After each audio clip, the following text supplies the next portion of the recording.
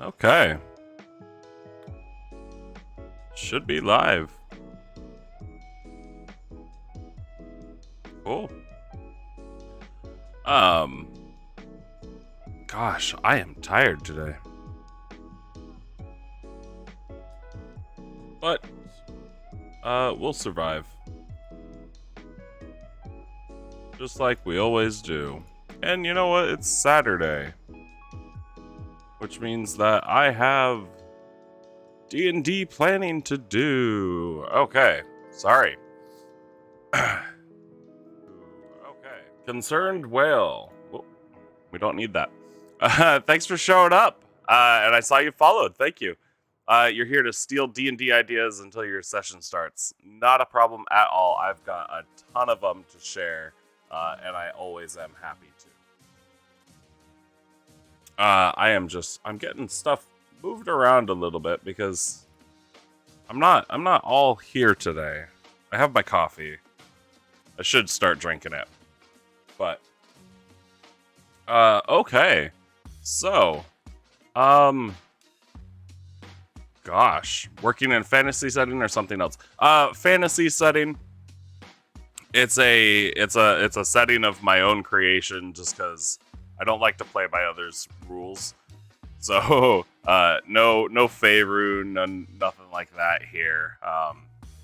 Yeah, it's my own setting, but high fantasy, lots of magic.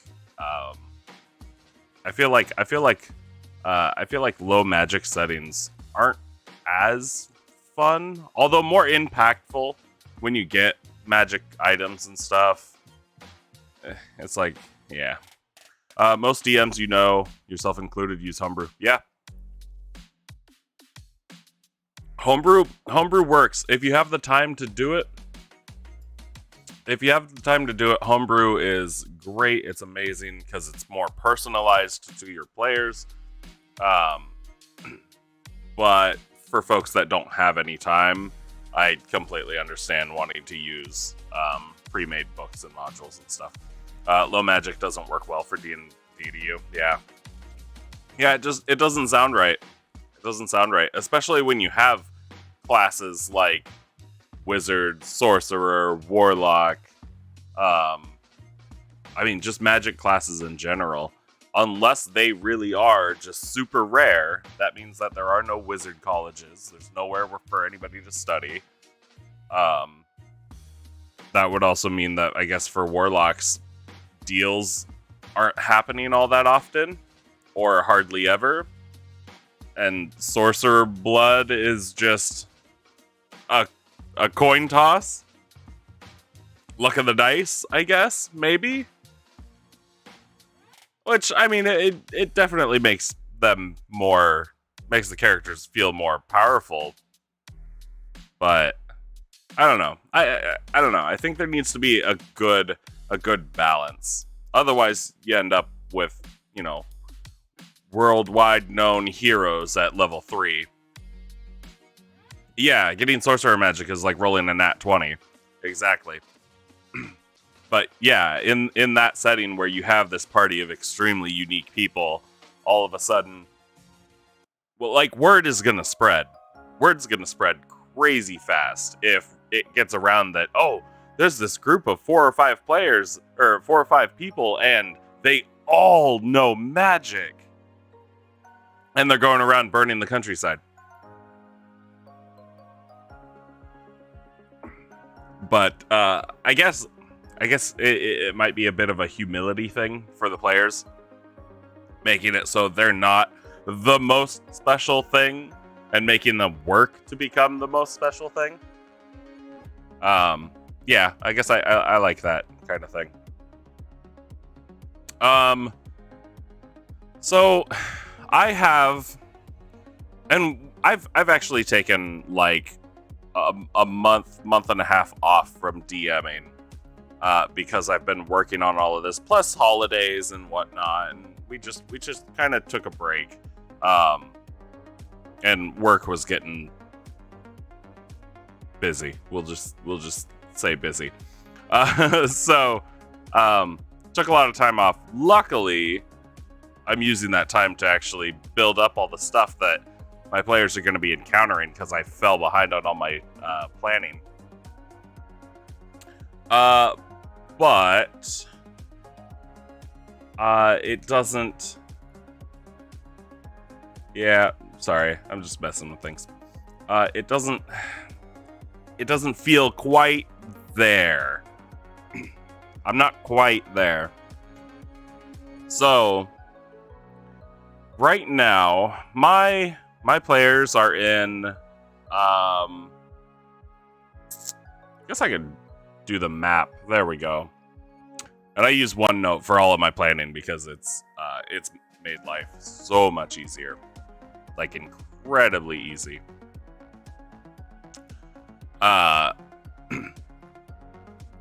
So my players are on this map right here in this capital city, dropping off a package for somebody higher up because they're finally getting to the point where they're going to start getting integrated into the more influential crowds, I guess. Also, I finally got them back into the world after having to remove them because they did some batshit crazy stuff. Because one of my players definitely came to me at the very, very beginning of the campaign and said, "Hey, I want to play an evil character," and I was like, "Oh no!" I let her do it. And I was like, "Well, my players should know that they have a choice, and if they just don't want to play with an evil character, they can have their characters literally walk away." And I think I said that to them too, and none of them did it.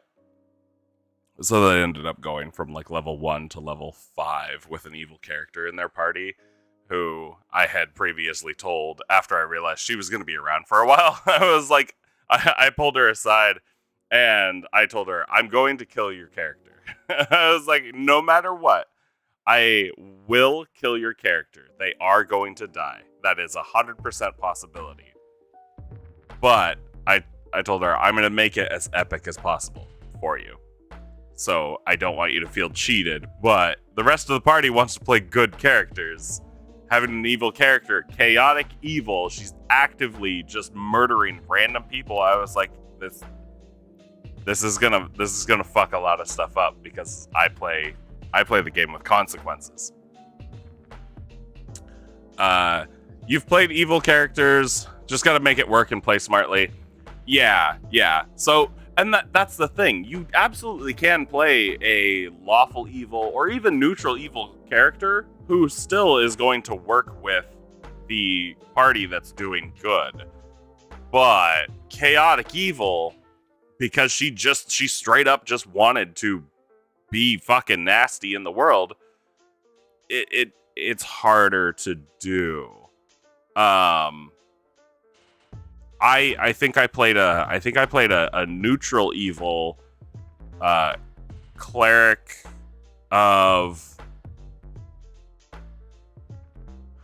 I think I played a neutral evil storm, or whatever the storm cleric is, the tempest cleric or whatever it is.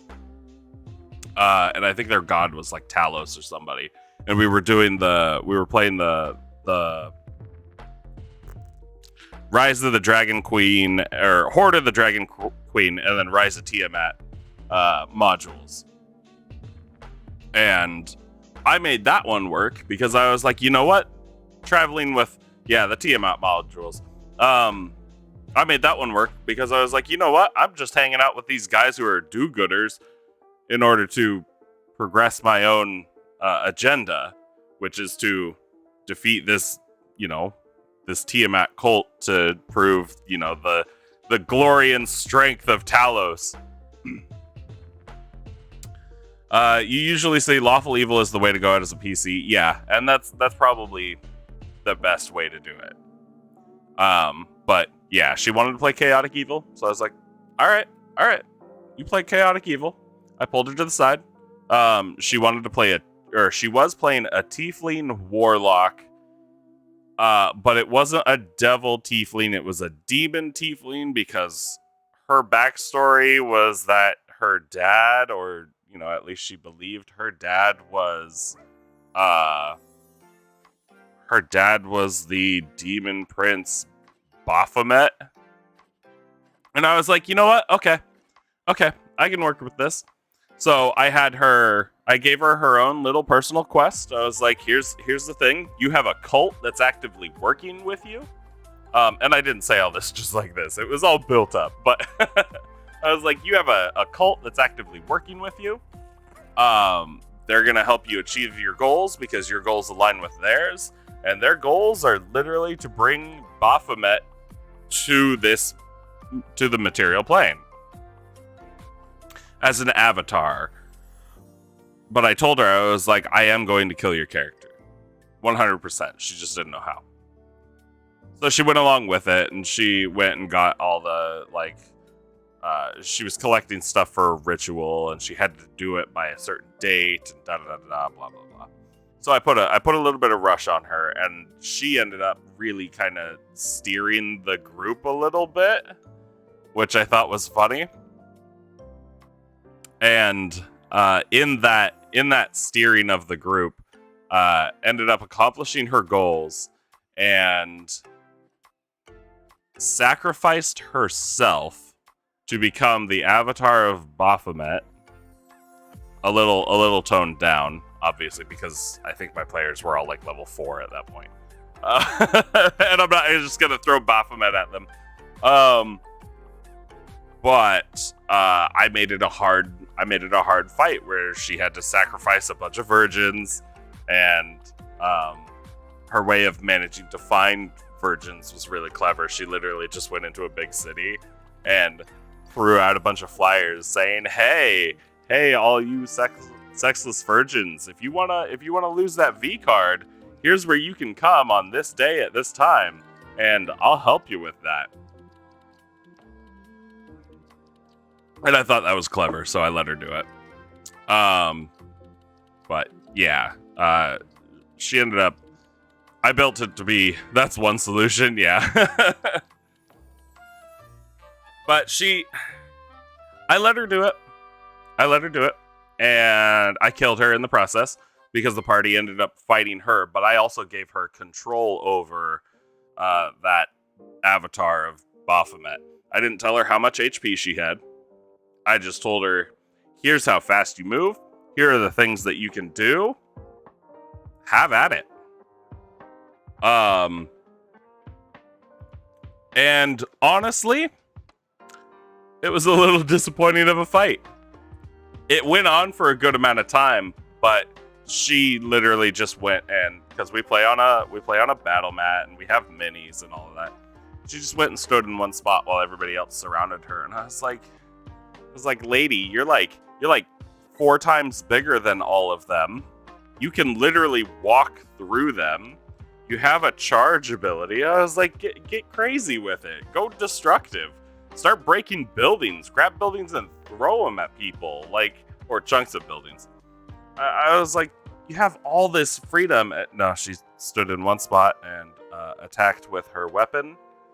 And that's the way it went until the party realized that some nearby crystals that held the bodies of the the sacrificed virgins in them were healing her every round. So they broke those. And then they killed her. And I was like, that sucks. In her death, she exploded. And then they saw her body. So that was cool. And that was nice. But yeah, I did manage to get rid of her. Or I got rid of her character. She's still with us. She's actually the elf orc that I talked about in my last D&D stream. Yeah. And she's great. She's a great person. I like her a lot. But that character, God, that character caused a lot of problems. Like, a lot.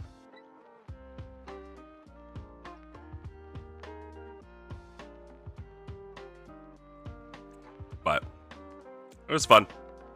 And then because of all the problems that they caused, I had to get them out of the world for a bit. Because I was like, no, you guys are literally going to be getting hunted down for what you've done. So, I had them run off. They had like one ally left, and even they were hesitant about helping them out. But they were like, you know what? I know you guys, the ones that survived, I know you guys weren't evil. You weren't doing bad stuff. It was all her, but you guys need to get the fuck out of Dodge. So, helped them, said, here's something you can do until I get things prepped for you. Evil by association, exactly. But, I was just like, I played the characters here. I can get you guys out of the country. That should help. Just don't go screw up the other country. But it's going to take me some time. So, why don't you guys go do this thing while I get everything prepped? And they said, yeah. And in doing that thing, they ended up finding themselves in the Feywild. And then they spent, I think in game,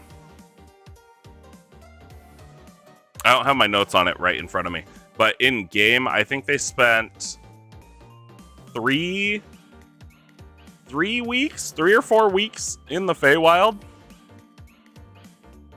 And in the Dungeon Master's Guide, there's optional rules for stuff. And I mean, technically, when you're the DM, all rules are optional. But one of the things I did when I saw it, I was like, oh, there's time distortion with going back and forth between the Feywild, or there can be. So that's what I ran with. And it ended up being something like I think it was every day that they had spent in the Feywild ended up being a month on the material plane. You think most planes have time distortion in official canon, and you know what? That would make sense. That would actually make sense, and that's a good point. I don't know why you wouldn't be able to apply that to any plane. So yeah, I'll have to keep that in mind.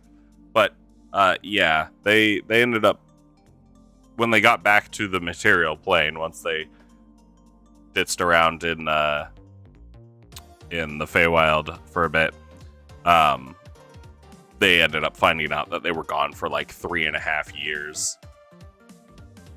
You don't have your DMG in front of you to check. Yeah, and it's not. Mine's right over there. But it's one of those things where it's like, I know it's written in the book. I know it's in the Feywild section. But again, there's no reason you can't take those rules and apply them to everything, or mix and match. And like I said, as the DM, all rules are optional, which also means you can mix and match rules or duplicate rules across entire multiverses or various things. You do what works for you. And I like that idea. And I need to actually make a note of that.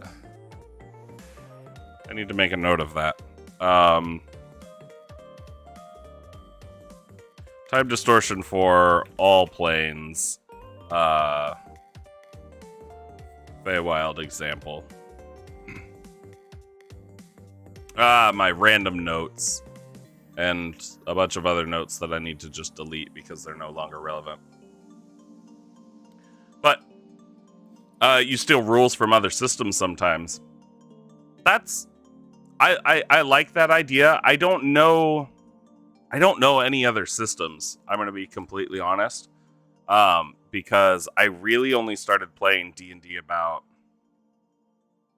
6 years ago, 7 years ago. How old are my kids? 6 years ago, I think. Yeah, I think it was about 6 years ago. And it's really the only TTRPG I've ever played.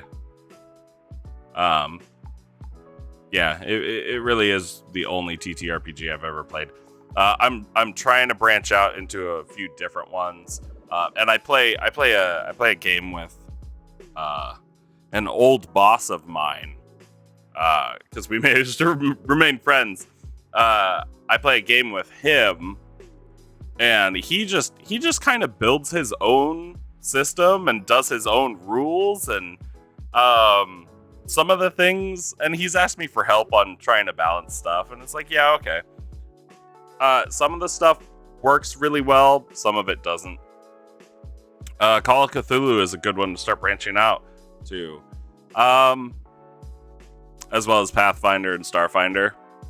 Yeah, I've heard that. I also don't have anything against like the D6 based games, and I think I played one page game once. Angry Meatball, hey man, thanks for showing up. And Sushi, all right, we got the whole party in here. Angry Meatball, if you've been playing long enough, you amass rules like you like. Yeah, that's fair. That's fair. And it's not like I don't homebrew a couple rules, and I have. Not to say that they're incredibly original or not. But where are those? Nope, that's magic items. Oh, house rules.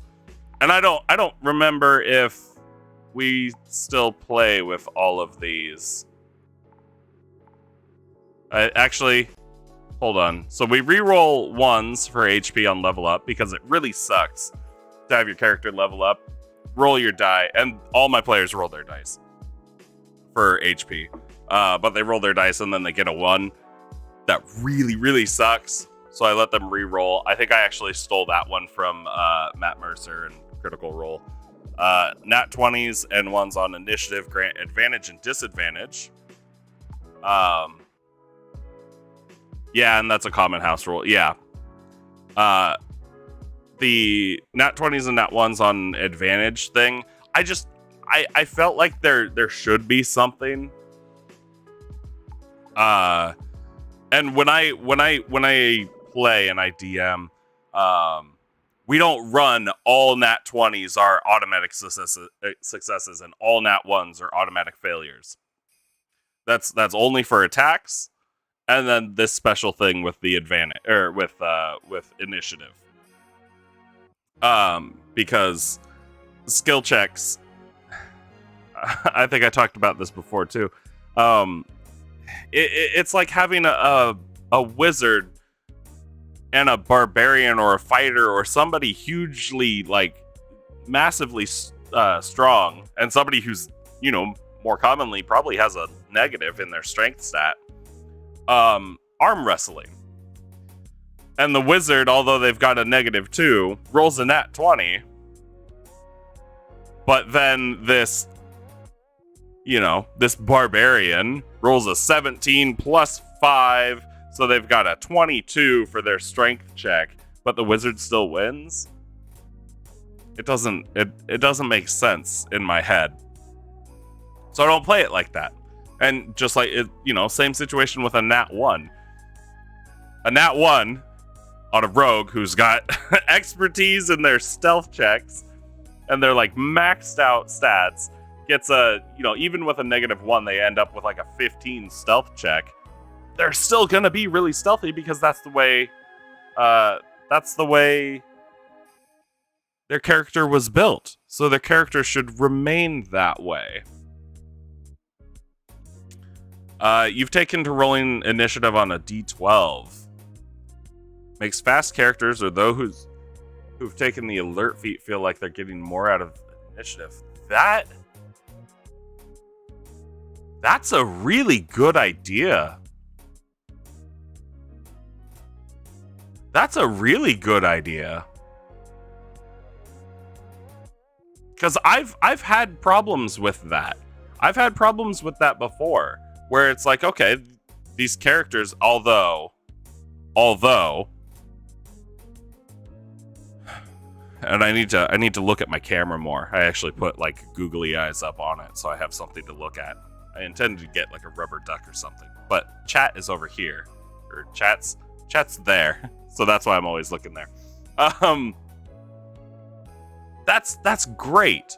That's a great idea. I don't know why I didn't think of that. That definitely would make things a little more interesting. And would give those folks with higher dex bonuses more of an advantage. Or actually, technically, oh, and feel free to steal this one. I don't have it written here. I should type it up in here. I actually let my players choose whether they want to use their dexterity or their wisdom for initiative rolls, because I don't see any reason why you wouldn't be able to use the stat that your perception runs off of to be able to act sooner in combat. And you can tell me if that's crap or not. And I know dexterity and wisdom are already such huge stats in the game that, you know, but it felt like it fit better. I like being able to have my players, or trying to push my players into using different abilities for various things, because they should. It's the whole strength intimidation idea, like, because some players should be able to intimidate people using simply their strength. You don't have to have a good charisma or a high charisma to be able to intimidate players. Because sometimes all it takes is, you know, punching a hole through a wall to make somebody like second guess themselves. I'm gonna pull up. I want to pull up, and this is one thing that I have a little bit of an issue with. And I'm definitely. Where is it? Where did I put it? All my stuff got mixed up when I redid my computer. Is it in documents? No, it's not. Anyway, I'll have to find it somewhere. But I'm definitely probably not helping the situation by using a character sheet that actually sorts out all the different abilities by what their general or all the abilities? No, not abilities. Skills. Sorts out all the skills by each ability that typically governs it, because that locks people in. But yeah, I'm a huge supporter of people using other skills or other ability scores for various skills, as long as it makes sense.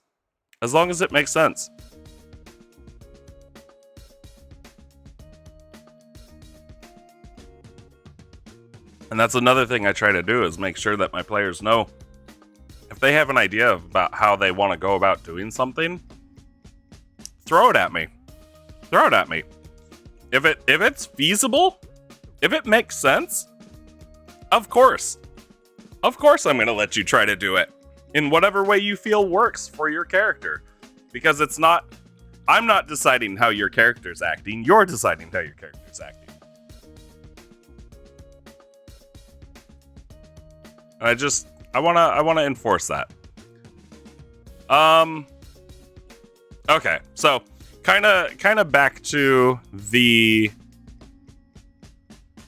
Oh, what am I doing? Kind of back to what I'm supposed to be doing. Players are in Izun. They're gonna go all the way down to Waiton here. Or back to Waiton. There's probably not going to be a whole lot that they're going to encounter on that way. What did they encounter last time? Oh yeah, I did throw a Cat 3 Krasis at them. Out of the book, and it was a tough fight for them, but it also let me do some horrible things to my characters for their stories. So that was always fun. Waiton, on the road from Waiton to Izun, vice versa. I'm trying to think if I should be including anything, because technically they just traveled this road, like, in-game 1 day ago. So I don't know if I should throw a couple things on there, or just be like, hey, you know, you guys managed to make the trip. Takes the 3 days or whatever. on cart with their donkeys. And then have them pick up from Waiton as they go up along this. The path isn't on the map, but they're going to be taking a traveled path. I don't want to say well traveled. I don't want to say rarely traveled, but it's definitely a traveled path up through the mountains to a monastery that's right about here. And I need to plan that out. And actually, I do have something that I want to do. Let's go ahead and put. I need a new page here. There we go. And we're gonna do the Elway Pass to Wild Soul Temple. Oh my god. There we go. It doesn't fit here, but at least Elway Pass to Wild, I'll know what I'm talking about. So I do have ideas for what I want to throw at them through that point, mainly because I subscribed to a because I have 3D printers. I guess I should preface that. I have 3D printers. I have a filament printer right there, and then I have an actual resin printer right there. It's not there, but where my thumb's pointing, it's right about there.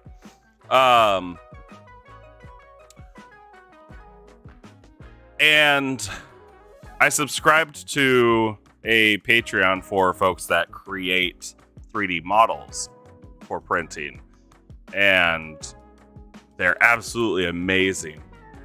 And one of the things that we got in like December, and I haven't even looked at the January stuff. I need to make sure I download that. But one of the things we got from December was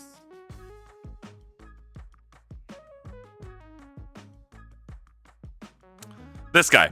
My lights might be a little too bright.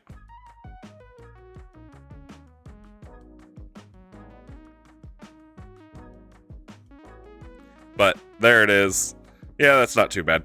Hard to see too because he's covered in a bunch of white, but it is it's an ice golem. And I printed off 2 of those. And then me and my friends had a painting party where I made them paint a bunch of my minis.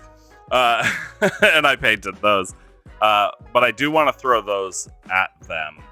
I guess I'm just going to say ice golems. We want stuff up in the mountains. In these mountains, they also have encountered some Duergar. I don't know if I want to throw more Duergar at them.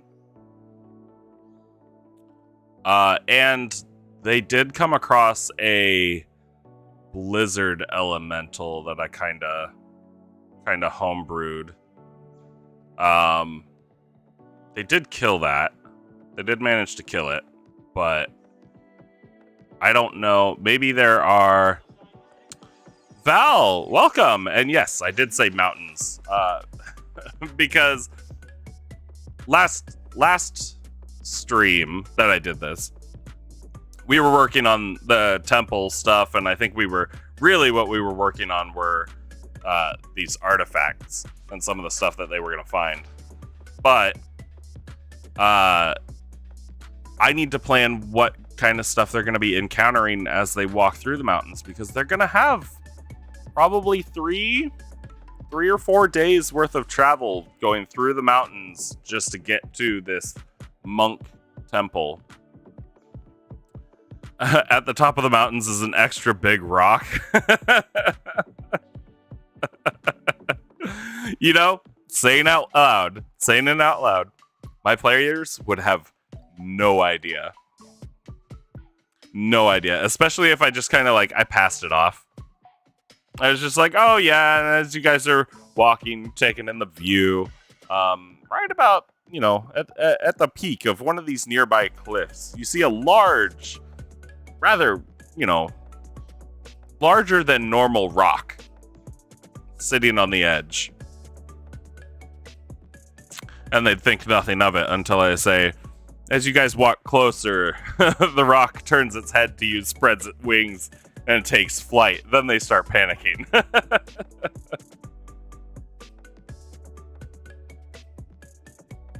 Oh, Val, okay. Now I'm curious. Now I kind of want to do it. And I have to look up, and I'm going to go to my trusty website that I won't promote because it may or may not be. It may or may not be. But it's faster than pulling out the books and looking them up. Rock. That's a lot of health, but that's also not that big of a deal. 250 health average. That's not bad. That's not bad at all. Oh, can I pop this out? Can I pop this out and have it not be... Oh, no, I can't, because it has to stay within the window. Okay. AC 15. That pretty much guarantees that it's always going to get hit. Because my players all have somewhere between, like, a +8 and a +10 to hit. So it's pretty much gonna get hit constantly. However, it is gargantuan. How fast does it move? 120 feet? 120 foot fly speed. Alright, I like that. Multi-attack. Not too bad. Oh, actually, that could make... speaking of rocks, do I play Magic the Gathering? I have in the past. It's been almost a decade since I had physical cards, and I've played a couple times in, like, Arena. But yeah, I'm very familiar with it.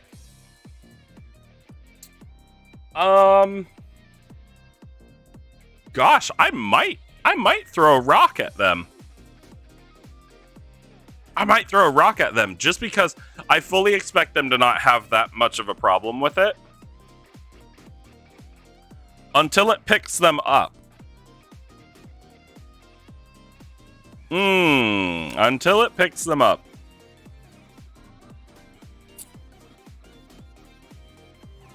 Interesting. Because it does grapple with one of its attacks and then restrains it.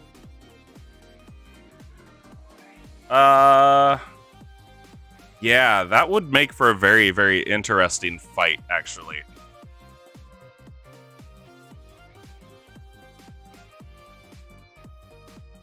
And then when they kill it, I can have it topple down the mountains, causing a, like a small landslide or something, because that's a giant bird. Like, that is a giant bird, and it'll be heavy when it lands. It'll be heavy when it falls to the ground. Give it a little bit of a death flourish where it kind of tries to flap away, but ends up losing energy and just comes crashing back down. Okay. We're going to do the rock. I had ice mephits up there, which was fun to play. A lot of the stuff that I find fun to play is stuff that I can do, like, creative descriptions for and like creative reveals. So when they had the ice mephits, I introduced them as looking like just like chunks of ice on the sides of the trees that were nearby, and hanging upside down as like extra large icicles, slightly out of the norm, but in a snowy, icy mountain range in the middle of winter. Not completely out of place. Val, you've been having fun with Togo. Creates a rock when you play a land. Can pay 1 to equip rock. Tap creature, pay 1, sack rock. Creature's equipped. Creature it's equipped to does 2 damage. Oh my god, and then giving creatures death touch? Oh my god, that's so you're literally David and Goliath in everything with those cards. Oh, it's your sling deck. Nice. I like that. That's very creative.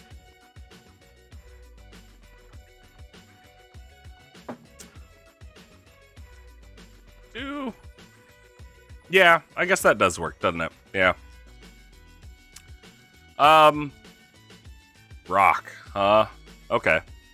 What if we had a couple, like, I don't have minis for him is the problem. And I'd like to be able to get back to using, like, actual minis and terrain, because we haven't used them for a couple months, just because I fell behind on all my painting and terrain creation and stuff like that. Last thing I made was a bunch of pieces for a swamp, and it didn't turn out great.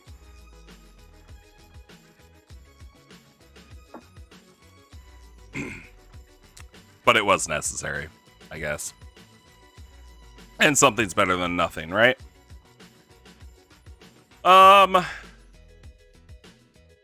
Couple like small ice elementals would be cool. But we've got the ice golems. I guess those will count. Do we want something with the ice golems? We could put the Durgar with them. And I would like to be able to heckle my players a bit. Ooh, if I do the rock, if I do all of these in one day, that wouldn't be terrible. That's another thing that I fail to do is create multiple encounters per in-game day. The rock offers the party rock candy. It's toxic to non-rocks. Clever. Very clever. Gosh. Yeah, that's another thing. I failed to do it, and I know like DMG and everybody else, they're like, oh, for every in-game day, you should have, like 4 to 6 encounters planned to really drain all of your party's resources. And instead, I'm usually just throwing something really, really big at them sometimes. And that one big thing completely drains them and almost kills them. And almost kills them. I'd have to have them fight a zombie black dragon, and that fight went rough. 4 to 6 encounters. What is this, a Digimon episode? Right? I feel like two really, really intense encounters is best. Because I'd like for my players to be able to struggle in every single No, that's not true. That's not true. As I'm saying it, I know I'm lying. I don't want my players to struggle through every single encounter. But the ones that are supposed to really be combat encounters, those ones I want them to struggle through. Because they're a little overpowered. I do throw encounters at my players that have very little combat impact. Like, when they went and killed that, some of the best campaigns have one, if any, combat encounters. Yeah. Roleplay encounters are amazing. Environmental encounters are amazing. Like, when we first started, I had my players do river crossings because they absolutely refused to follow the road. They were just like, no, we're gonna beeline it straight through this unexplored wilderness. I was like, all right, guys. You reach a river, there's no bridge around because you're nowhere near the roads. What do you do? And I almost had a couple players drown in the rivers because they just rolled so terribly. But environmental encounters like landslides and stuff like that, and it doesn't even have to be, oh, they're caught in a landslide. I had my players come across a part of their path through the mountains where there had been a landslide, and it took out the entire road. Unfortunately for me, The ranger has a climb speed. The monk is a monk. The barbarian is really good at that with their athletics. And the cleric is a halfling, so he's tiny. It doesn't weigh a lot.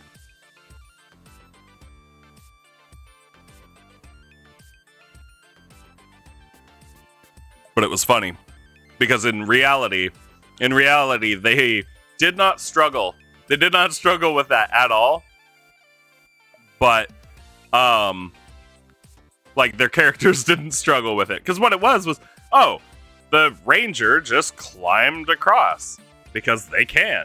The monk literally just ran along and managed to make it because their dexterity is so high and they have monk bullshit.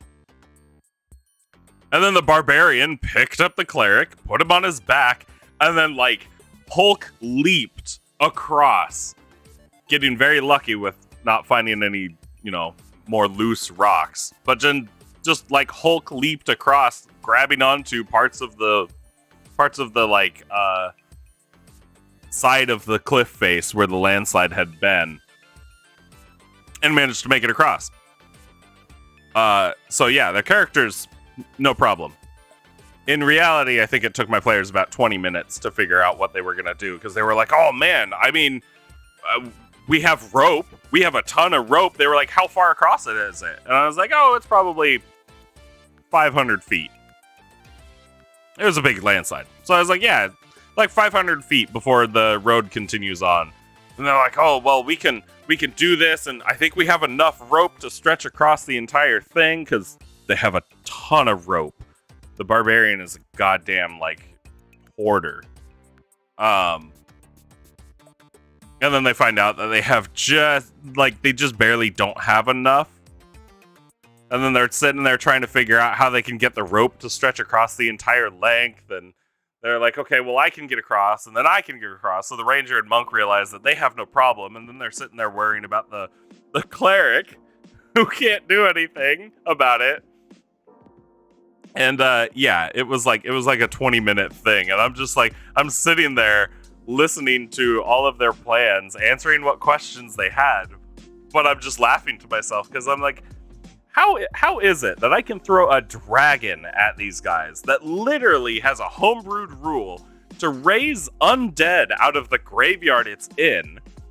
I had at one point in this fight with this dragon, I think I had 20 different models. No.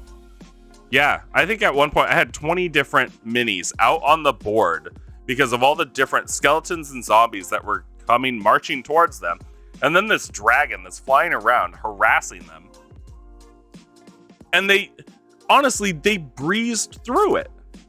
I did a lot of damage. I ended up taking the barbarian, like, out of the fight, essentially, by fearing him. And he couldn't break the fear. He was just stuck, petrified the entire time. So he went around killing all the skeletons and zombies and stuff. But in all honesty, it was an easy fight. It was an easy fight for them. They burned through their stuff. They took some damage. But in the end, I literally had no worry that they were going to survive or not. And then they come across a landslide that they have to, like, an area where there had been a landslide. Not even an active landslide. And it's a struggle for them to figure out how they're going to get across.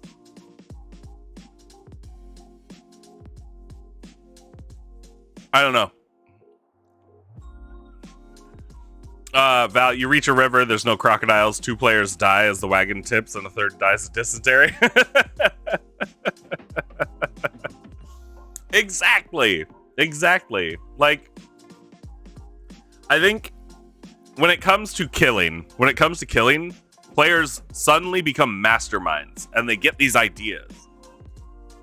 But outside of that, when they're like, wait, we can't just kill our way through a river crossing? What the hell? Then all of a sudden they're stuck and they don't know what to do.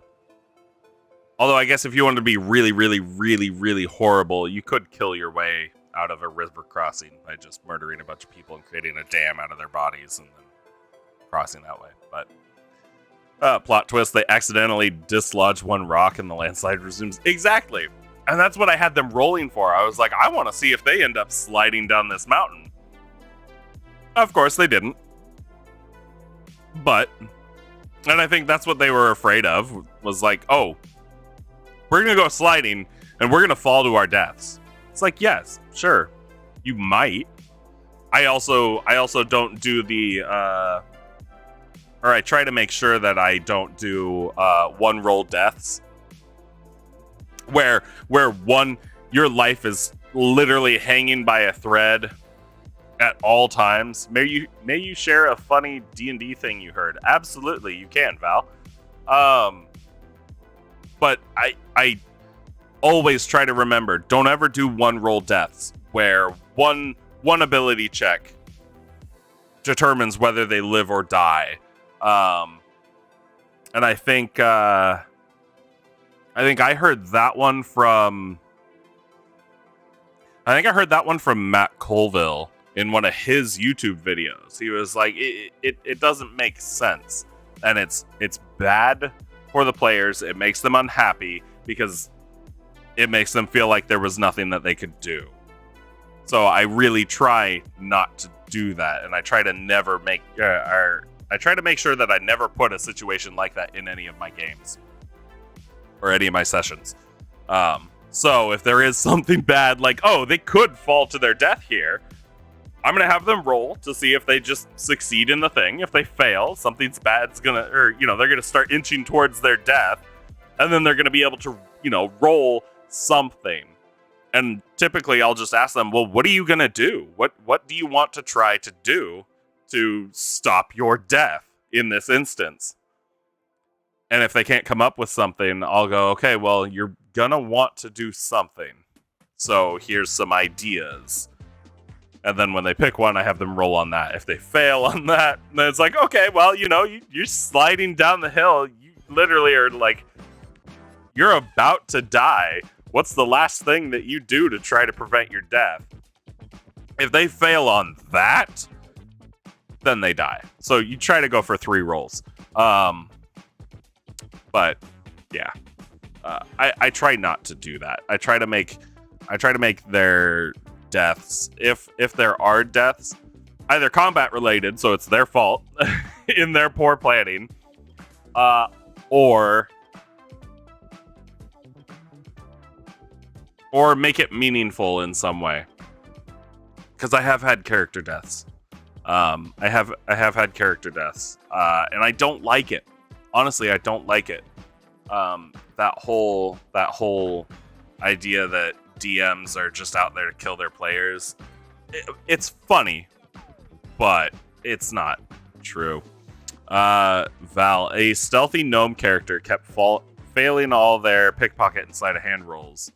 Party asked what's up, and they reveal they took a ton of flaws in exchange for a skeleton key. Figuring they no longer have to deal with locks, they get to a door and the gnome pulls out an adamantium hammer with skeleton key scratched into it.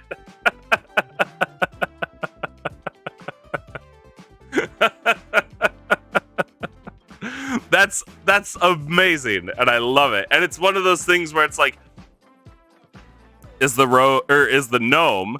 And I see, actually, as I'm reading over it again, nowhere in that has it been said that they're a rogue. Nowhere in that was it said that they were a rogue. Just stealthy. Or stealthy. So we could be talking about a gnome barbarian that just thinks they're a rogue. And I think we talked about this in the last stream as well. Was my idea for the warlock who believes they're a paladin, or barbarians that think they're wizards, or stuff like that, because they have special magics or special abilities, or they find a way to relate to another class that isn't their own.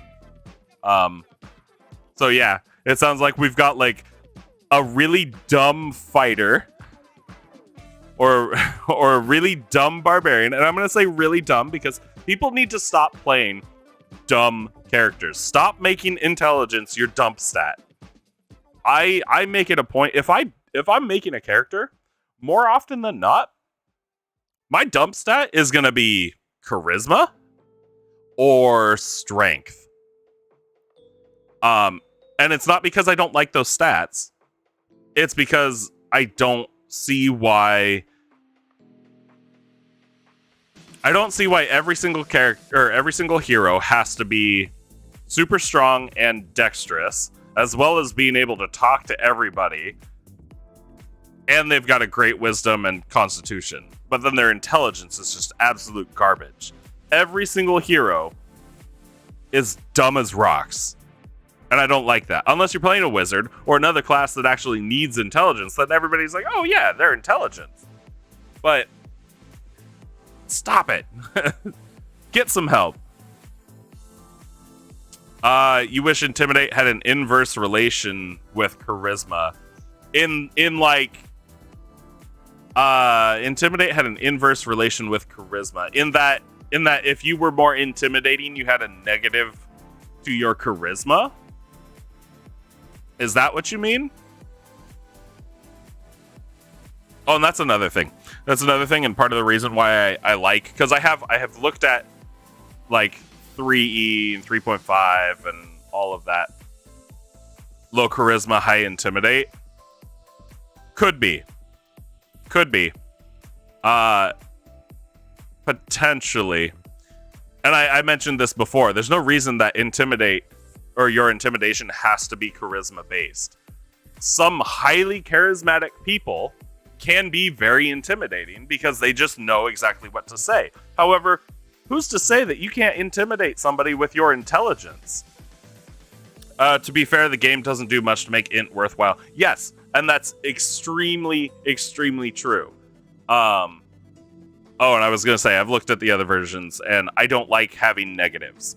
I hate negatives. That's part of the reason why I like 5e. It's super simplified. You don't have to do all the math with pluses and minuses. It's just all pluses. And I think that's the way it should be. Unless you put a negative in one of your stats, then that should be really the only negative you have.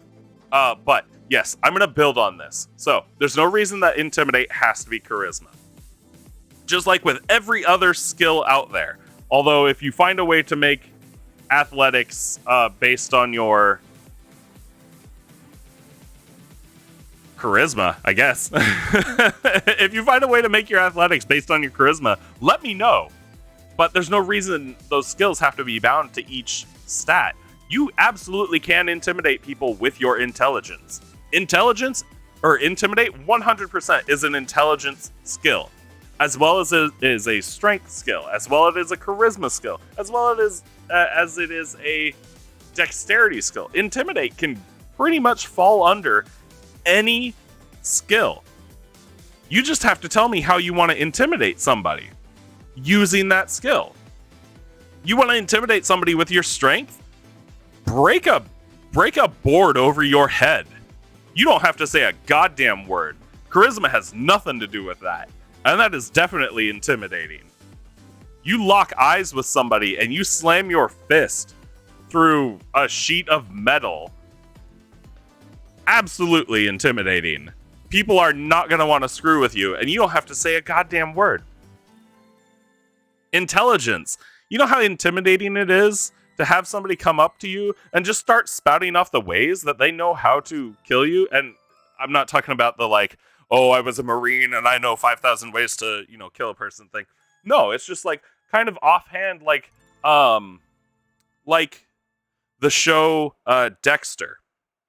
Dexter is a great example. Because, I'm not gonna spoil it at all. And I don't think he really intimidates people. As a character, definitely more charismatic. But the knowledge of how to hide bodies, the knowledge of how to, create corpses in general. All you have to do is let people know how intelligent you are. Let people know that you know how to do these things. You don't have to be charismatic. You don't have to be charismatic to make people second guess themselves based on your own knowledge. And that's what intelligence is. It's your ability to learn, and it's how much you know. That's it. Definitely intimidating. Your constitution can be intimidating. I mean, I don't know if fire eating would fall under constitution or dexterity, because it's a weird mixture of both, I think. But another thing where it's just like the kind of guy that ends up putting that's it. The kind of guy that ends up taking like the world's hottest pepper, taking a huge bite out of it and just chewing on it. Swallowing, no facial expression change at all. Intimidating. You don't have to have charisma be an intimidate skill. It definitely can be, but it doesn't have to be. And that goes for every other skill out there.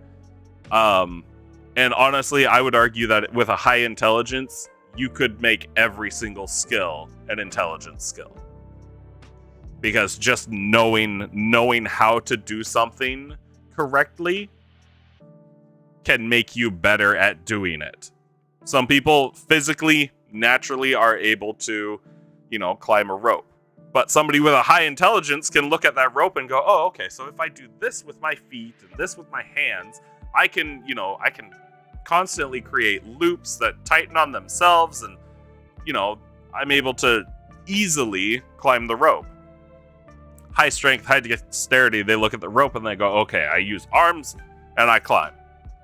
But somebody with a high intelligence absolutely could math their way out of it. You love your dex-focused barbarians. Guess who's dancing naked on the battlefield like the world's most lewd ballerina? Yes, dex-based barbarians are great. The only downside is, they don't get the damage bonus from their rage, because it, rules as written, it specifically says it has to be a strength attack. But as a DM, I'd probably let it slide, and I'd be like, yeah, get your bonus damage. Doesn't matter. You know how intimidating it is to have somebody tell you ways they know to kill you? You barbarian, remember how I saved you from eating those poison berries? Now you like my cooking? Yes, the special berry sauce. Exactly. That's all it takes. It doesn't even have to be said well. And that's usually what charisma is. It's your ability to interact with people. You do not have to be able to interact well with people in order to be intimidating.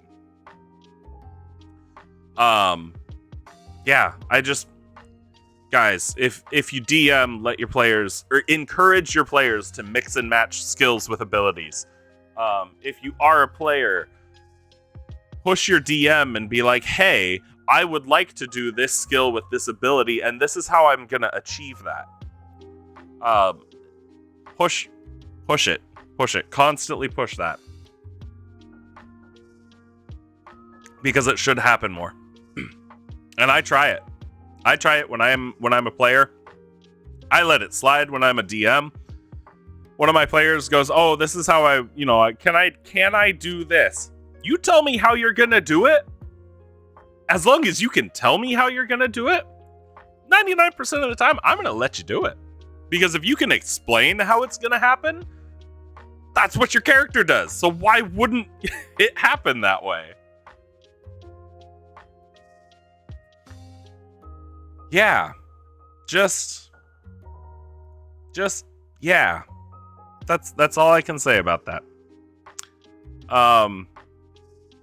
And yeah, I hate negatives.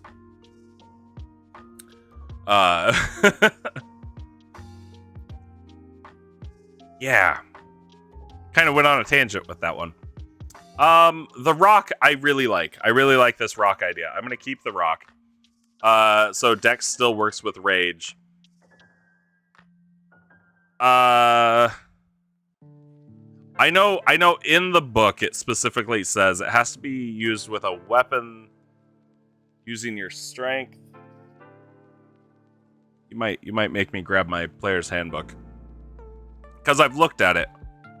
You weren't reading far enough. Yeah, and it sucks. It sucks because you would think that, like, why wouldn't you be able to? I mean, I guess it kind of makes sense because if you're really somebody in a rage, somebody that angry, they're probably not going to be more brain.exe to melee attack and stopped. In a rage, you're not gonna have those calculated strikes, which are associated with dexterity attacks. But I'd like to think I guess if I were to justify adding the bonus damage with dexterity, I would simply say that in your rage, you're hitting just a little bit harder. You could understand bow's not working, but yeah, that one's a little more difficult to do. What's not difficult to do is a dexterity-based fighter, and I got to play it, and it was amazing. I loved this. I played a dexterity fighter halfling, Eldritch Knight. Yeah, I played an Eldritch Knight, so a little slower than everybody. Dex-based weapons like rapiers are very delicate. Yeah, and rapiers, honestly. So I'm gonna say this. And I kind of hope that I make people angry. Rapiers should not do 1d8 damage. There is absolutely no reason a rapier should do 1d8 damage and a dagger do 1d4 when a dagger does way more damage than a rapier. And I back this up by saying when rapiers were common weapons in Shakespearean times, because we know in Romeo and Juliet there is a duel between characters. It's been a long time since I've watched or even read Romeo and Juliet. There's a duel between characters where they are battling with rapiers. But the duel doesn't end with a death. I'm pretty sure. Tybalt and Mercutio. Yes. Remind me. I might be wrong. I'm pretty sure the duel doesn't end with a death. It ends with a scratch. And that's because in those times when people wore rapiers on their hip, because they didn't wear them on their back, rapiers were kept at the hip for a very specific reason. The rapiers were designed to be long enough to have the tip drag unprotected on the ground, because people would dump all of their filth in the streets to end it in death. With a typical rapier, in a typical fight like that, you're not looking to like pierce a lung or anything like that, because rapiers, especially like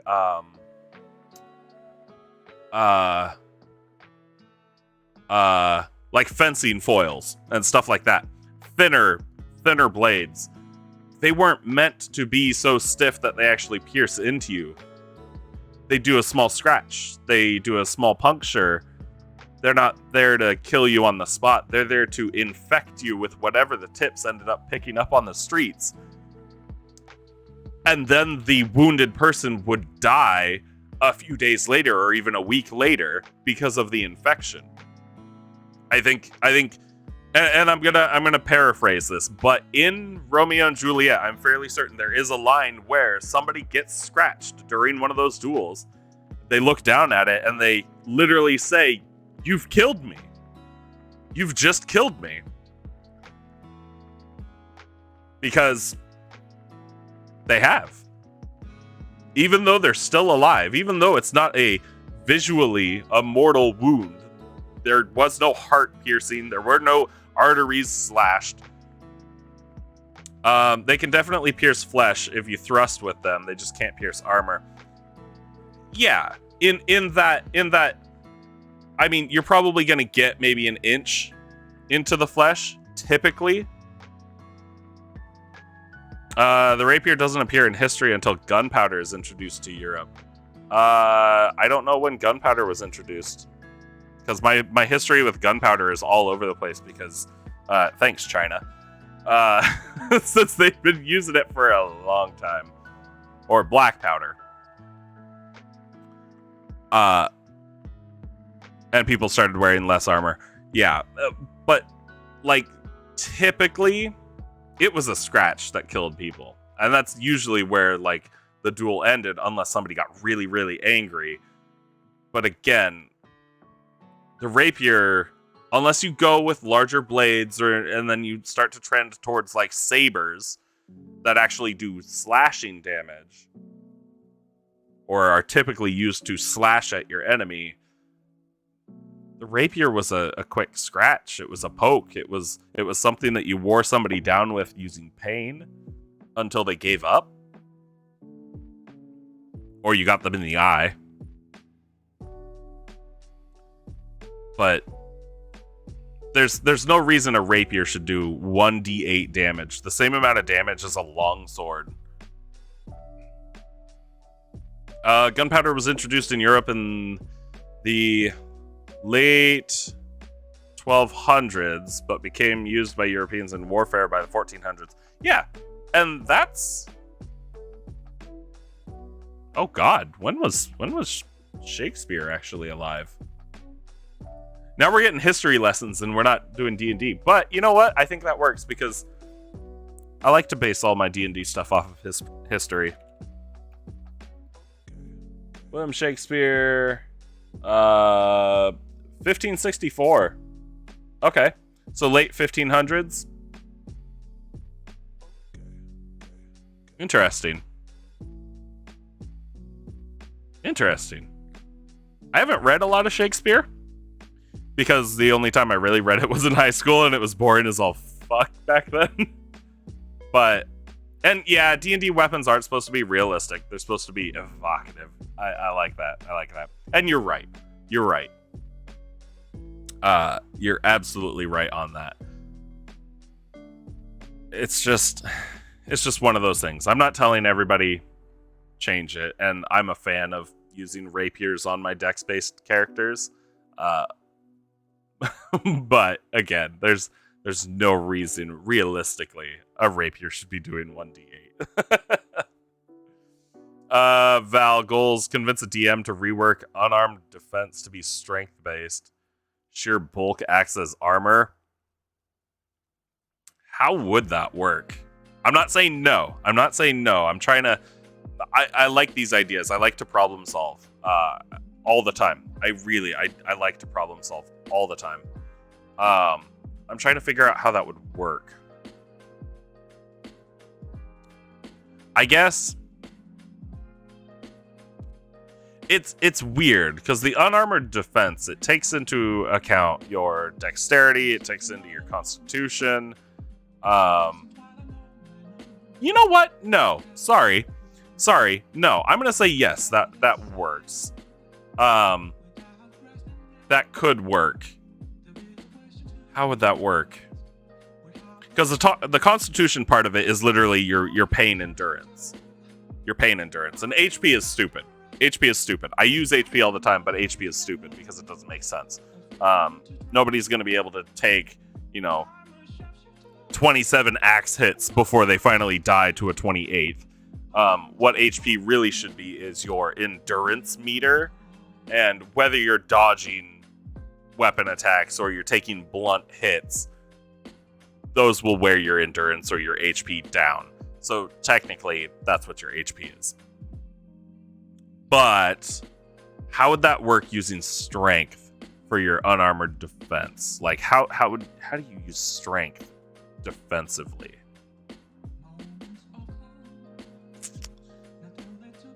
Constitution is your pain endurance. Dexterity is obviously your dodge. So strength would be maybe your ability to catch and block hits. The rapier deflects off your rock hard abs.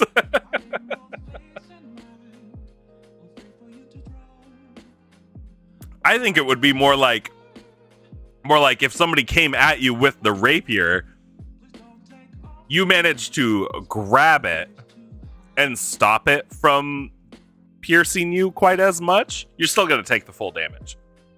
But again, it's an endurance thing. HP is endurance. It's not actual like, oh, I have 467 points of blood in my body and I die when I have no more blood in my body. It's you can last this long in a fight, but how long that actually is completely depends on how hard or how deadly your enemy is.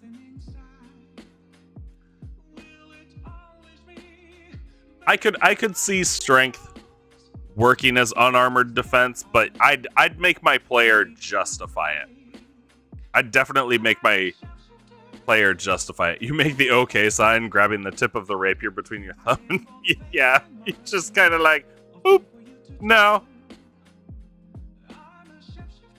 Yeah, and again, I let my players get away with stuff as long as they can justify it. All right. Let me see here. So I've gotten a little distracted. We've had a history lesson, and the gunpowder thing is interesting because I don't know. Well, I guess gunpowder being used in warfare is differently than it being used privately. So I don't know. Well, I don't know. Now I'm curious why the duels in Romeo and Juliet were with swords and not guns. Maybe because they're more elegant and it's better. It makes for better theater. That's probably what it is. Makes for better theater. Because the plays weren't made to be read; they were made to be acted.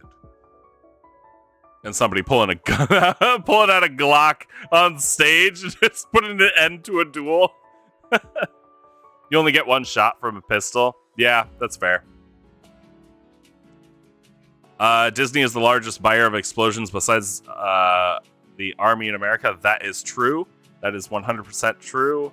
An Army has supply lines. Yeah.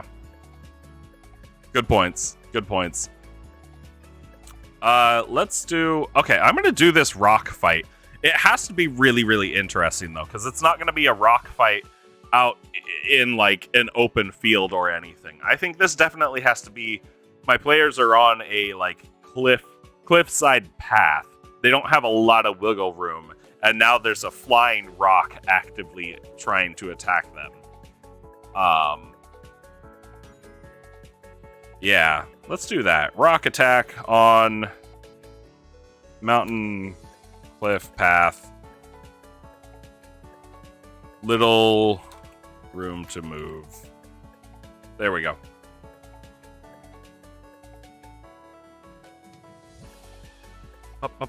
The rock is molting and has just shed its flying feathers. Could do that. Could do that.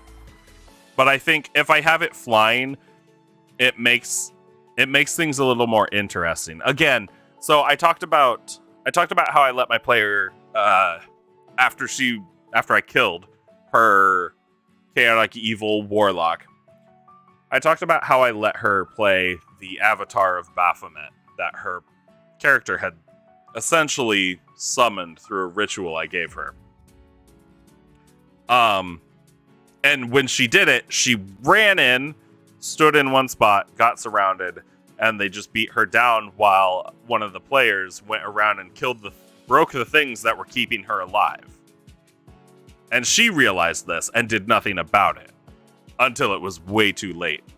I don't want to put a rock on a cliffside and just have it kind of strut around like a chicken pecking at everybody. I want it to have that full movement.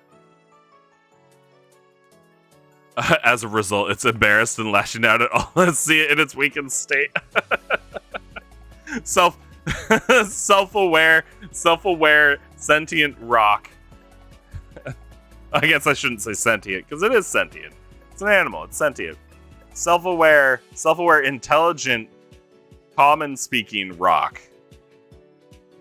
Most players don't know much about tactics. That's true. And it's not it's not completely fair because I love tactical games, and I love the idea of D&D. Absolutely love it because it gives you a lot more freedom. Do my martial players have things to attack flying targets? So the cleric has spells, so we don't have to worry about that. The ranger is a ranger, and has her bow. The monk, no, and I'm working on that. I do want to give her a little bit of a ranged attack. Not huge. I'm not going to let her attack stuff that's 120 feet away. But eventually, I'm going to find a way to give her, or I'm going to find something that I can give her, or give her an ability or something that lets her do, a melee, or, maybe make her melee attacks at like 10 feet away, maybe. She's super fast, though, is the thing, so I don't want to. And then the barbarian, his cursed war pick that he's using, it has the thrown ability, or it has the thrown property to it, so he can throw it and then summon it back to his hand as a bonus action, which would be good here because then it would reduce his damage output by about 25% because he can attack, bonus action, attack again, but then he has to on his next turn bonus action, attack, and then he can't get the pickaxe or the war pick back. Maybe not 25, maybe more than 25, but give the monk 30 feet of meditative levitation, can only go up and down. I could, but here's another thing. The monk has gotten creative lately. In like the last 6 months of our playing, the monk has gotten creative to where she's wanting to run and jump onto enemies. Is it standard thrown range? Because that's not much. Yeah, it is standard, or it's like 2060, I think is what it is. Something like that. Yeah, and it will result in more than a 25% reduction. But it depends on how he plays it. But this rock also has to fly in. The rock doesn't have ranged attacks. It's all melee. A 10-foot range with the beak attack, and then 5-foot range with the talons. So, and honestly, I'd probably let the players get attacks on the beak attacks anyway. But it would be, what level are these players? Oh god, I think they're like 7 or 8. I don't remember what level they are. I could figure it out, but yeah, they're somewhere around there. And I actually need to catch up on their XP gain and stuff like that. That's another thing, because I kind of homebrewed it. I don't use XP. I don't use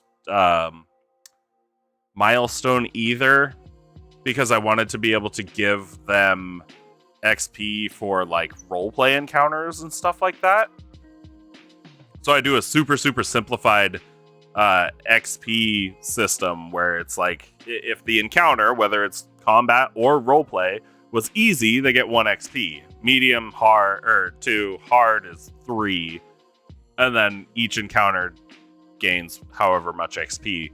And it's completely dependent on how it went for them, not how I am imagining it in my head. So if something was a struggle for them and they succeed, even if it was supposed to be easy, they're gonna get higher XP for it,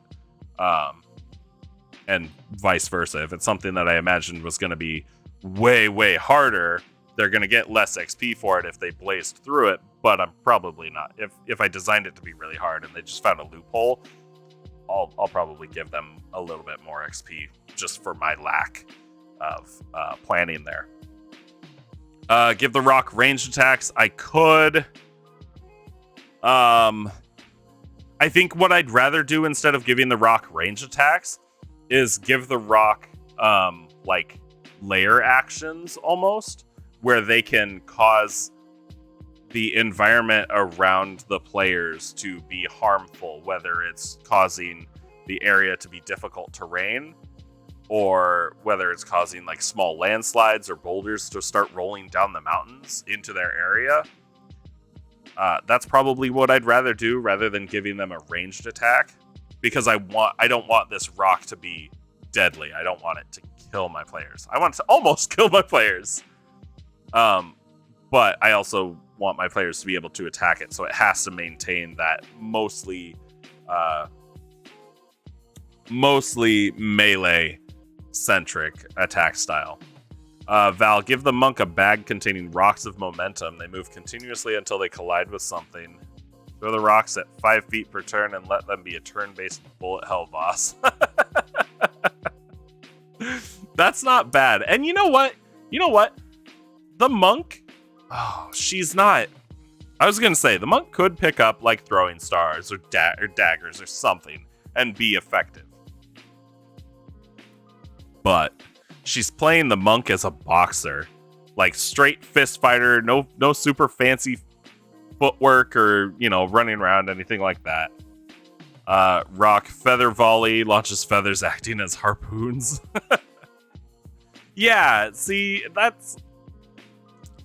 You could. I'm going to say right now, I'm not going to. But that is a definite way to spice up an encounter. And I love homebrewing and changing stat blocks. And not because my players know the original stat blocks, but because a lot of the stat blocks feel really, really vanilla. Really vanilla. You could reflavor a breath weapon like this. Yeah, actually, you could. You could reflavor a breath weapon like that. You could make a weird, like, Aarakocra Dragonborn hybrid that has a feather dagger breath weapon or something. That's not a terrible idea. I like that. And when I say something's not a terrible idea, I genuinely do like it. I mean, it's a good idea. Not to say that, it's a step above terrible.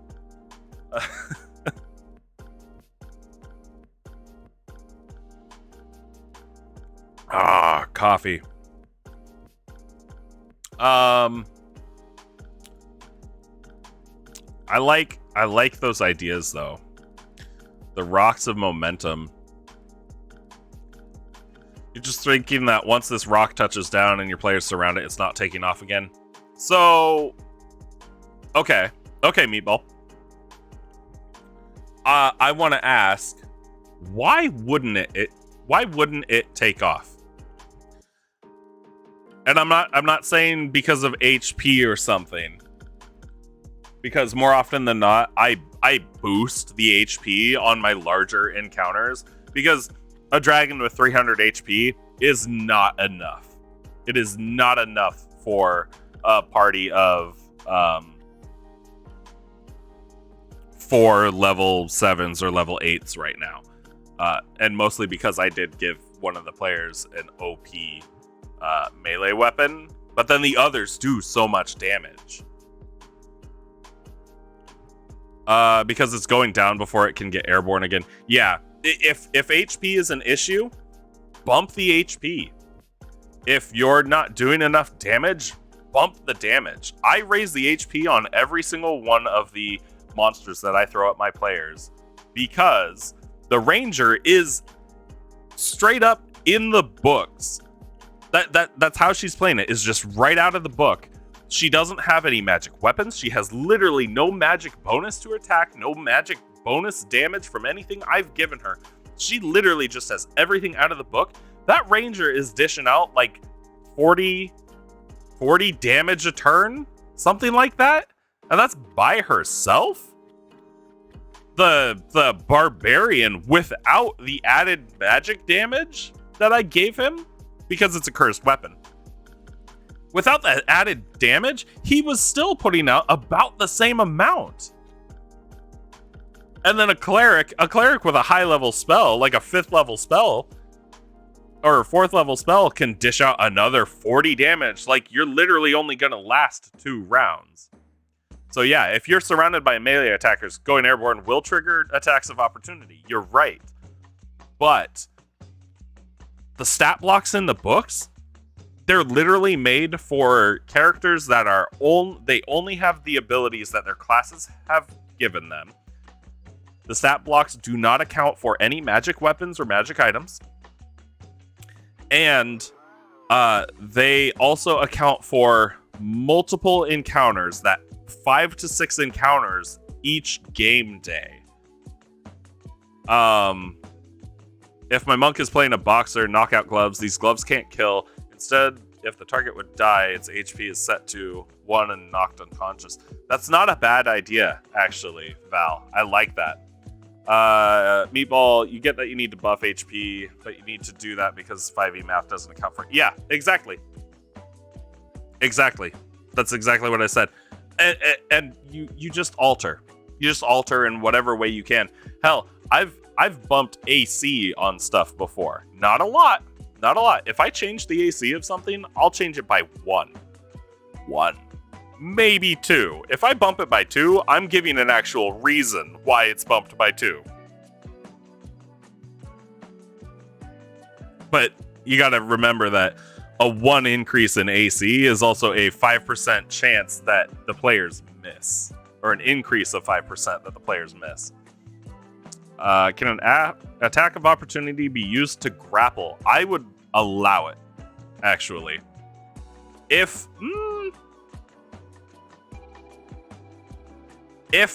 a player had a free hand, I would allow an attack of opportunity to be used as a grapple, but probably at disadvantage. Because it's kind of hard to grab somebody that's actively trying to run away from you without moving. And I only say that because we need to keep the grappler. We need to keep grappler and sentinel feats still. We don't want to take away from those. We don't want to take away from those. Or any other feats that the players might take, because I do let the players pick feats, although I don't think any of them have. I don't think any of them have taken any feats. Maybe the ranger took the sniper one. I think she did, because she's not min-maxing, so I think she went with the sniper feat. The barbarian's definitely only taken his stat boosts. At disadvantage makes sense. Yeah, exactly. And I always try to justify. I try to justify all of my decisions. And actually, I had to. In the let me show this. Let me show this. That way, I'm actually kind of focused. Nope, that's the wrong one. Wait until I zoom. So I had my players fight in a flooded plain, a Cat 3 Krasis, and a water weird. No, 2 water weirds. Okay. Krasis, just big, something super angry, hits real hard. It hit really hard. It was great. But the water weirds, I didn't put them in for their damage. I put them in for their grappling and restraining because they're invisible in the water. And this was water that's maybe 5 feet deep. I think it was 4.5, 5 feet deep that the players were wading through. So they were already moving slowly. And now they have these invisible creatures that they can't see, trying to grapple them and drown them. So I did that. And I bring this up because my justification behind everything. The constrict on the water weird. Probably the same as any large snake or anything like that. It literally says, if the target's medium or smaller, they're grappled, which pretty much covers all playable races. And they're pulled 5 feet toward the water weird. Until this grapple ends, the target's restrained, and the water weird tries to drown it, and the water weird can't constrict another target. Makes sense, right? While they're constricted, While they're constricted, I actually snagged the barbarian. And I rolled to hit, got the hit.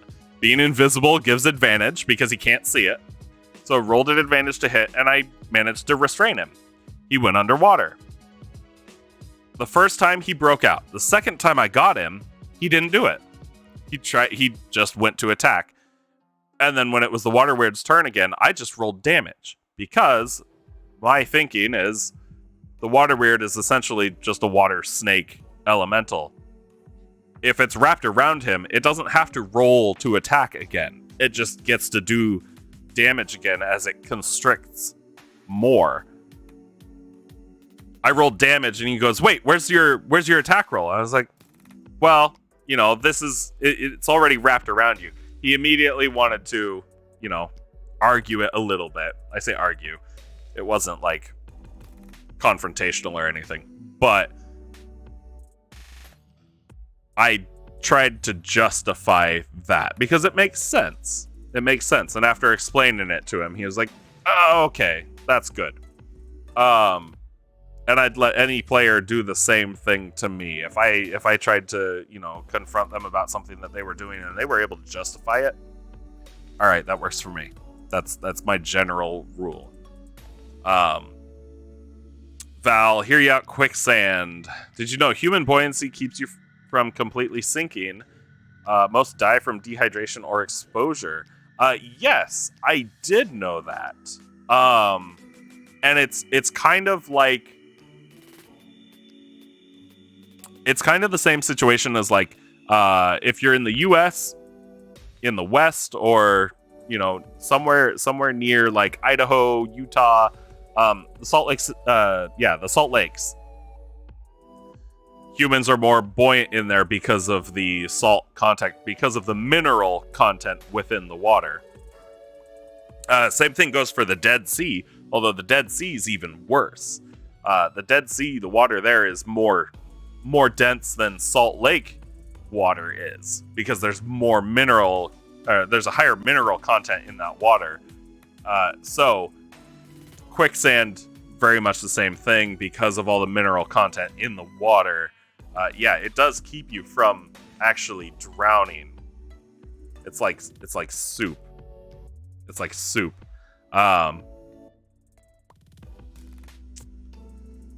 But I also know that quicksand isn't quite as big of an issue as most find it to be.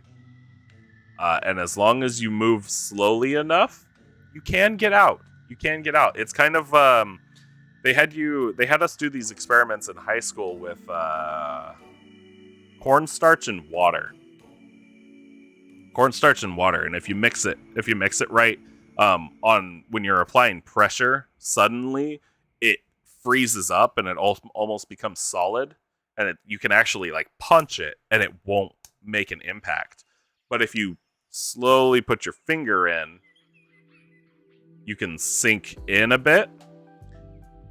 Quicksand should be the opposite, where if you're moving slowly, you can compress it a bit more to help you get out. But the faster you move, the more you spin it around, and as that mineral content mixes around, the water moving causes you to sink a little bit more. Oobleck. Yeah, kind of.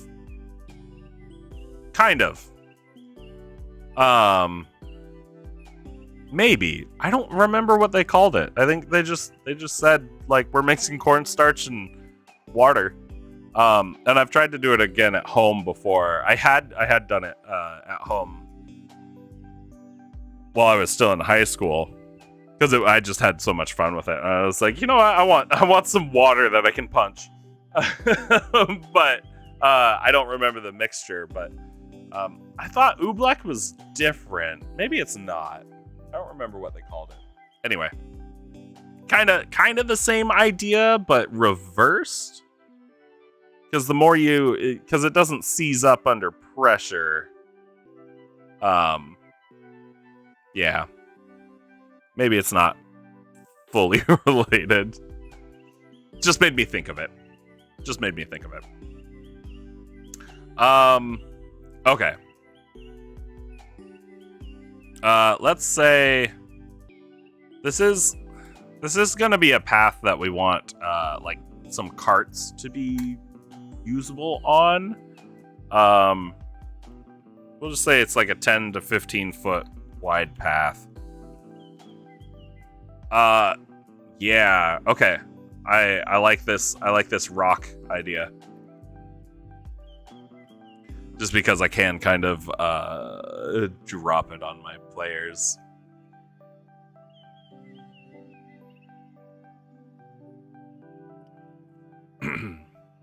Coffee. You know, this might be a good mix. Okay. Actually, what I'm gonna do now is I'm gonna separate combat encounters, not Cobat. Speaking of Cobat, I played Pokemon Legends last night. Managed to get my Zubat to evolve, and then immediately after I evolved it into a Golbat, it evolved into a Crobat. I was like, all right, well, I'm glad I didn't have to deal with a Golbat. So is that a yes or no to quicksand environmental hazard? Let's take it. Could trap a landing rock in it.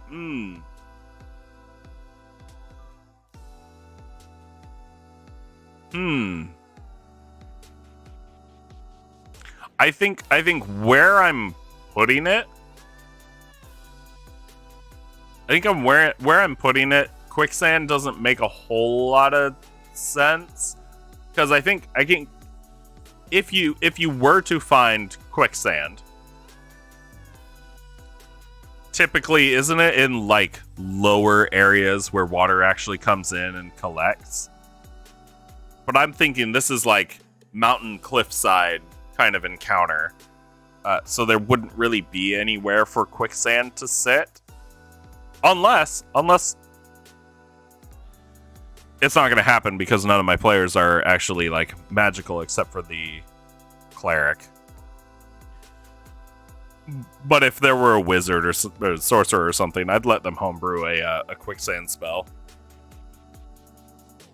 Maybe like a 5 foot deep quicksand spell. It works like grease or web or something like. Or yeah, I'd probably let it work like web. Or like rock shape or stone shape or whatever the hell those spells are. You were thinking a river flowing down a mountain, like a river of quicksand.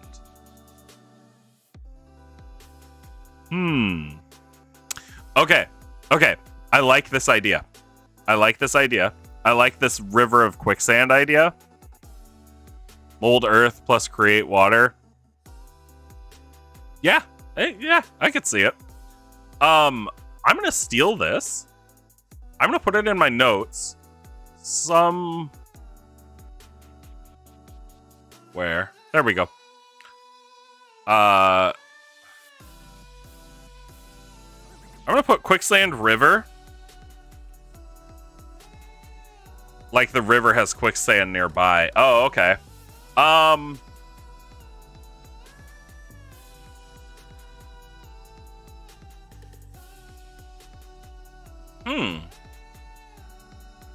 Interesting.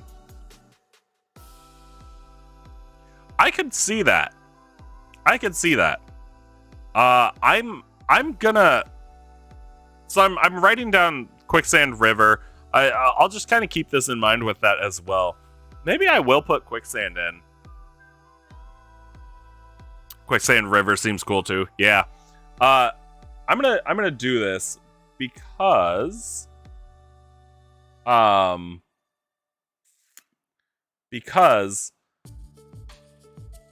I have a thing I'm doing. Essentially, I let my players break my world. No, sorry, I forced my players to break my world. Because I originally created a world that was generally like experiencing peace all over the place. like no dragons, no undead, no nothing weird from any other planes of existence. The party is slowly dragged down the mountain over the course of 2 days. Yeah, see, that would be weird and great, and then definitely, you know, it could be something that kills them if they were really dumb, but generally it wouldn't. But anyway, so my players, I forced them to break the world, which woke up the sleeping dragons. It's now allowed people to create rifts. There's an event that I created that happened while they were in the Feywild. It was nicknamed the Shatter. So now, yeah, peacetime is boring. Exactly. And again, I'm gonna reference Matt Colville. I'm pretty sure it was his video that I had watched. He said if there is peace in your world when you're creating a world, you have to make sure that you know what is creating the peace, because peace is very, very hard to do. Peace is very, very hard to achieve. And there's always going to be people working really hard to keep the peace. So I did that. And then I made it not anymore. And I had an entity that caused that piece to no longer be.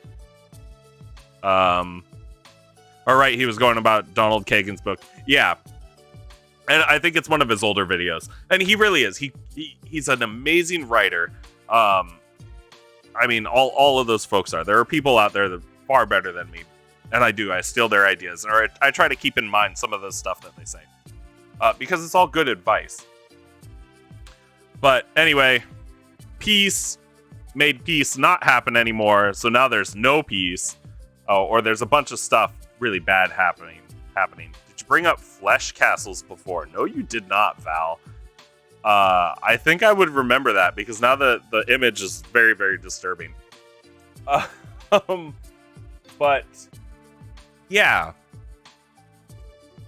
you should I should sit through one of Dr. Kagan's lectures. I'll have to see if I can find something. I never considered that, but yeah, that does sound very, very informative. Gives an interesting perspective on war. That does sound really good, and I would like to find. I'd like to find more information on war and stuff like that, because more conflict in my world is always going to be good. Gosh, what was I going on about? Oh yeah, so players broke the world. Didn't completely cause everything, but it allowed various NPCs that I have to cause even more problems. So I have, and I know, hold on, I gotta check.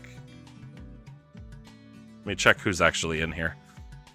Because a couple of my players, although I think they should be at work right now, a couple of my players like to come in and sit in on my streams, which I appreciate, but sometimes I got to be careful about what I say. And I've told them if they sit in on these D&D streams, they got to be like doing their best not to metagame anything, or just, you know, tune out.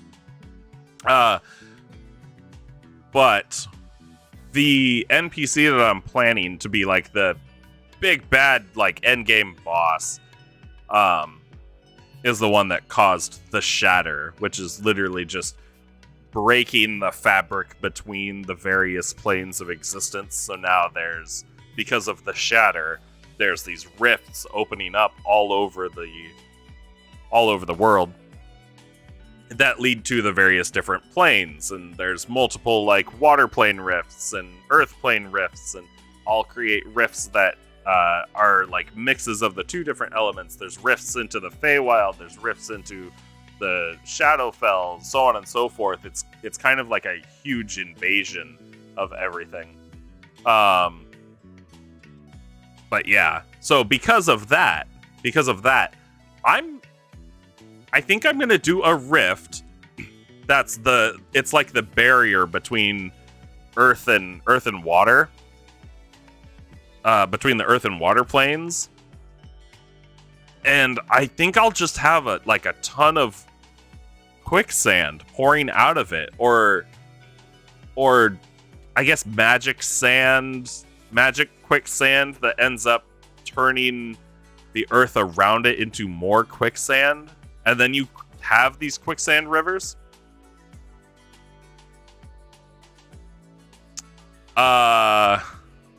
This is an hour-long video Dr. Kagan gives about the Peloponnesian War, one of the shorter ones. Okay, I'll have to check it out. Actually, if you want to just whisper that to me, that would be good, because I have it set so links can't be posted in my chat. I might change that in the future, or I might just leave it, but we'll see. Val wasn't ignoring you. What level is the party? They're like I think they're level 8. To minimum level for flesh to stone plus stone shape plus greater restoration. So if you're asking what minimum spell level you would do to have a mix of all of those spells,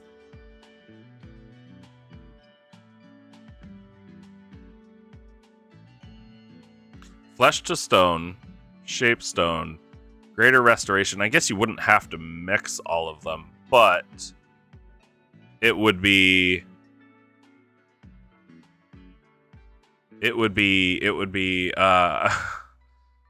just the minimum level to be able to cast all three of those, one after the other. Okay, let's see.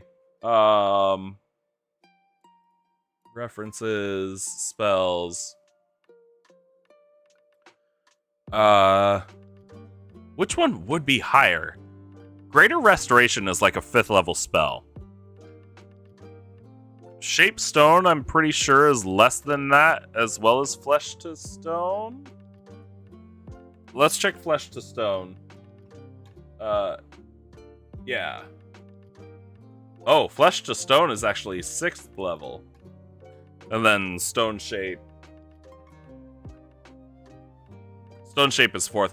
So you'd have to be able to have 6th level spells. Multi-classing may be needed, in which case make it a duo. If multi-classing is, you might be able to achieve it with a cleric. Actually, hold on. What's flesh to stone? What classes? Flesh to stone, cleric. Stone shape, cleric, and then greater restoration, cleric. So you could have a cleric that would be able to cast all of that. 6th level spells, I think like level 10. So I think like a level 10 cleric, Arcana cleric to be specific. Yeah, level 10 Arcana cleric would be able to cast all 3 of those. And then you could make a, great wall of whatever. However, does it really have to be that? Because, so outside the range of my party? Yeah. Plus, the cleric is a life cleric, which is so much healing. He came into the game. He's mostly played MMOs. He's never played D&D before, and he came in and he was like, "Oh, your party doesn't have a healer," because they didn't. It was like, at the time it was the Warlock, Barbarian, Ranger, Bard. So he came in and he was like, "Oh, okay, I like to play healers in MMOs, so I'll make a cleric. Which one's the best for the healing?" So he went life cleric, and I was like, all right, not bad. He does so much healing, so much. That channel divinity for the life cleric is a goddamn game changer sometimes.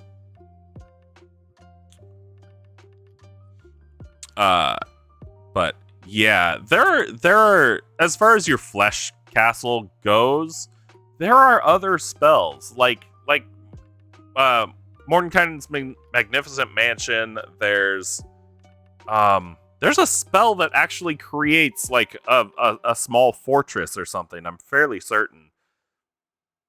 There's technically technically there's no good reason why you couldn't make it just a flesh castle. I don't like that. I don't like that at all. But reflavor spells. Reflavor spells. Don't limit yourself to what's in the books.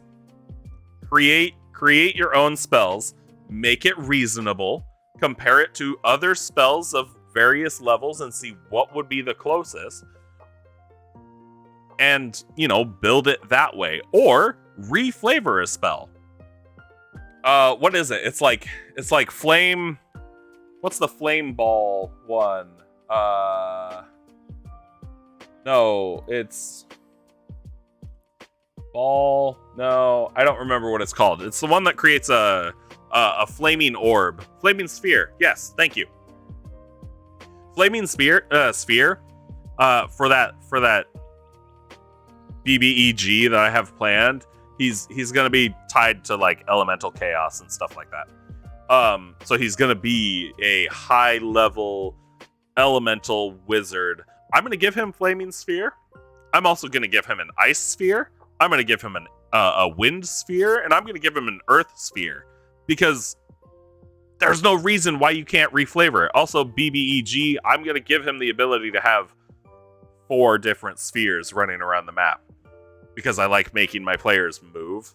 I like having either boss effects or boss abilities or regional effects or something that causes my players to actually move and shift around so they don't get stuck dogpiling an enemy and then just holding them there while they beat on them. Val, you just wanted the party trauma. Finding their favorite NPC is now part of the BBEG's building structure. That's really gross, and I love it. And yeah, you could do it. And that's another thing. As a DM, if you DM, when you DM, everybody should DM eventually. You get to do whatever you want. I don't have to go, oh, well, they're going to use specifically this spell. I just get to go, there's magic in my world. Whatever this thing that's hard to explain is, I used magic that you guys haven't encountered before. That's it. DM explanation. It's all magic. Don't abuse that one though. Don't be like, oh yeah, you fall into a pit to your death, and they go, what, how, why, what? Magic. Don't do that. But yeah, reflavor your spells. God, what is it? It's like the minute meteors spell. When I played a sorcerer, it does fire damage. But I wanted my sorcerer to be more like ice. I wanted them to use more ice, but I didn't like all the ice spells. But I loved that spell. I was like, hey, can I do this spell, but just instead of fire damage, can it do cold damage? DM was like, yeah, sure, that's fine. And it doesn't matter. It doesn't matter at all, because as long as you're not constantly changing the damage type, or you're not constantly changing the flavor of the spell, I would let you reflavor your spells however you want. It's just whatever you flavor it as, it has to stay that way. You can't just go, oh, well, this time I'm going to cast it and it's going to be fire damage, and then this time it's going to be acid, and so on and so forth. No. Here you go. Scratch the quicksand. Mages that have somehow permanently polymorphed themselves into spiders and make their webs between the planes. That sounds like Eldritch Beast behavior. I like that. That sounds like Eldritch Beast behavior. Because that's where Eldritch Beasts like Cthulhu and all the other unpronounceable names exist. They don't exist in the planes, they exist outside of the planes, in the space between the bubbles, where there's infinite everything. That's what drives madness in my head, is infinite. You can't imagine infinite. You can try. But it's so hard. But Eldritch spider mages, they'd be like a weird offshoot of the star spawn. What if the players flavor their spell so they roll damage type each time? They could, and that's another thing, because obviously there's like chromatic orb is a thing. RNG damage element. Absolutely, I would let them do that. If they just said, oh yeah, it's a random element, fucking go for it. But it always has to be a random element. Or if they did want to do, I think it's Melf's minute meteors. If they wanted to do that and they were like, oh, it's always a meteor, or each meteor always has these types, like these different types. So you have a fire one, you have a cold one, you have an acid one, so on and so forth. Absolutely, I'd let it happen, because then it's still you're stuck. You're stuck with this spell creation, and you'll always have to deal with the repercussions of whatever your creation was. You can't create I will never let a player, unless it's a high level spell that does very, very little damage, or, has a lesser effect, I will never let them make something that just lets them choose what's always advantageous. There has to be consistency with their creations. That way they can be countered occasionally, or, obviously you're probably not going to want to use an acid meteor on a, something that actually absorbs or is just straight up immune to acid. So yeah, if they wanted to flavor their spell so it was random damage type, absolutely. I think that would make Fireball a lot more interesting. If it was random damage Fireball, rather than just always Fireball. Oh lord, even like random damage Magic Missile. Although it kind of reduces the effect of Magic Missile, giving it random damage, because force damage is so good. But yeah, if they just wanted it to be random, if they wanted to be like a Rainbow Sorcerer, and that's what they did. It was just, they never actually knew what any of their spells was gonna do. I'd let that slide. I would. I'd let it happen.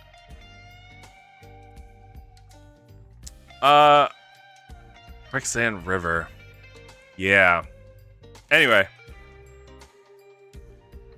That's my thoughts on things. I was writing out... okay, so we've got combat encounters. I also want non-combat encounters.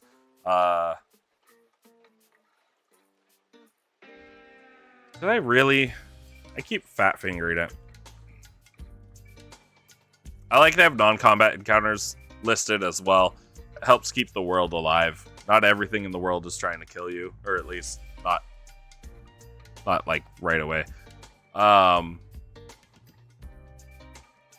What kind of non-combat encounters would they come across on their way to this temple? I already had them come across a overturned cart that seemingly hadn't been there for very long, with a box in it that they have yet to open, but it's got a key for something within the temple inside of it. Mage with the power of void. What's in your spellbook? Counterspell. And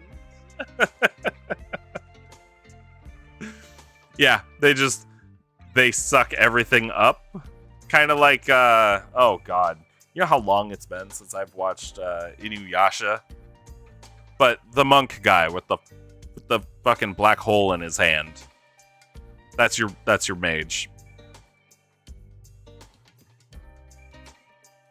Everything he does is that.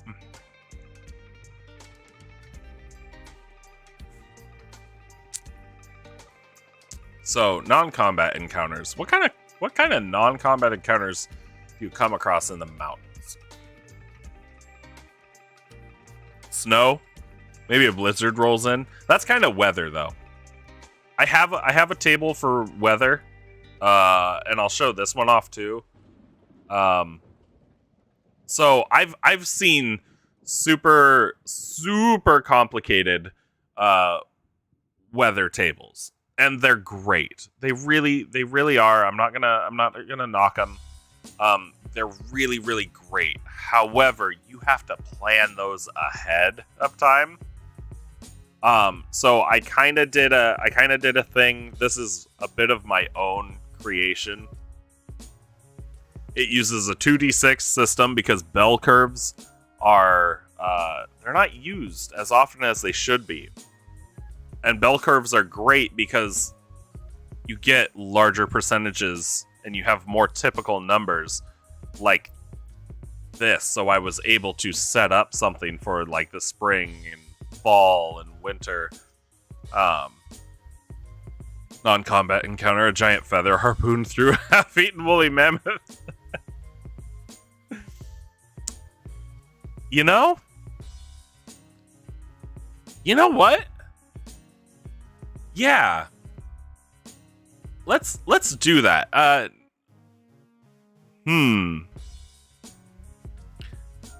gonna do the giant feather. I need to figure something else to go with that. But foreshadowing. I love foreshadowing.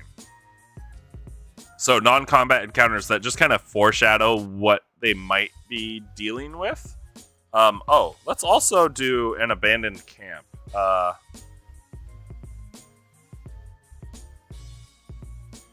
Let's do an abandoned camp, because if it is a path that's traveled and it takes a couple days to travel it, obviously there's going to be areas where people stop and rest, and they should be like quite obvious that they are doing it. But yeah, my weather table, it's not the greatest, it's not perfect, but yeah, just something cool that I thought I'd do. I don't think I have the rare weather events things listed. Okay, can we stop that? Jesus. I don't think I have them listed anywhere. But I think it's because I don't want the chance of like a bunch of rare weather events just kind of happening. Especially like over and over and over and over. But weather. Always weather. Val, an abandoned chest in the camp, spring-loaded with ball bearings. Trapped stuff is good. So I guess I should explain a little bit more. So if it's a path through the mountains that literally only leads to a monk temple or monastery, it's probably not gonna be trapped, and they'd be a fairly peaceful, spiritual, as all monks really are, or most monks really are. I wouldn't imagine that anybody would actually be leaving trapped stuff around. There may be defenses of some kind, but nothing that Nothing that is there to protect. How do I word this? I guess the defenses would be there mostly to protect anybody that needs them at the time. So like defenses against the natural weather, or maybe this abandoned camp is has like a permanent no damage. It's just spring loaded with ball bearings. Maybe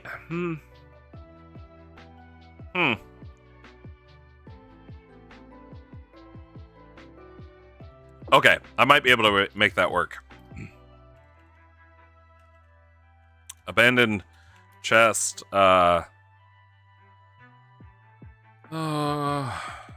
Spring-loaded trap with ball bearings.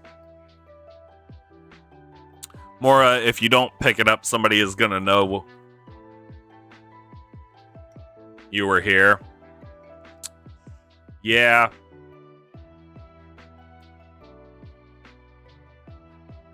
Yeah, could definitely do something like that. It's not a terrible idea. Or maybe it was just kind of like a prank thing. something small that was just left behind. Maybe it's chest typically implies something larger. What if it's more like abandoned lockbox? Something smaller. Spring-loaded trap with ball bearings, and or glitter. Because you know what, I'll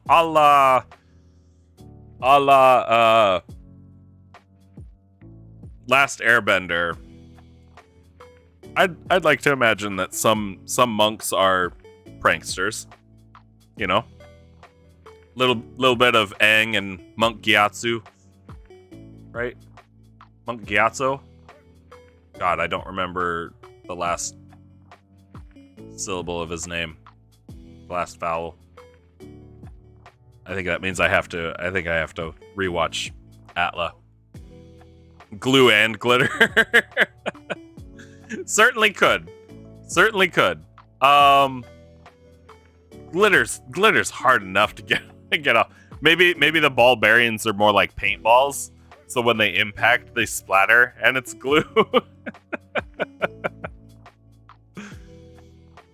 Non-combat encounters. Let's do something environmental, something more natural.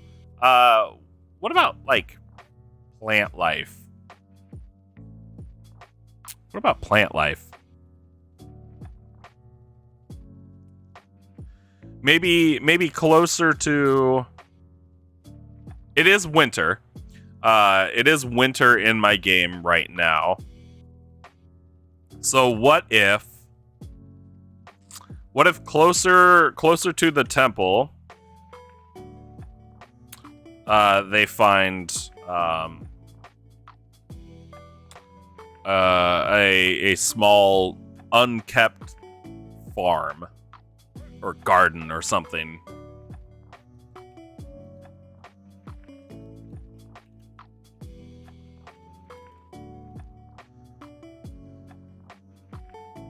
That's not too bad.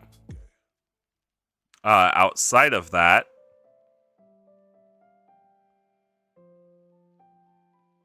so Giant Feather is foreshadowing. A lone Treant going dormant for the first time, thinking it's dying. Oh, that's rude. That's really rude. And it makes me really disappointed because I've thrown Treants at my players before. The first one they ended up not having an encounter with. They dodged that bit of evil doing. The second one was corrupted, and they dodged that one, which is a story I should tell. It's the story of how the bard died. Because it happened in the Feywild. It happened in the Feywild after they had gotten there. They managed to go through this tricked up mansion of like a Fey Lord or something like that. And they came out of it with a scroll of wish. And yes, I gave my players, who were all like level 5, a wish spell. With rules. Because it wasn't a wish of their creation, since it was a spell scroll. And I have rules for reading spell scrolls. Like, you have to have intelligence checks to be able to try to read them if you're a non-caster, or if you are a caster and it's a higher level spell than what you can cast, you have to do an intelligence check to be able to read it. But this one, I was like, no, there's no check with it. It's a free wish, as long as you can fit your wish within 10 words. And that includes I wish. So I wish is 2 words. You have to get your wish in 8 words. And I warned them. I was like, when the bard took it, I was like, everybody in the party knows that it's there, because it's powerful magic. Everybody knows that there's a wish spell in that scroll. Everybody is aware that there is a scroll on your person. And I told him, I was like, if you or anybody else at the table is going to use the wish, you need to give me a warning first. You need to give me a week or even a couple days. You need to tell me before the session that you're going to use it. A couple days before the session at the very minimum. Before you use it. That way I can prepare and I don't have to sit there, because Wish is game changing. Even with only 10 words, Wish is game changing.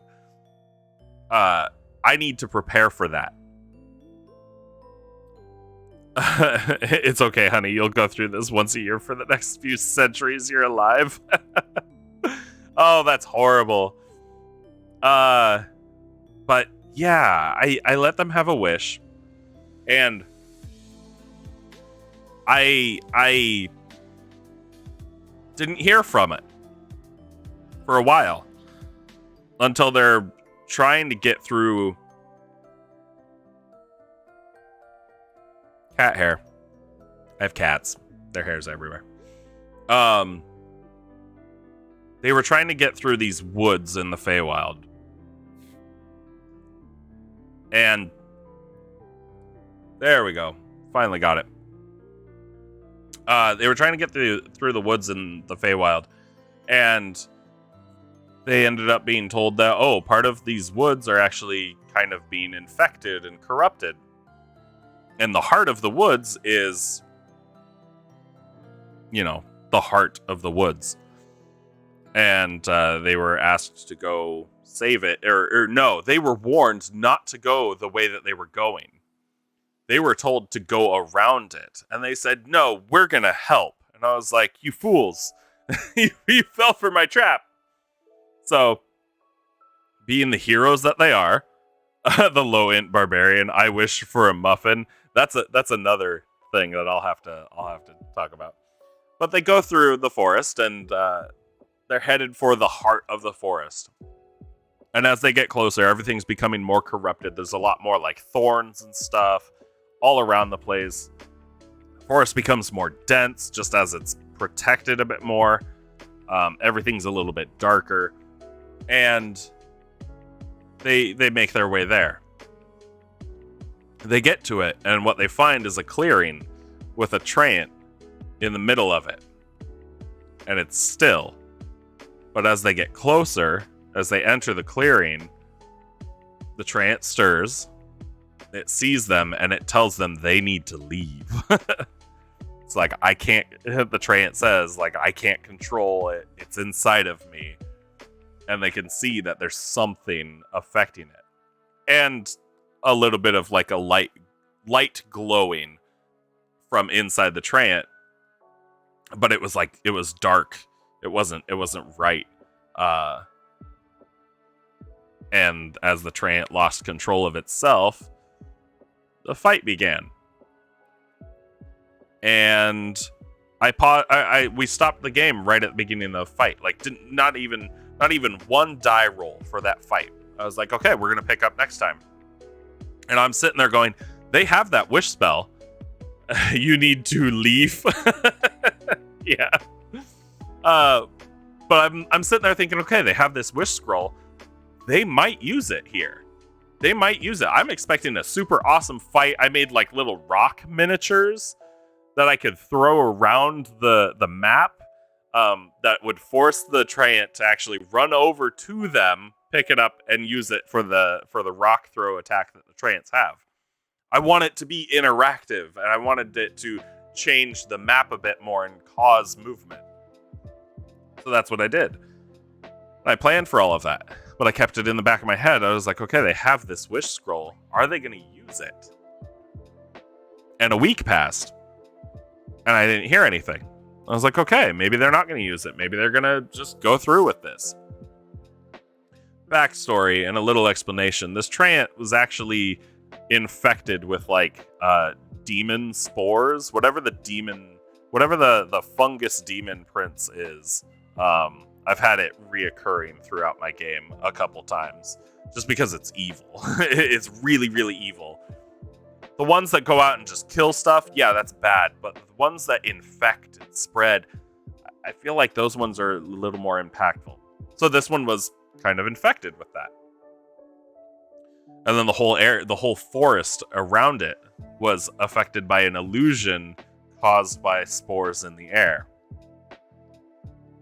And this crystal core inside of the Treant that caused it to be the heart of the forest was infected by that as it was drawing power from it.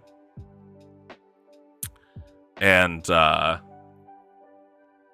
session comes, and the bard walks up to the Treant, and I explain that, oh, you can see this, like, these black spores or this dust all over the Treant, and as you get closer and you get a peek through some of the twisted cracks of the Treant, you can see this crystal has that on it as well.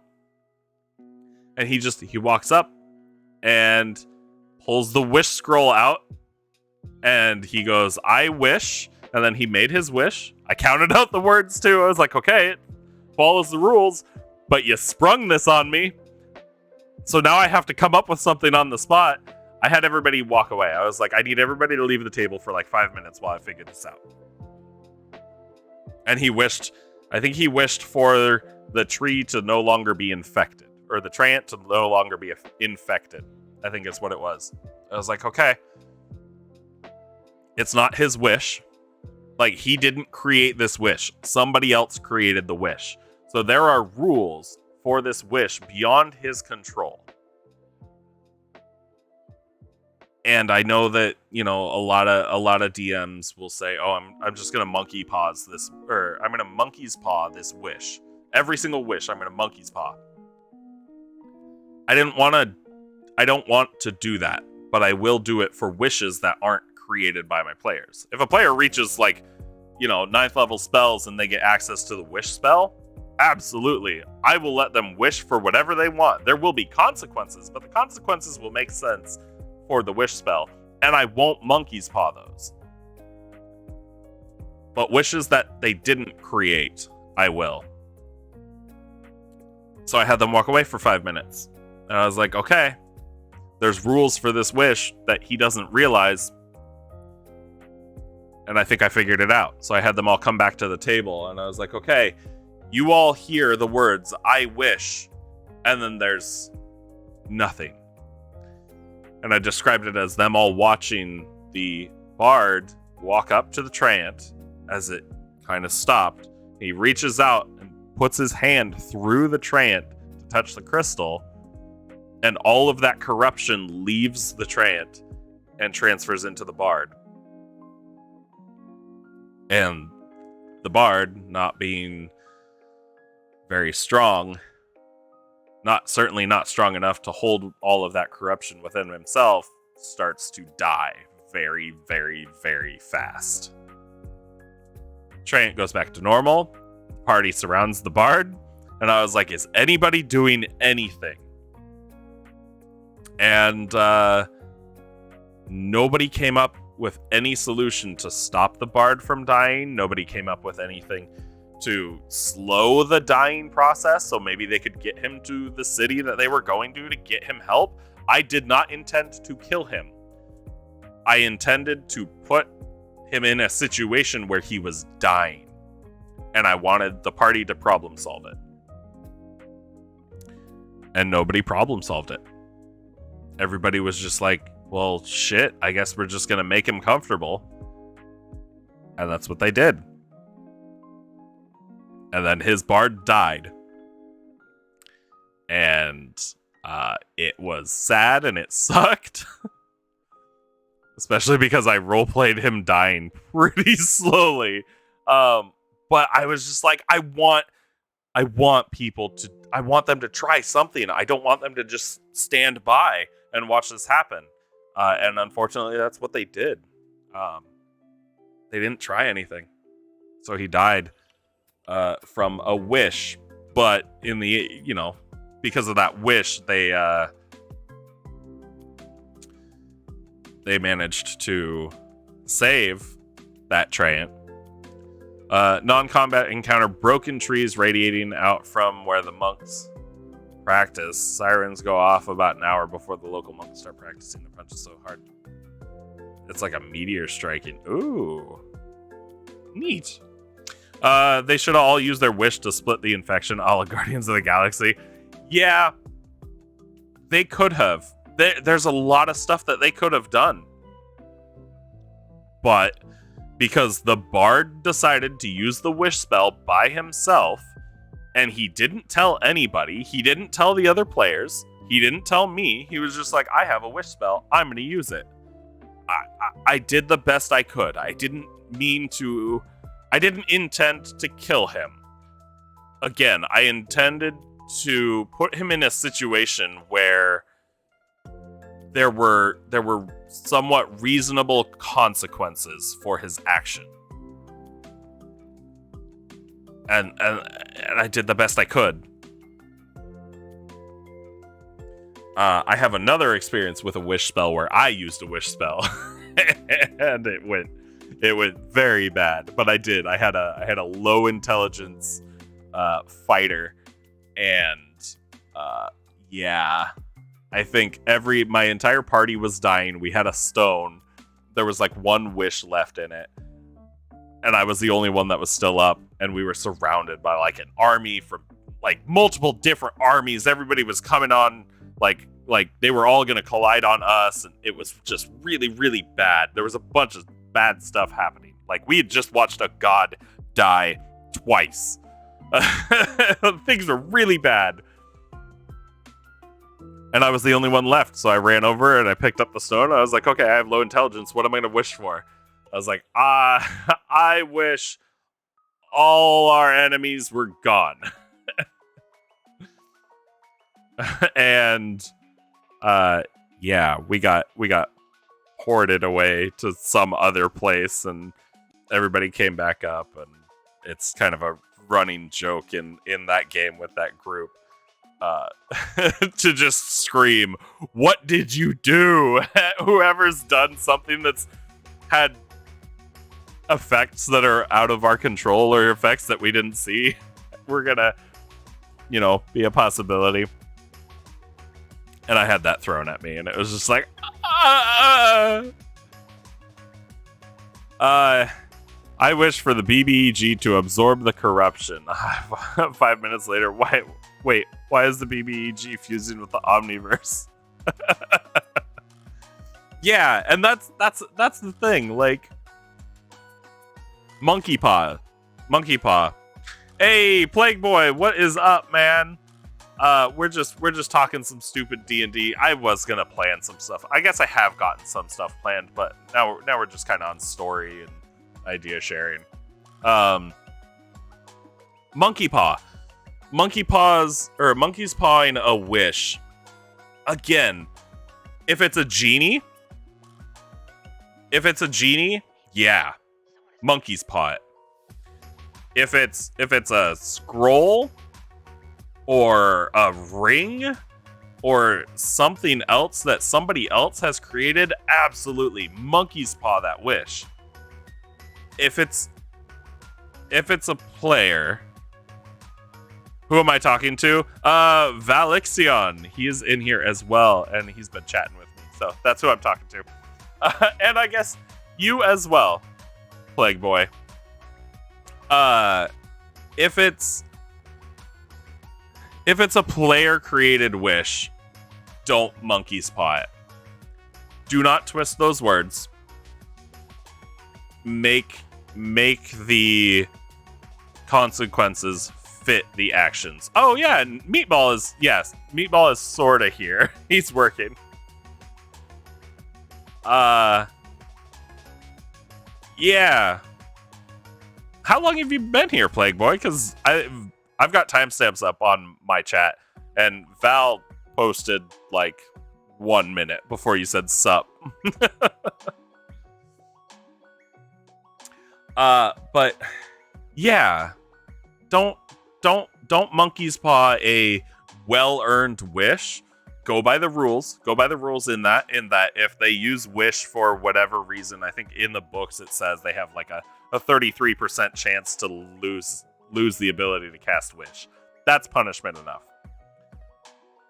Right when you messaged you got here. Yeah. So yeah, there's a couple people in here. Just listen to me talk. I'm glad you showed up though. And since you're here, I'm debating on whether or not I am gonna do a World Box tournament today after this stream. I have some stuff I wanna get worked out because if you actually, I think it should be working right now. If you use the coin or coin flip command, it should flip a coin.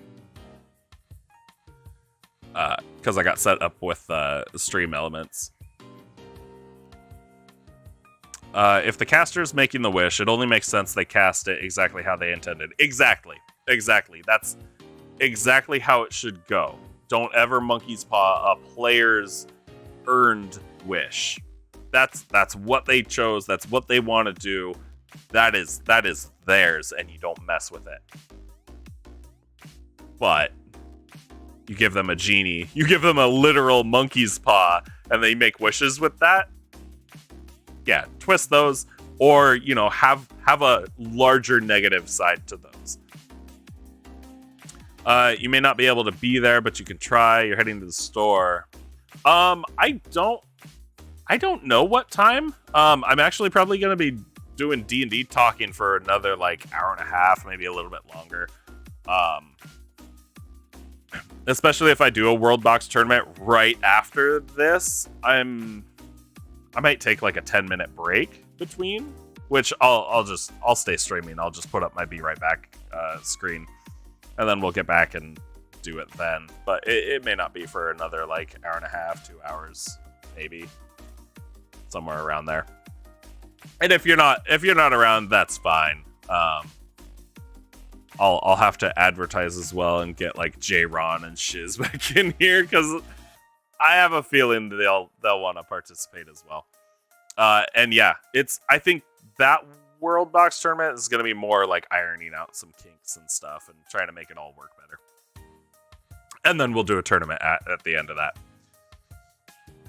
You won't be at the store long, but you do have other things to do. Okay, yeah, I'll do that. I can definitely shoot you a whisper, Plague Boy. Plague Boy. It does sound like I say Playboy when I say that. Val, non-combat encounter that may become combat encounter. Ring of garlic surrounding the local cemetery. Ooh. I like that. I like that because the locals know what's up. The party, maybe not. So I like that because in the books, Yeah. I'll catch you later, Plague. I like that because in the books, and I do think it's stupid. Vampires, garlic, it's not a thing. But there's nothing to say that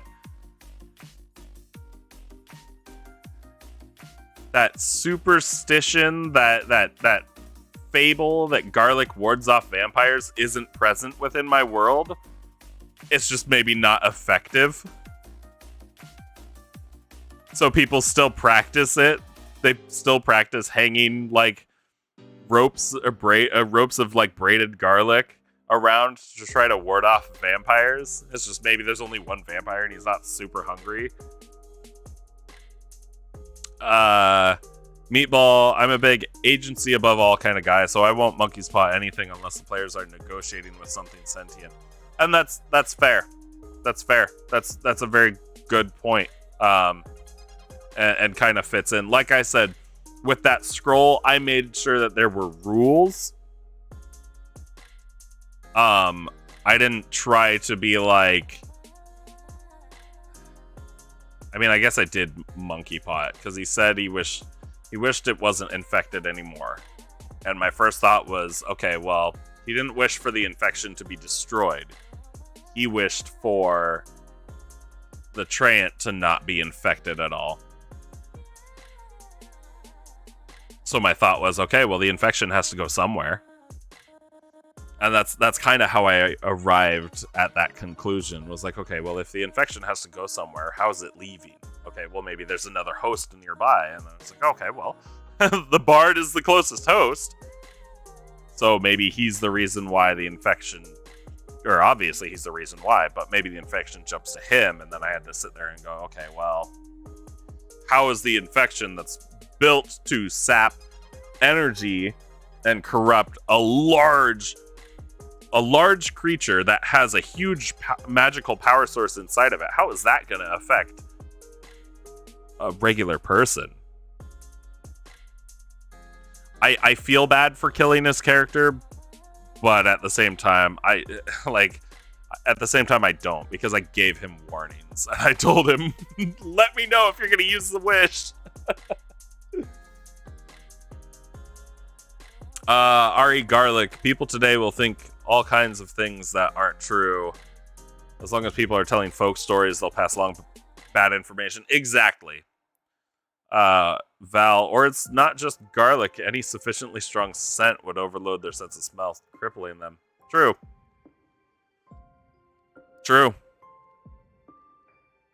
Both really good points. Yeah,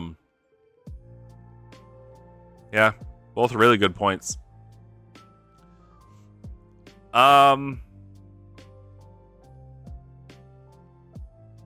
Interesting. I like the idea of a ward of some kind. Or like symbols or statues or something.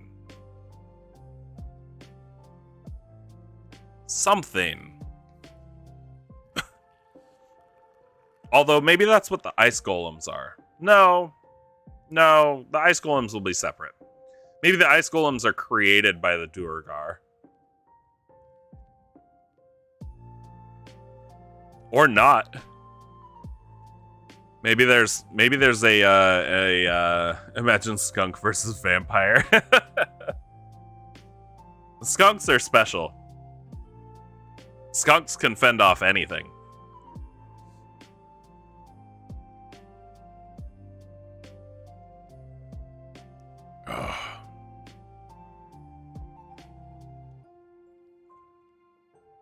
I'm out of water. Damn.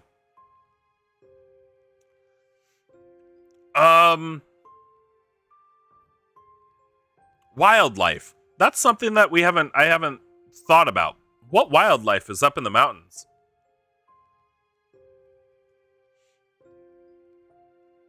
Sheep?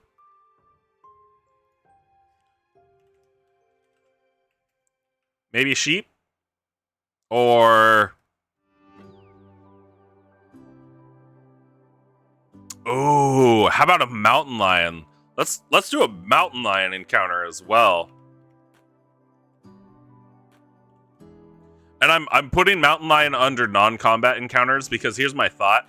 Here's my thought, and I like to throw encounters at my players in the middle of the night and see if I can. I try to see if I can interrupt their long rests.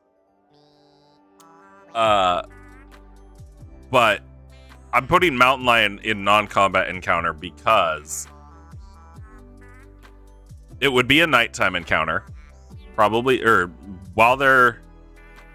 Have you shot your rabbit idea? I don't think so.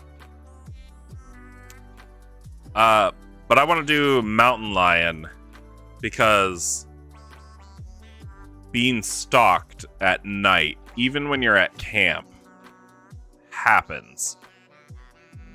So if we go Mountain Lion, I can have whoever's on watch have to deal with a mountain lion stalking them, whether whether they try to scare it off or they just sit still and watch it, or if they don't even notice at all. A mountain lion pouncing on them would be very, very bad. And it could lead to combat. I'm going to list it as non-combat because even if it does go combat, they'd be able to kill it real fast. Unless I gave it a ton of damage and made it more deadly. But we'll list Mountain Lion. That might be good. I am going to list that it's a nighttime encounter. Non-combat encounters. How about... You know what? I'm going to put... What am I going to put?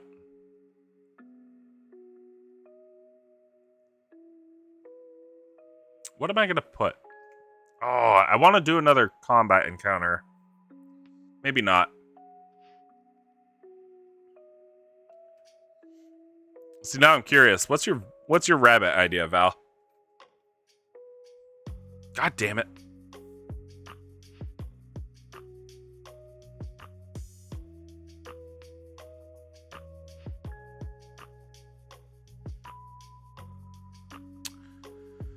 Mountain Lion.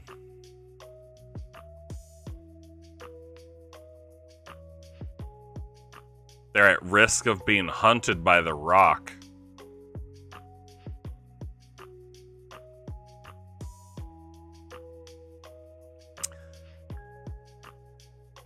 Ooh. I like that. Because I did something kind of like that when my players were in a enchanted forest, trying to avoid the zombie dragon, and they were literally being hunted through the forest. I like that. No, your post did not go through. All I see is, have I shot my rabbit idea, and then they're at risk of being hunted by the rock.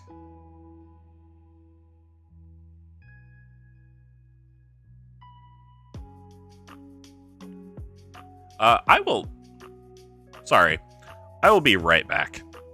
I gotta run off and do something real quick. I will be right back.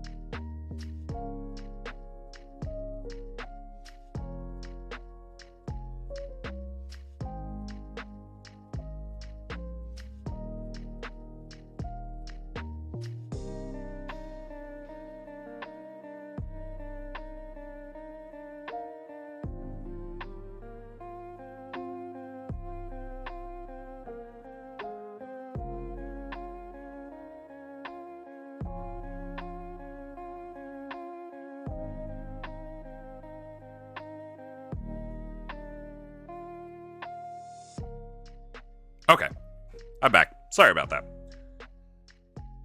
I had to go clean my nose. The monks ask the party to find the children's missing rabbits. They're not told the rabbits are 5 feet tall with mirror image and blur.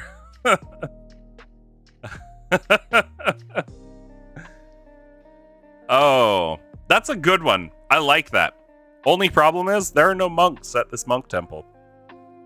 I think we talked about that last D&D stream. This temple has actually has a devil problem. Has a bit of a devil problem. So there are no actual monks at this temple anymore. This is I was gonna say impactful. There's a reason for this, and that reason being that my barbarian player created another character, another PC for himself. But because his barbarian is still alive, he was like, hey, can we put this PC in the game as an NPC for a while? And then if my character dies, then I just switch to playing him. I was like, yeah, sure. He's his barbarian's brother and is a monk going to this temple. So they've gotten word that bad stuff has happened, or something's off about this temple now because nobody's heard anything from any of the monks here for a while. So now he's concerned and he wants to go check on his brother. And when they get there, they're going to find that there are a couple dead monks, or the corpses of monks, as well as some newer devils in the form of lemurs. Lemurs? I don't remember how to pronounce that. Or I don't know how to pronounce that. But, yeah. Okay, the devils are now pretending to be monks, and the rabbits are possessed and infected with mange. Okay. I like that. And no longer passive. Rabid rabbits. Rabbids. I don't think I can use that. I think Nintendo will come after me if I use that. But I do like the idea. I like the idea of 5 foot tall rabbits. I guess that would just be like rabbitkin. You can make them humanoids. I'm sure somebody has. The devils pretending to be monks. That's not a bad one, actually. That's not bad at all. I'm gonna give the Bone Devil that.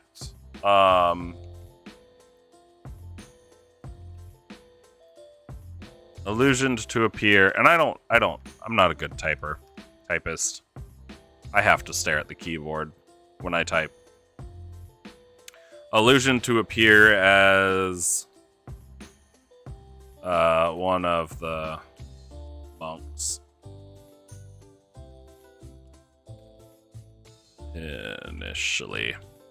Initially, there we go. Yeah, I like that, because then it might be able to convince the party, maybe push the party closer to accepting whatever power the devils are offering in exchange for their eternal souls. I like that. I like that idea.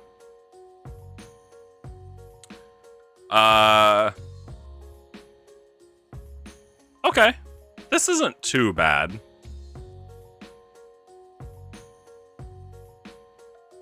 I think we've got something good here.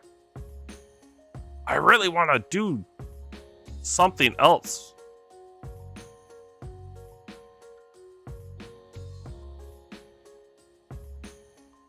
really want to do something else, but I don't know what. I've done ice methods. I don't have ice method minis. I do have imp minis. I could just use the ice or the imps as ice methods. The devils just keep citing irrelevant scripture, hoping to hide what they really are. There's a small wince of pain when they do. I like that. Yeah, I like that. Or maybe they're altering the scripture just enough. They're altering the scripture just enough to where it doesn't hurt them. Because I mean, devils are liars, right? They're not liars. They are. They're just deceptive. Meatball! Ghosts before the players get to the temple, trying to warn people away. I like that. Dang this arthritis from punching stone. I like the ghosts. I like the ghosts. In fact, I guess I never really built on what the wild soul is. Like, I actually don't know what the wild soul is. Also, there's a UA rabbit race. They're called Harengon. Okay. Yeah, I figured there was. Because there's a goddamn race for everything. Yeah, the Harengon. That sounds familiar. I may have seen that before. I never really built on the wild soul or what the wild soul is, but I have it tied to the astral self monk. What the hell is the wild soul? A belief.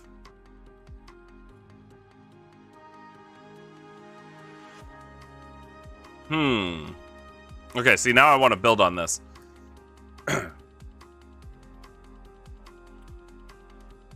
Wild soul belief. Oof. Is that all we'll just say all creatures. Can the monks be grung? I guess they could. Masters of the Wild Soul can potentially separate themselves from their physical bodies. Yeah, but now their bodies are dead. They're wandering around as spirits. I think I'd like to do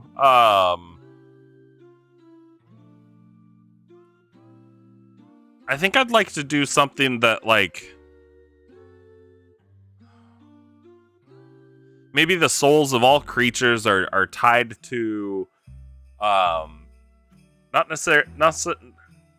necessarily a god, but just the spirit of nature in general. Untamed nature, harsh, wild, chaotic, neither good nor evil, just nature. Or druid monk ghost. Just find an elk passing through solid trees. And that's kind of what I was thinking, actually, as Meatball said, ghosts trying to warn people away. I actually kind of am considering, like, if they appeared humanoid, they might appear as, like, a swirl of snow holding up like a hand, but it only appears for just a second. Or they appear as, like, a ram. Not ghost-like, but an actual ram. They take on physical forms of various things you'd find within nature in this area. It's just a singular ram in the middle of the path, facing them, and as they get closer, it lowers its head. It would be... I don't want to slap my players in the face with this encounter going, no, don't go this way, it's bad. But I want things that might be either hard to catch, like the swirl of snow as the wind blows through, creating the form of somebody holding their hand up, telling them to stop, don't go any further. But it's only there for like a second, if that. But then a ram that it's like, okay, well, maybe it is just an angry ram and it doesn't like us passing through here. Or could this mean something else? But it'd have to be a real stretch to mean something else, right? Like I want to make them question things. Idea: Midas's crayon, a pole that turns whenever it touches the color gold. I like that. I like that, Val. It's just everything gets covered in gold leaf colored tinfoil.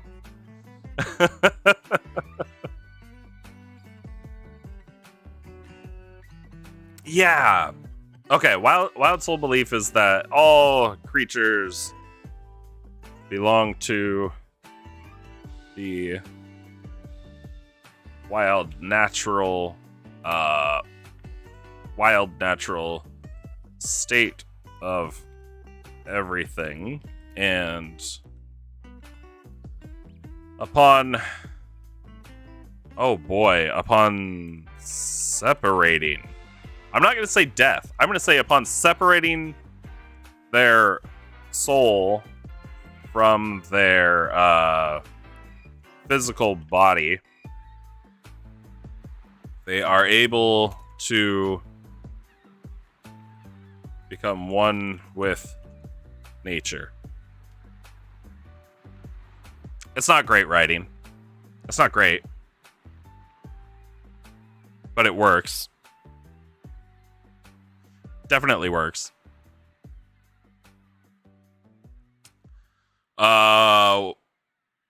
Once one with nature,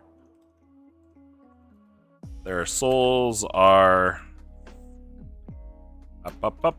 free to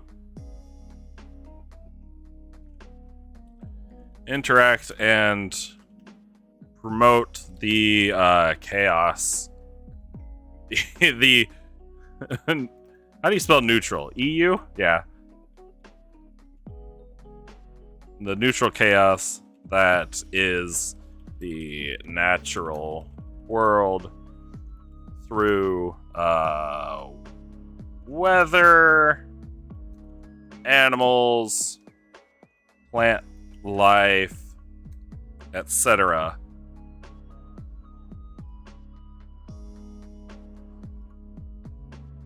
The mountain is littered with frozen corpses used as landmarks, a la Everest. Makes it seem the monks could have just died in a blizzard. Yeah. Ooh, that is something. Although I would imagine this kind of thing would be rather difficult to achieve. It'd be extremely difficult to achieve. But that's also why the astral self is practiced at this temple, is because they're actually trying to reach that point. I don't know if I'd say the mountain is littered with frozen corpses, but I could definitely see there being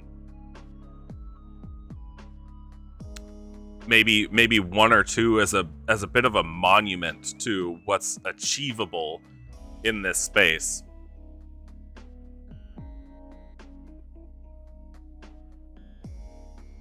I think that would work. I think that would work, actually. Let's do that. Let's do frozen corpse slash statue as landmark for the temple. It's not bad. Yeah, it makes it seem the monks could have just died in a blizzard. It's a tough thing. Hello, unknown. Welcome. What am I doing? We're kind of building up my homebrew campaign that myself and my friends play. I DM, and we're just kind of idea sharing, building on things, doing all the work that I have to do anyway, but it's always better to have somebody else around, especially because I don't have anybody that I don't know if I've said this before. I have nobody I can talk to about my campaign and about my ideas, and it absolutely sucks. So that's kind of what I'm trying to do here. Because I love being able to bounce ideas off of other people and have their ideas come to me and, kind of build something off of that. So that's what we're doing. Doing my campaign planning, doing idea sharing. If you have any ideas or stories or anything like that, or you have questions, please feel free to shoot them into the chat.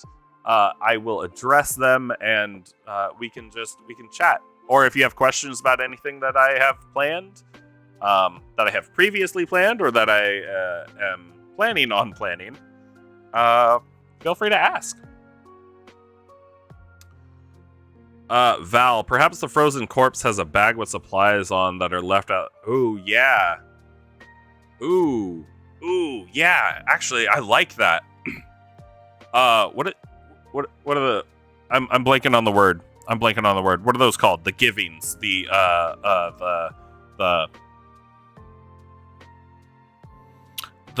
when you leave.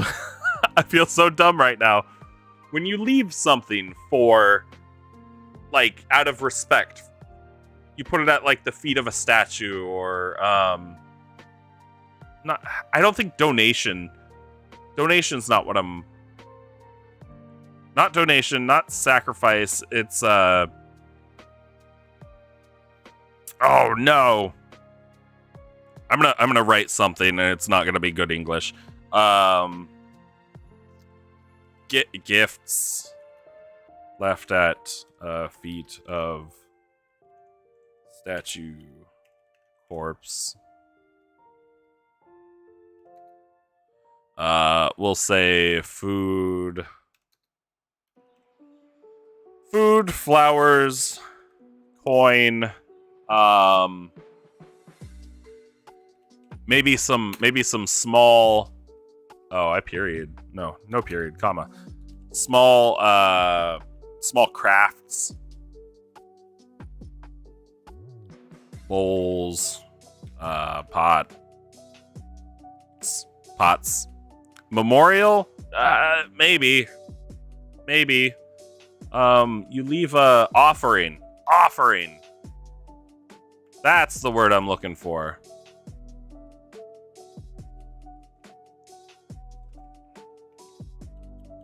Offerings. Cool. That's a good one. Thank you, Val. That makes sense too. Although I guess there probably wouldn't be food, because the food would probably be stolen by wildlife at this point. Flowers, coins, small stuff. That would be, though. Unknown, sacrifice. Yeah, sacrifice. Sacrifice is technically what it is. Offerings. Sacrifice works. Sacrifice also, it creates a mental image of, like, slaughtered goats and chickens and rabbits and stuff. And I don't want to do that. I don't want to put that idea in my players' heads. How is Spirit Climber supposed to reach the mountain summit in the afterlife now that you've taken their 50 feet of rope? Okay. This is good. I really like this one. I really like this one. Thank you, Val. That is a great idea. Yeah. Wildlife. Okay, and then I need to type in meatballs stuff.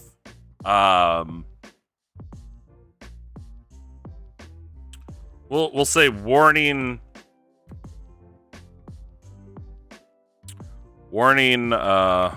Wild soul spirits. Ram in path. Snow. Oh, brief. Snow figure. I spelled brief wrong. Brief snow figure holding hand out to stop. What else? Hey, J-Ron, how is it going, man? I hope you like D&D planning, because that's what we're doing right now. Although maybe in like an hour. Yeah, because I usually try not to do this for more than like 4 hours. So probably in about 55 minutes, an hour, I'm gonna take like a 10-minute break, maybe. I'll keep the stream going, but I'm just gonna walk away for like 10 minutes, so I can grab something to eat, and then I think we're gonna jump into some World Box stuff, tweak some stuff. Also, I think I mentioned earlier, you can !coin to flip a coin now, because I got stream elements set up. Cursed mine that glows at night. It's filled with radiation. Ooh, I like that. I need more stuff like that. Stuff I'm gonna have to put throughout the world.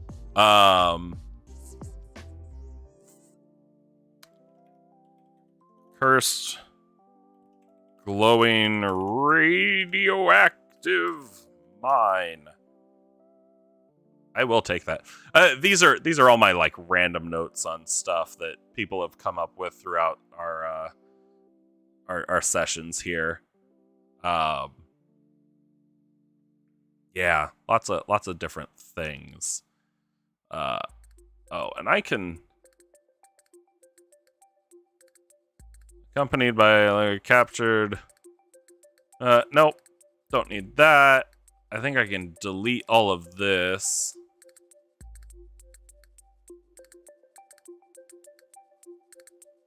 Yeah, I can delete all of that.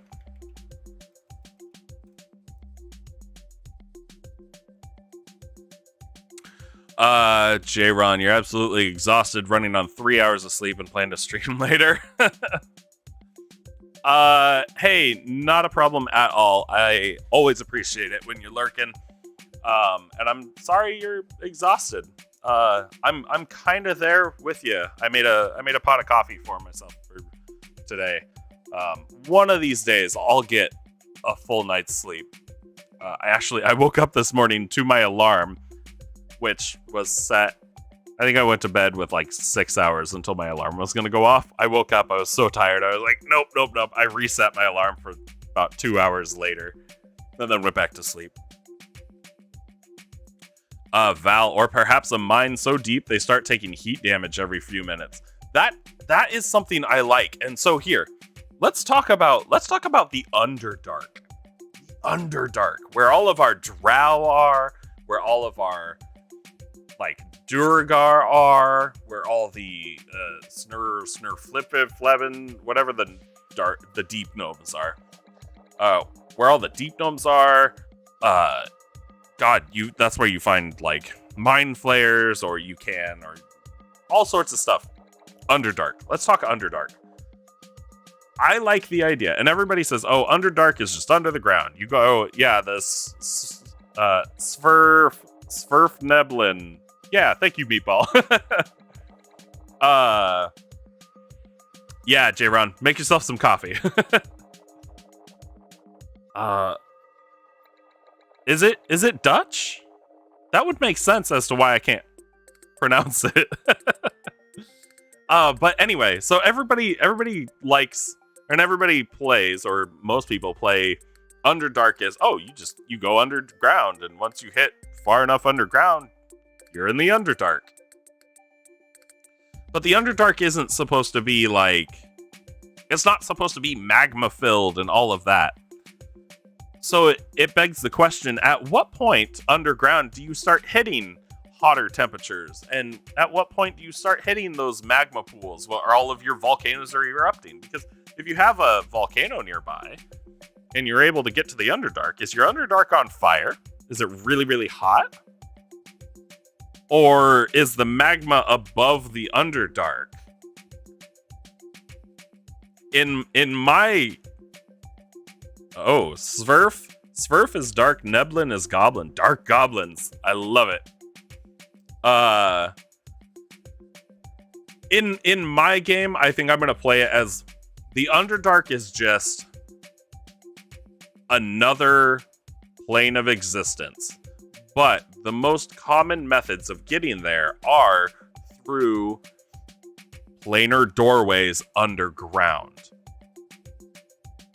So I think how I'd play it is, as my players went farther underground, one of two things is going to happen. Either you're going to start going deeper and you're going to start encountering hotter areas, and you run that risk of going so deep that there's magma and all of that. Or you end up walking through one of those planar doors and you end up in the Underdark. I think that's what I've kind of planned for mine. So there are certain tunnels that'll lead to the Underdark, but then you can't just dig down to get to the Underdark. And Val, you said a spring that spews illusory fire that's actually water. What if it's an illusory geyser? What if it's an illusory geyser that looks like it spews water, but it's actually fire? Why can't you go the other way? Or it's acid. It looks like water, but it's actually acid. It could be a geyser that spews gelatinous cubes just broken up. And then as the cubes come out, they end up congealing into an actual ooze form. Oh, which is another thing. I had my players fight a gelatinous cube in a small room, and when they killed it, I was like, okay, well, the cube doesn't stay together because it being alive is what kept it together. So as it died, because they were in a kind of sealed room, they had to get a door open. They killed the cube, and then it just kind of relaxed, and then it filled the room with like a foot or two of gelatinous acid until they got out of it. Too late to make the players tie a safety rope around themselves before going through a portal in case the other end is 5,000 feet in the air. It's kind of the way, like, so I like to imagine it. I like to imagine it as the same way I got them to the Feywild. Okay. And there are certain planes. Like, I'm not just gonna let people waltz right into the plane of fire or anything like that. But the planes of existence that are closer to the material plane, which are the Feywild, the Shadowfell, and then I'd say the Underdark. There might be another one. Oh, Ethereal as well. Well, I'm not going to count Ethereal because that's Ghostland, and you can't just walk into Ghostland. Per my rules, in my world, you can't walk into Ghostland. So, three planes of existence. The Underdark, you can get there by walking down through doors, or through a tunnel that's actually a portal. When you walk through it, just like any other door, you can see what's on the other side. You don't even notice that you're walking through a portal into another plane. It's easily traversable. It's not. There's almost no distinction between the two different planes. Same thing goes with the Shadowfell and the Feywild for me in my games. Feywild, how you get to the Feywild portals, doors, but they're not constantly active doors. It's either mushroom circles or druid circles, or even like spirit doors. Now you got me googling. They're like stone circle.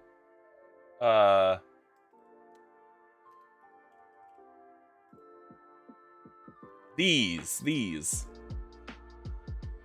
Let me get this picture up.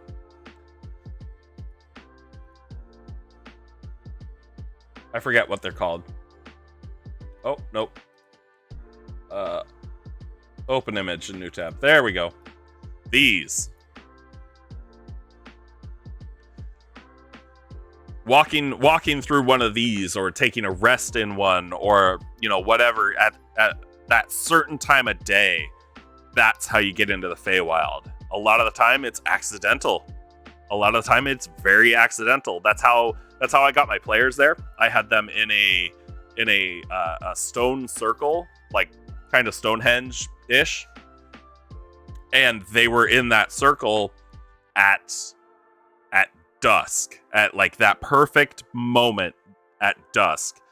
And because they were there, it ended up shifting them into the Feywild. Walking through one of these, or the orc elf taking a rest in one of these, is how she got to the Feywild, because she was introduced in the Feywild. So different stuff related to more fairies and fae, that kind of thing. I definitely stole that, and I believe these things are actually, if I remember, I think historically these are related to like fairies, and so are like Stonehenges and stone circles related to druids, mushroom rings related to fairies, stuff like that. I try to make it not completely original, because the old stuff, the stuff that's still in use, it makes sense and it works, and it's familiar. So that's what I did. But using those versus like the Shadowfell, kind of the same thing, but with dark places that are either devoid of life or typically associated with death. So say a very, very dark corner or crypt in a graveyard that is perpetually in shadow, or a perpetually shadowed corner of a crypt.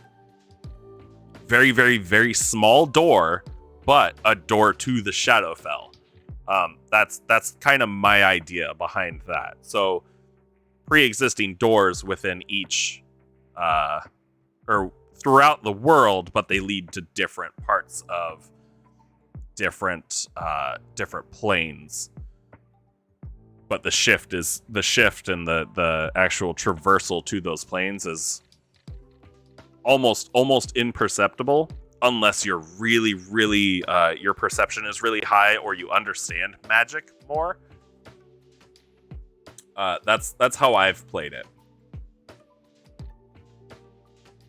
That's how I've played it. That's how I've done it. Like, again, you're not going to be able to walk to the plane of fire.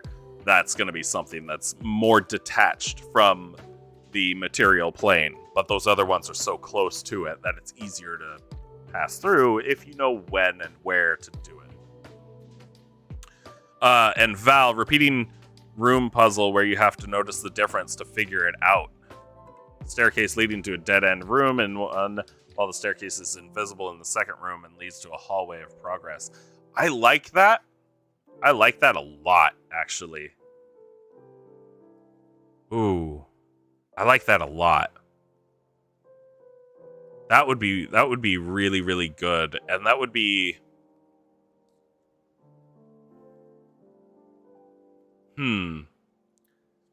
That would be a good maze or something. Mazes are hard to do. I've tried to come up with a good maze idea that's not boring as all hell for D&D, but it's really, really hard. That kind of thing, that's a good one. Wizard, how are we going to get to the Shadowfell? I've done this before. Pulls out knife. Yeah, exactly. That's more ritual. But yeah, like in my game, let me pull up the map. I'll actually show you. So right now there's a huge like undead army thing hanging out right about here at this crossroads. At that's a crossroads. And this country that makes up this half of the island on this side of the mountains, they're currently battling that because it's a large force of undead. I put it here because the Umbra River runs from the Umbra Valley through or past the town of Umbra. If you know Latin or you've at least played Elder Scrolls 3 or 4, you know that Umbra is just Latin for shadow. I'm not super creative when it comes to names. But yeah, this valley is pretty much known for having a rather large graveyard closer to where these mountain ranges meet and closer to this main mountain here. That graveyard, that cemetery, as large as it is, has had a lot of dead people in it. There's a lot of darker stuff. Also, it's literally the Valley of Shadow, not because it's evil, but because these mountain ranges are so close, it's covered in shadow most of the time. And because of that, it creates that perfect mixture, at least for me and in my world, it creates that perfect mixture and that perfect situation for a door to the Shadowfell to be created. And then, of course, with the shatter that's happened and with everything, it's kind of ripped that door open a little bit more, and now you have all these undead and various other denizens of the Shadowfell pouring through, and is how I'm gonna fit in a Nightwalker into my game, because I bought a Nightwalker miniature. I still have to paint it, but they're just so goddamn cool. Bard Scholar, were you the one responsible for the town that vanished overnight 10 years ago? Assassin, no. Okay, maybe. Yeah, there's a lot that I still have to plan, because with everything that's also happened, I also kind of randomly rolled to see what effects each town would have across this entire area, like whether they've been taken over by a cult or if they were just completely destroyed or various other things. Yeah, I got a lot of work to do. This is not bad. I keep saying not bad. I want another combat encounter. How about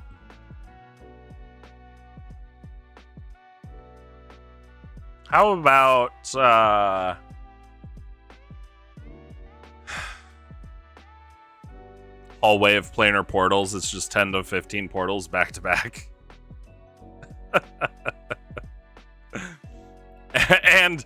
And you get yeeted through it. You don't have a choice because it's at a slight slant. And they fill the entire hallway. Yeah. The first one's ice, so you end up slipping. And then you slide all the way through all those portals. Oh god. Yeah.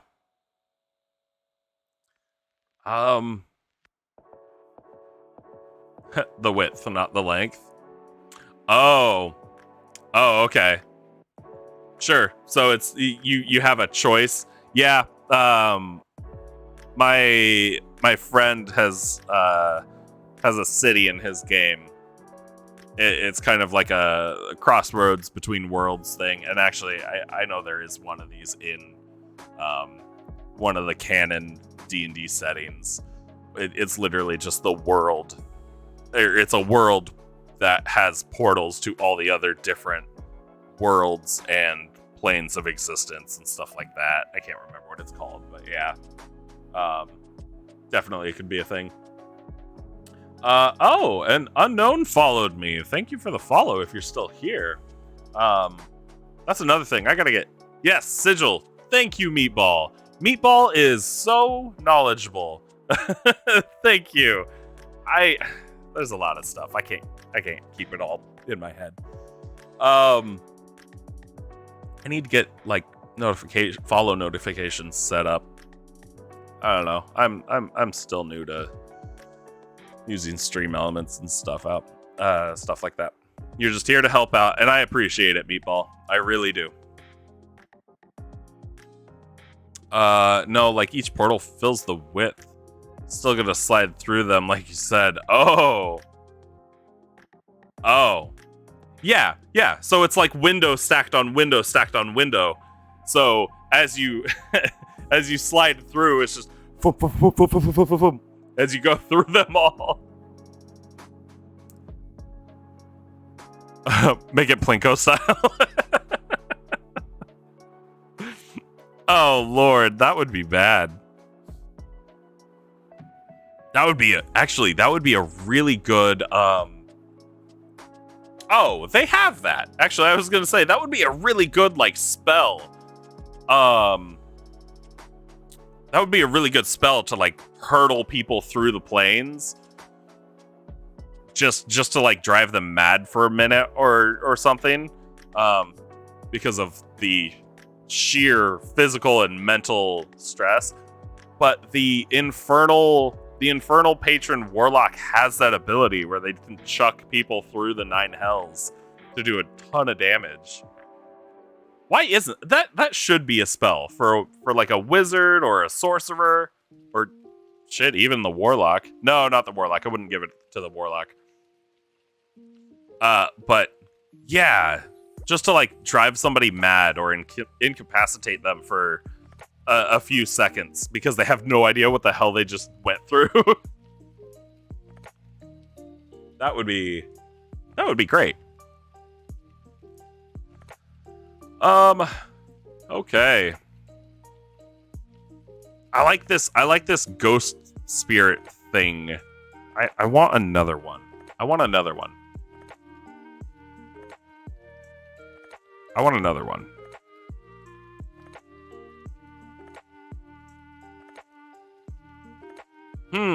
Actually, how about a random route? A random route tripping characters. So here's something that I'm gonna say that I do. So I'm gonna do this random route because then I hit weather with the swirling snow. I hit animals with the ram, and then I hit plant life. So kind of the 3 different things for nature. Because that's just how I want to do things. The random route tripping characters. I'm not gonna put a DC on this. Instead, what I'm gonna do, and I do this often when I want an effect to happen no matter what. But I don't care who it happens to. I'm not gonna put a DC on this. I'm actually gonna have all my players roll dexterity saves or whatever, and whoever rolls the lowest is gonna get tripped. I'll do this with like perception checks sometimes when it's something that I absolutely need my players to see, but I don't care who sees it. I'll have everybody roll perception checks, and then whoever has the highest, they manage to see the thing. It's kind of follows the rule of like, if it's something that you want your players to have a chance at failing at, you have them roll for it. But if it's something that you don't want them to have a chance at failing at, don't have them roll. This way, I still have them roll, but they still never fail. It was once used to trap the Tarrasque. The Tarrasque is a whole other beast, isn't it? That Tarrasque, I don't know how to feel about it, because so many people say it's not super powerful. It's not the best thing, because really anything with magic is going to be more deadly than that. But I don't know. If I were to throw a Tarrasque at my players, and I'd probably do it just to have them, like, I might do it as a one-shot. Just be like, all right, guys, you guys are fighting a Tarrasque today. Come at it with level 15 characters and give it your best shot. Or if I had it 20, I'd probably homebrew the Tarrasque a bit and give it better abilities. But make it one of those optical illusion perpetual waterfalls, and the player needs to save themselves by halting their momentum, teleporting. That, yeah, could do that. Oh, and if you want a hint, if you want to throw something really big at your players, don't throw a Tarrasque at them. Hold on, I'm gonna grab one of my books.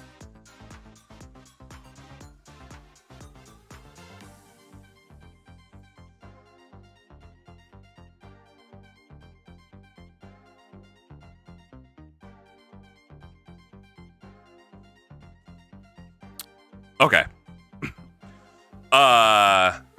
Meatball, the Tarrasque in the monster manual needs to be retooled. Because of the action economy and power levels, you're likely to see one. It might not act more than once. Yeah, exactly. The Tarrasque is not great. However, it's backwards, but it's Fizbin's. This book introduced some stuff, which, I mean, you can do it anyway.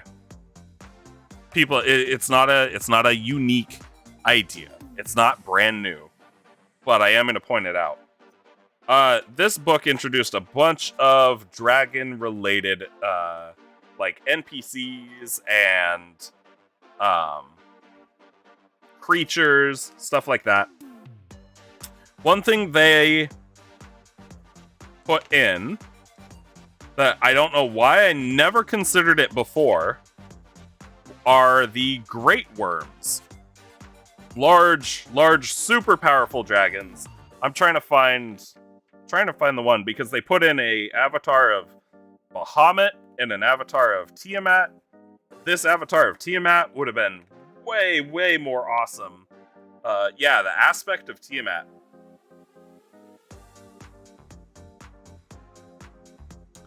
There's the picture.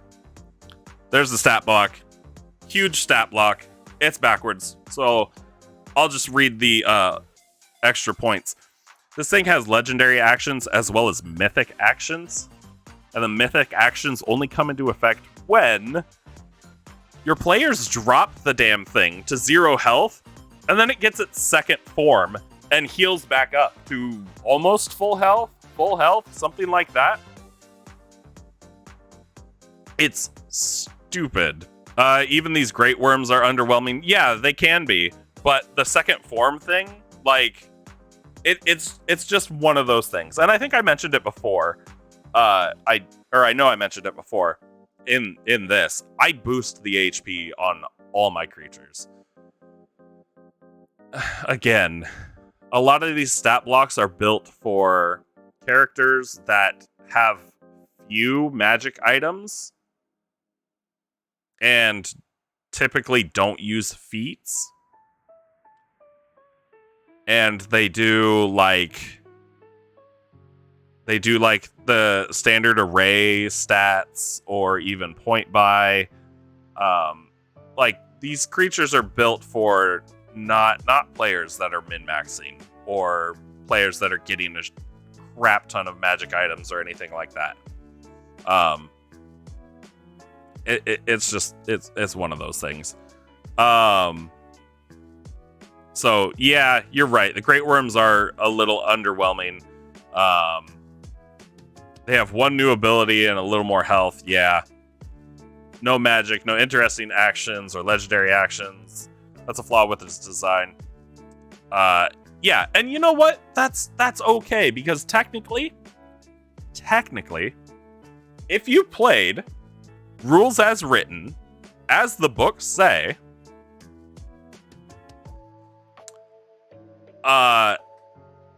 those fights would actually be okay. If you go in and you do like Adventurers League, where you're limited to only using 2 books to create your characters and pick your spells and all of that, then yeah, it's a little more balanced. But for people playing in their home games where they're allowing, and I allow all the books. So all the stuff out of Tasha's, all the stuff out of Xanathar's, all the stuff in Fizban's, all the stuff in the player's handbook, so on and so forth. Technically, not the way that Wizards has actually designed the game. They've designed it to be far more basic, and they've designed it using a lot of the rules that they suggest in the DM's guide, where you're giving out a couple magic items very rarely, and that includes healing potions. So if you played how they want you to, those fights would be way more difficult. But the way that a lot of people do, like you said, Meatball, they're not that great. But that's why we change their stat blocks. We boost their health. Maybe we bump their AC up by 1, maybe 2. And then we change their damage, or we give them an extra attack, or, stuff like that. Just kind of the job of the DM is to be flexible and take what base tools we have to work with and altering them in a way that fits our campaigns and fits our players. Just like, and I think they suggest it, if you're playing one of the pre-written modules, they say read through it over and over and over, make sure that you know it, and go through, and whatever items that they're giving out in the module, if it's not going to fit your players, get rid of that item and put in an item that will fit your players, or change that +1 longsword to a +1 warhammer, or a +1 longbow, or something like that. Something that actually fits your players. Your ring of fire protection doesn't have to be a ring of fire protection. It could be a helm of fire protection, or anything like that. Yeah, I think a lot of the underwhelming aspects of a lot of the creatures, or even a lot of the spells, can simply be fixed by the DM tweaking it, and it is our responsibility to do that. Yeah, we're just given basic tools. After that, it's up to our imaginations and all of that to try to balance it, which has been tough. It has been tough, but I think I finally figured out a nice formula to help balance things. I guess that's just my 2 cents on that. But yeah, the aspect of Bahamut, the aspect of Tiamat, there's other things in there that have that like second form, and then they get the mythic actions, and it's a really, really neat idea. A really neat idea. I'd still tweak it. I'm not saying I'd run it as is. If I were to run something as is, I'd go with one of those over the Tarask. But yeah, if I were to throw it into my regular campaign, it's definitely getting tweaked to be more deadly and more dangerous. Yeah, that's probably it. If I were to tweak it to Rask without looking at it, I'd be tempted to give it full magic damage immunity. Maybe make it require adamantine weapons to do damage to it. Make it something super tanky. Maybe I wouldn't increase its damage, but I'd just increase its resistances. I'd change what tools you actually need to kill it. Something like that. Maybe.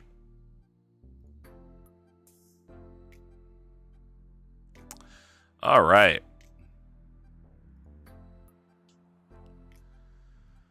Oh, well, I'm gonna have to get some food in a minute. Yeah, this all works. This all works. I'm feeling better about this. I'm gonna do those ice methods again.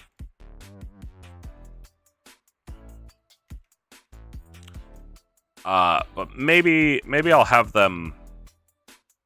Maybe I'll have them be more of a pest than normal. Because I don't know. I don't think ice methods have like a ranged attack.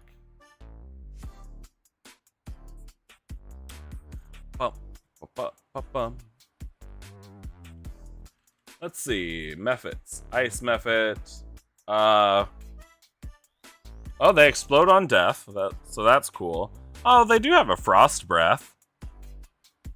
And then there's super, super weak little claws attack.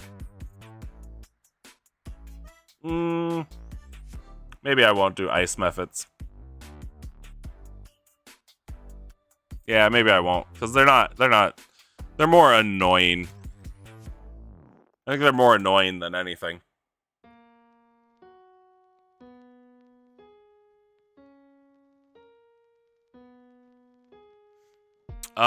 Let's see. What else? What else? What can I throw at my players? You know, that's not... I guess with all the non-combat encounters, it's not terrible. The abandoned camp would probably definitely need some sort of protection. I'd have to figure out where I'd be putting these.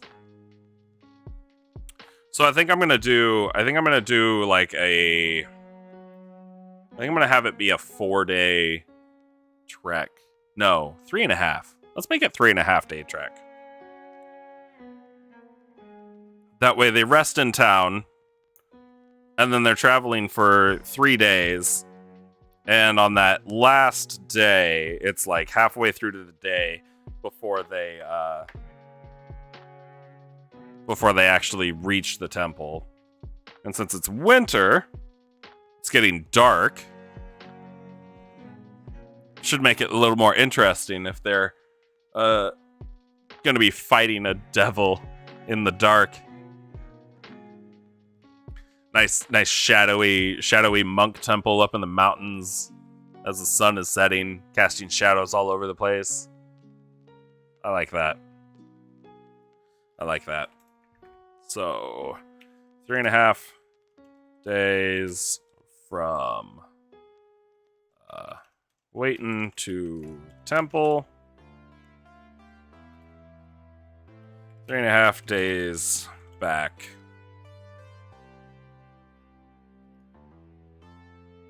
That's pretty good. I like that. Okay. Ice golems, Durgar.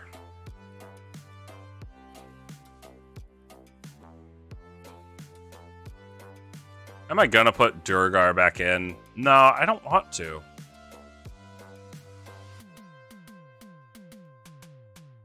I don't want to. I want to put... You know what I want to put? What about harpies?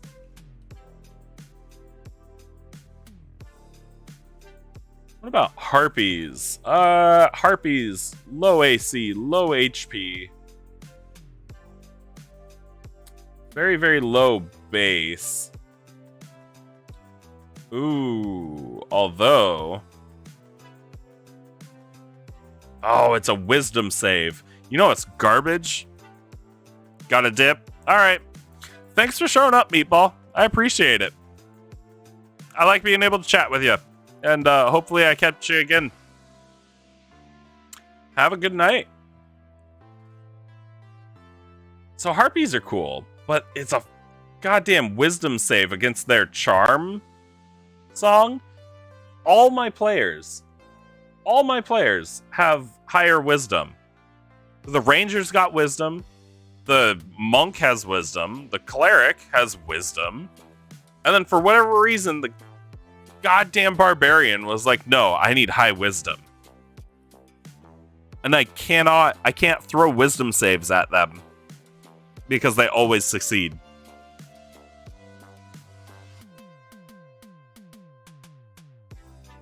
I guess it wouldn't be too bad.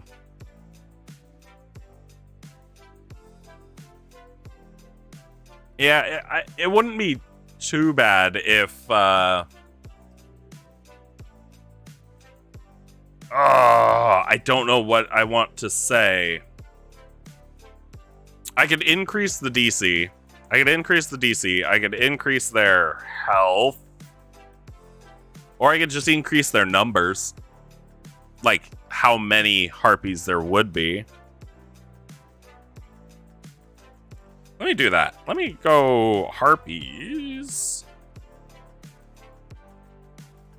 What else? What else could I throw at them? What would be with the ice golems? Ooh. Oh, why am I doing ice? No, I want to look at golems. Ooh, crystal golems. Those look cool. Ooh, snow golems too. Probably closer to the crystal golem, which is what? Mad Mage? Yeah, Dungeon of the Mad Mage had crystal golems. That's not bad. I could definitely reflavor a crystal golem as an ice golem. Take away their light intensity and illumination. That would be pretty good. And actually, what I could do is give them a cold aura. That way, anybody within, say, 10 feet is taking a small amount of cold damage. That would be cool. Maybe I'll do that. Let's do that. Let's do.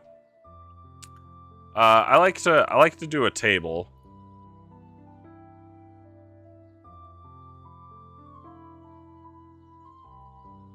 I like to do a table, and then I'm gonna copy paste this in here.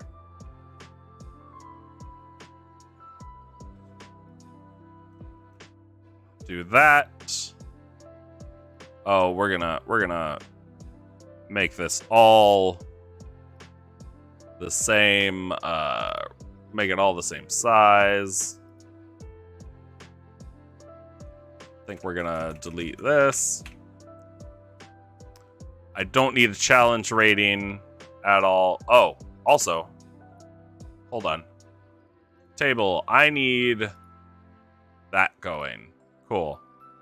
So we can delete these because I don't need that kind of information. I don't need this here. What else are we gonna... Let's get rid of the illumination. The light golem is light intensity. We're gonna get rid of that too.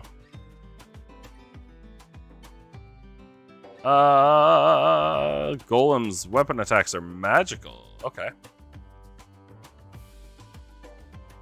Whoops.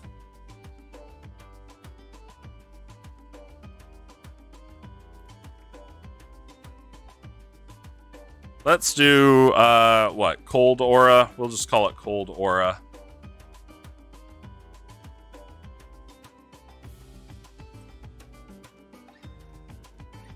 Yeah, we'll leave that there.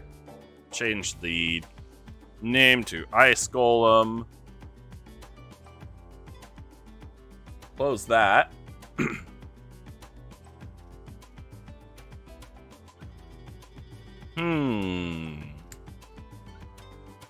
Speed, fine. 17 hit points. That's a lot of HP. Golem targets one or two. Oh yeah, the slow. No, I don't want to give it slow. Let's give it an ice breath weapon. Actually, I can do that if I do. Oh crap! What color is the ice dragons? Is silver ice? Oh, those are, yeah, it looks like it. Change shape breath weapon. Cold breath.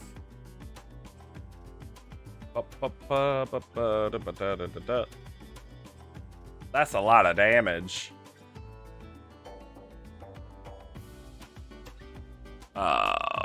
We're gonna do this instead. Yeah. Because I don't want to give this thing a slow effect.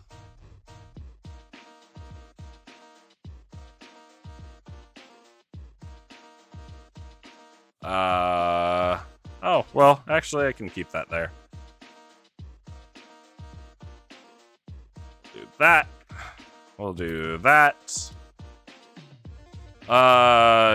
Dragon exhales. Oh, the the golem exhales an icy blast in a 60-foot is big because I think that was ancient or adult. Adult? Yeah, that's an adult. Let's do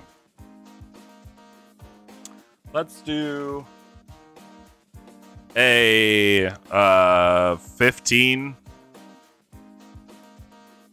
Yeah, we'll do a 15-foot cone. Each creature in that area must make a DC. Okay. So here's something that I need to go back on. We're gonna go back and look at that crystal golem again because I want to see the DC on its slow. 17. Okay. So we can update this to a DC 17.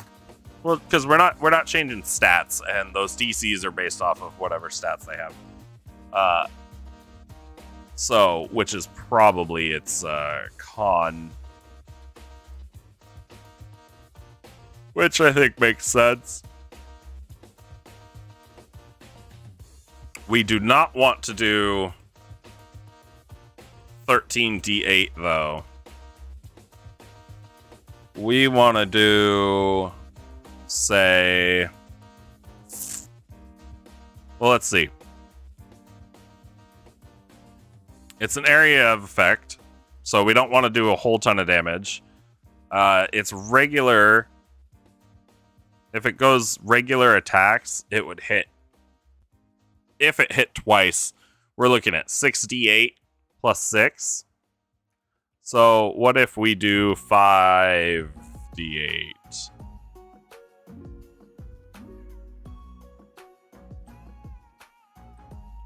We can do 5d8. That's what, 40 max, average of 20. That's not too bad. And then when I'm editing these, I do like to get rid of the average number and just have the math.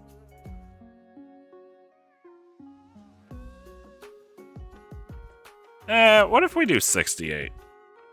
We'll do 68. Yeah. That'll be fine. So average of like 24, 25-ish. Ish. Okay. not too terrible. Immune to poison, psychic, bludgeoning, piercing, slashing from non-magical attacks that aren't adamantine. Now that's something that I would love to debate with somebody one of these times. Does non-magical attacks mean that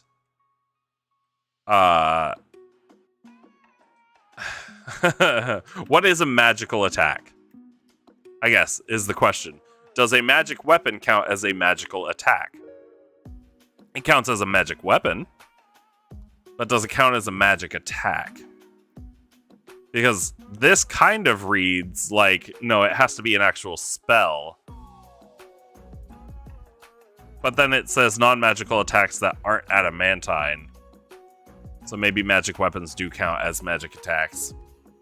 Or magical attacks. I don't know. Questions. I need something that has an aura to steal from it. I need something that has like a damage aura. Gosh, I'm not sure.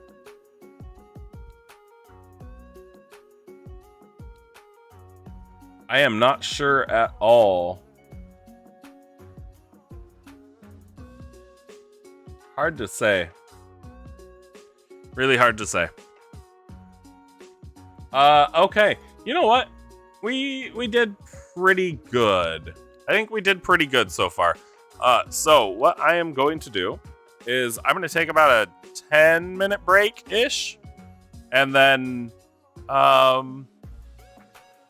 when I get back from my break, I think we'll do some messing around in Worldbox and do that.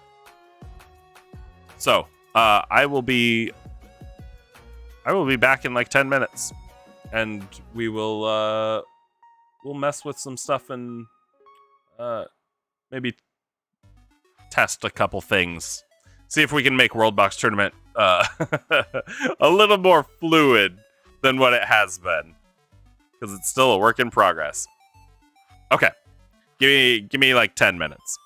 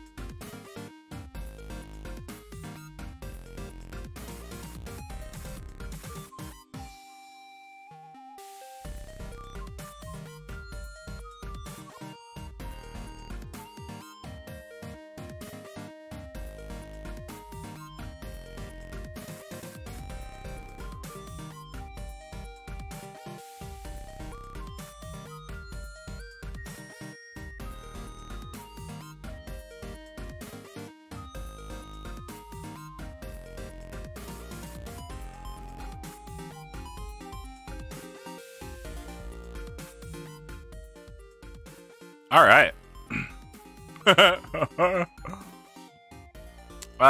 Yeah.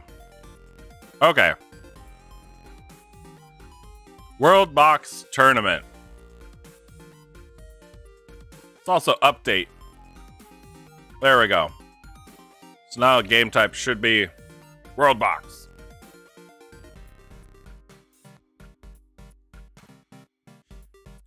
Okay. I'm gonna toss out some.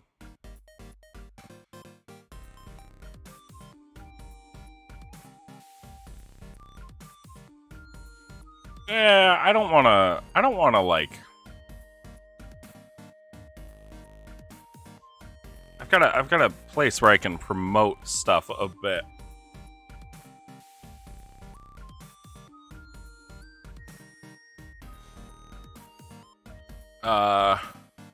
Huh. Okay. So we have some stuff that I need to work on. I'm still eating.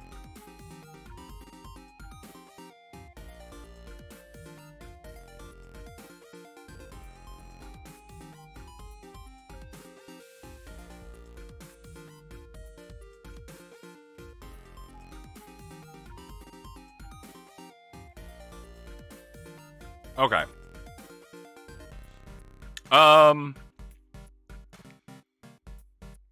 So I've kind of got this down. Gameplay wise, it's not too terrible. So now we do have a coin flip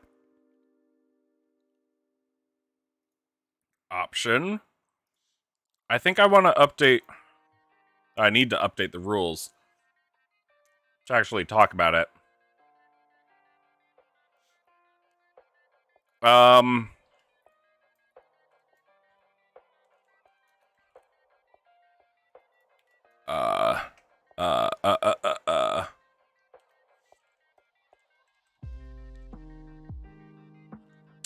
Let's see. So we're gonna flip a coin on heads.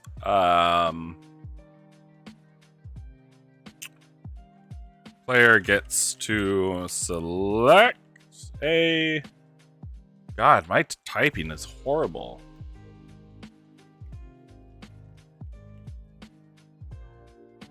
Okay, there we go. That's a bit better. How's that look? Okay, not too terrible.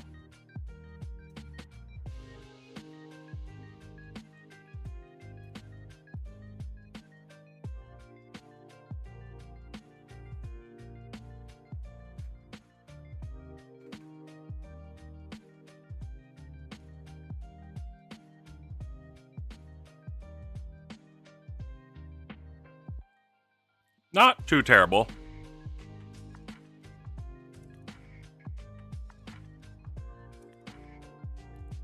Are there any of those that I should take away?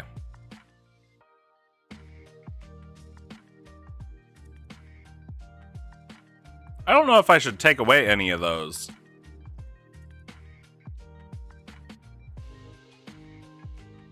Oh, and I'm curious. Let me look up.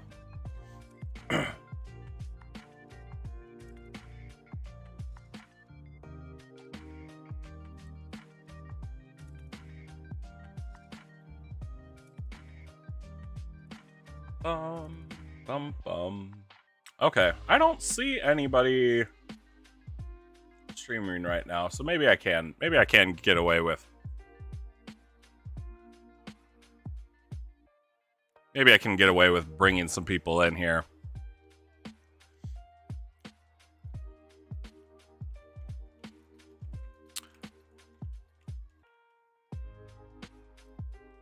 Let's see.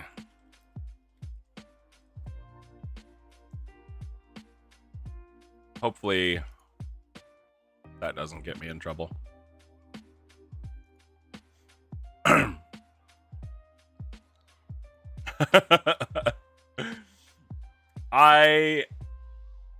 I do need to figure out. J-Ron, you sure people will come by? Yeah, they probably will. I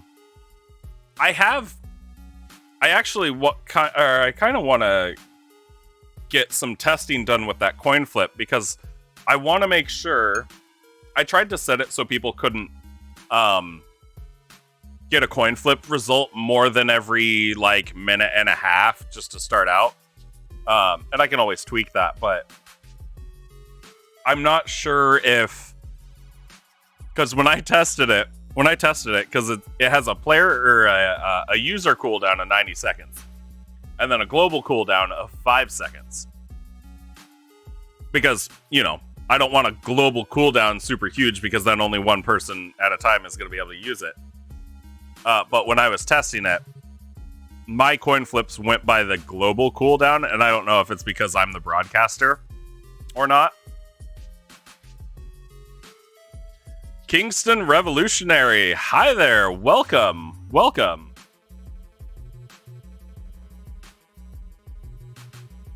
Forgive me, I'm working on becoming a 50% coffee today. Welcome. You're new here.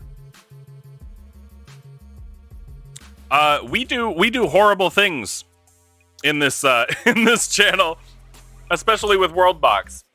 Right now, we're kind of testing stuff out, but I do have rules up here for when we do our World Box tournament thing. I'm trying to work things out a little bit better, make it all a little more fluid. And eventually, if I can, I really want to start learning some coding, like Python or something. There's another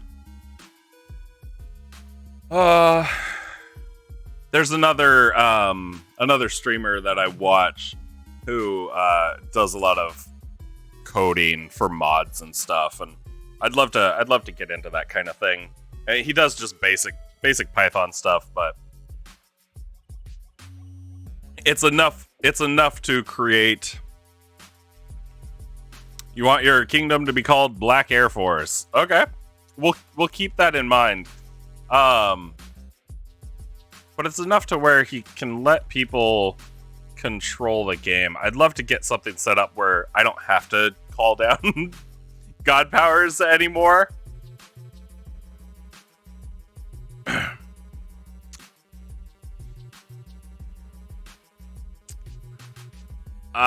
But I don't know. Ooh, this place is on fire. We'll have to get a separate world set up, and yeah, we'll get things. We'll break things in whatever world we choose. God powers, though. Let's look at the god powers real quick. I want to make sure. You make worlds, do you? Kingston makes worlds. I make worlds too, and they're terrible. But let me see here. Divine Light's probably good to keep. Oh, I did add in living houses. You make decent worlds. I did add in living houses just because I think it's funny. Fire's good. Oh, I did change a rule that says that we'll be using the medium circle size for any AoE powers in one spot. Just so it's clear to everybody. Bowling ball kind of sucks for this. Maybe we'll get rid of the bowling ball. Let's get rid of the bowling ball.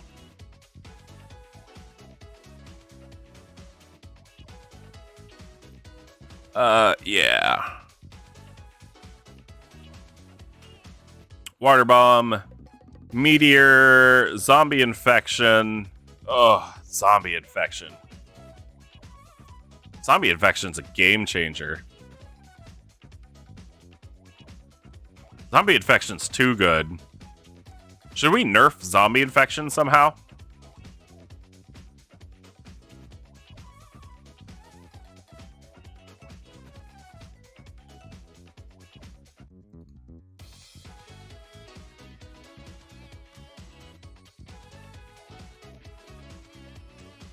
A zombie infection nerf would be good. I just don't know how.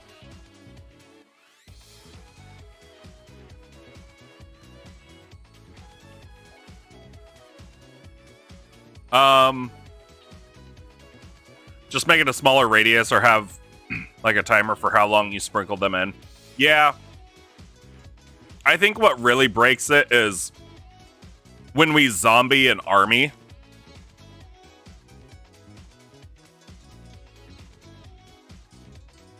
What if we zombie virus not units, but infects we'll specify it infects the king. We won't call it zombie infection. We'll call it zombie king. That way it always specifically targets the king and maybe those around it. But then we're not using it on the armies. It shouldn't have a huge impact, but enough of an impact to where it might drop their population a little bit. Yeah, we'll say infects king and surrounding units with a zombie virus. We can do. Let's do the same thing for the madness. We'll call it Mad King. Causes madness in king and surrounding units. If that doesn't sound good, just let me know.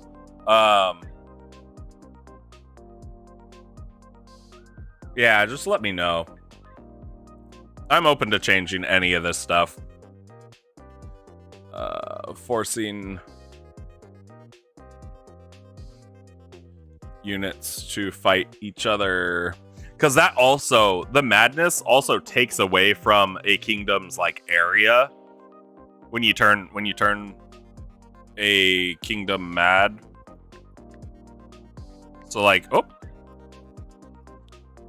so if I take these orcs, God, this map sucks.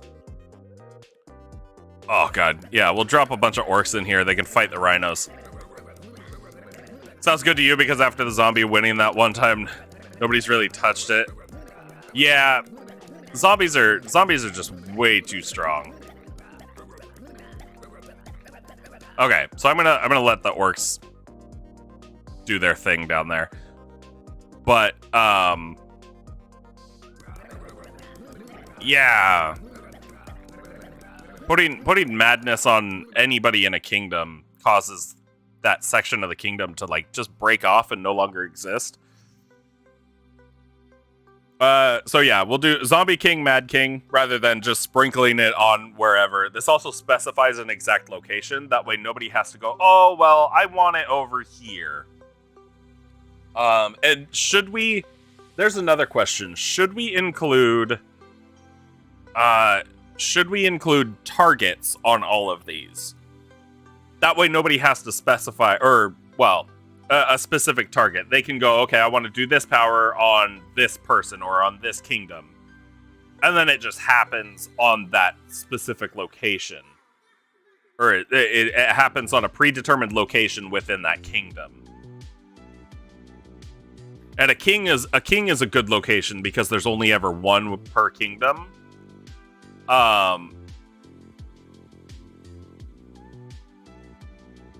If we do like, I could specify for earthquake, we could specify like central to largest section of kingdom.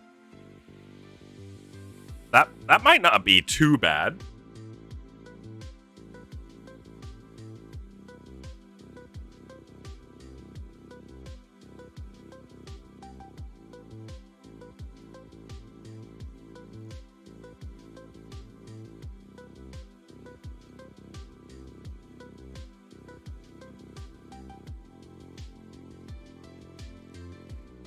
You feel like the king is really the only place most people target? Yeah. Or just meteoring to destroy. Yeah. That's part of the trouble with this. Because, like, I want to give you guys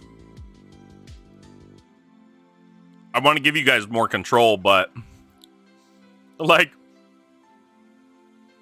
without a grid, I'd love if this game had an actual grid system. Like, just a quick grid overlay, and then we can call out grid coordinates oh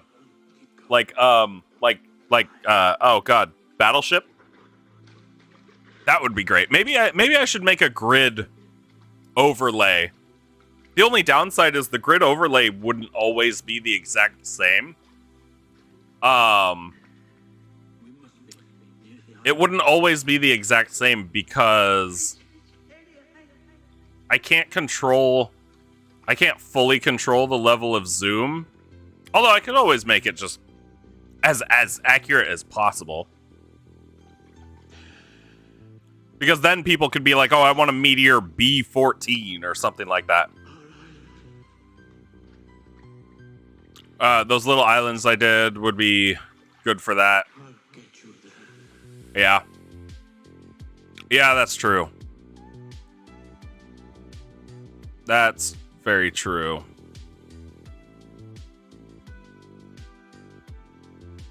Oh, I'm gonna...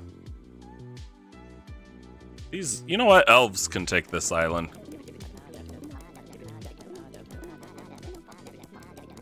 I'm just gonna put stuff out here. That way we at least have something going on. Ah, the great Noni. Is there an option to create just random islands or just manually? So I can do the world creation option. So I can do the world creation option. And that kind of randomly creates randomly creates a world with randomly generated islands and all of that. There are a couple options like under the other various powers. These ones here will create islands in whatever these shapes are. So I could do a squares one, and if I click, oh, that's huge. It creates islands in that like square pattern, or it raises the ground in that square pattern. So if it's in the open ocean, it just makes things less shallow. But you can create patterns using that. Same with the star. If we do star, it makes a star. The printer island option, it creates the exact same pattern every single time. So it'll always create... Oh. There we go. That's...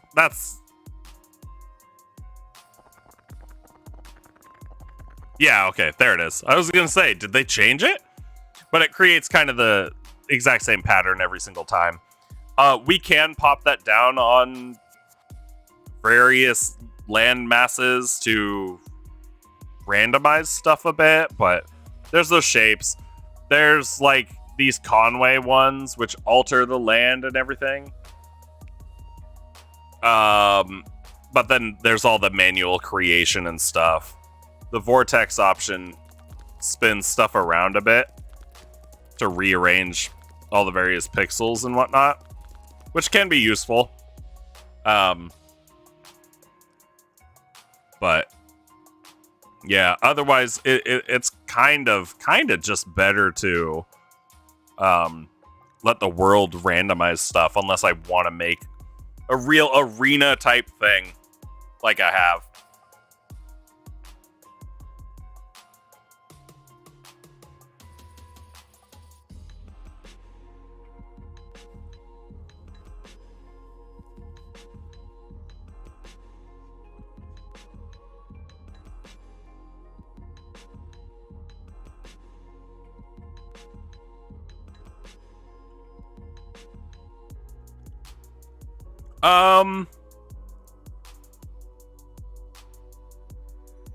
print the same one could work.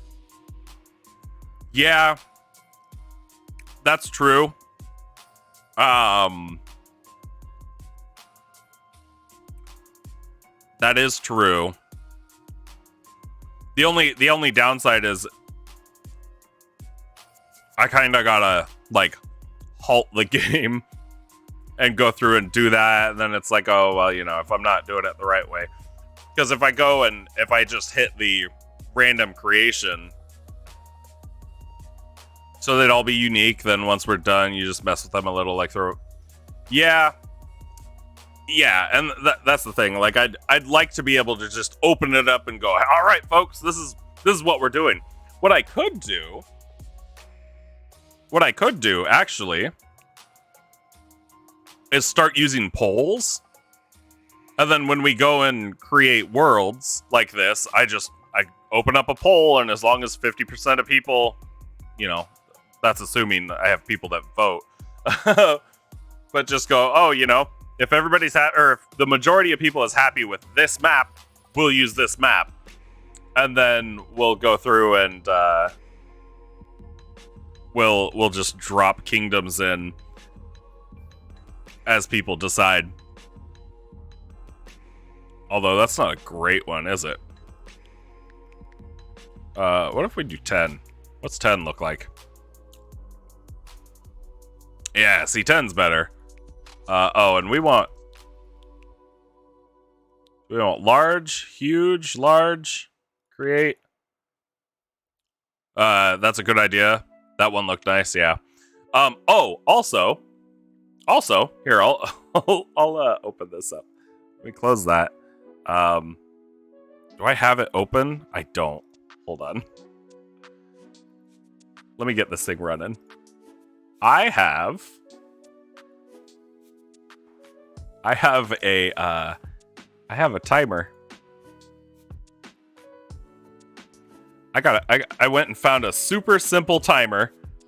Like, every single timer that I found was complicated. I was like, I don't need a complicated one. I just want a simple timer. Finally found one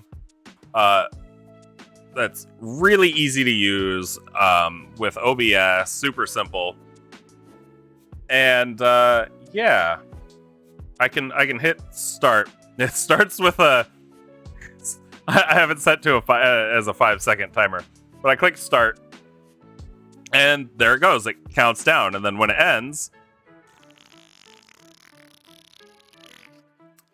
sound effect plus drop the goo. That way, at the end of the game, or after however long we want the tournament to go, I might make it like an hour-long timer. Drop the goo shows up, and then I drop the gray ooze somewhere, and maybe on like an unpopulated island is what I'll do. I'll drop the gray ooze on an unpopulated island, and then let it spread and see how it goes. That way, it's a little more random with where it gets placed too. Because I don't want to just drop it in the middle, because then if people want to try to, like, I guess you could strategize and try to make sure that you were holding on to one of the outlying islands. Funny Crocodile Man, welcome. Hello to you too. How are you doing? Okay, so do I drop the goo in the very center? That way people can kind of strategize. Or do I drop it on a random unoccupied island? That way it's kind of just luck based for the winning.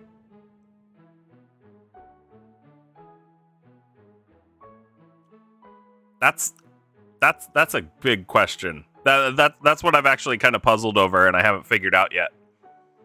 Is, do I do it that way? Oh, and that sound effect is completely mine. I've recorded it. Don't worry. It was it was done with my mouth. You'd go in the middle as luck based, so then no one can get salty. That's fair. And let me. I should probably update the rules. So that says... oh, and I can delete this. When the timer runs out, what is this power actually called? Gray goo. When the timer runs out, gray goo gets dropped in the center of the map. Okay, cool. Not too terrible. Not too terrible. Okay. So this is turning out pretty good, and I'm expecting some absolute chaos from it.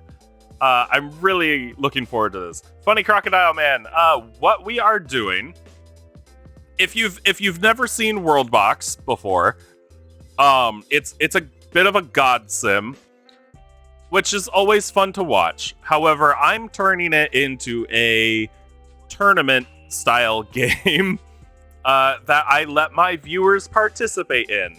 I have the rules up here that we're currently working through, and we've done this a few times, and it's an absolute blast. I love doing it. I'm planning on having one run tonight, but we're kind of fine-tuning a few things right now. But ideally, what happens is, as viewers pop in or whoever, you start chatting.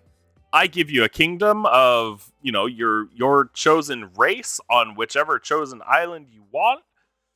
We name the kingdom after you using your Twitch name. And then we wish you luck. We wish you a lot of luck as you try to be the last man standing. Either through your kingdom eliminating the others, or more than likely being the last person to get dissolved by the gray goo. So, yeah, lots of fun. Lots of fun. Ed J-Ron, I appreciate you chatting it up in the Discord for me. Sounds fun. It is fun. I've had an absolute blast. I kind of like being the oh god, what's it called? The announcer for the game.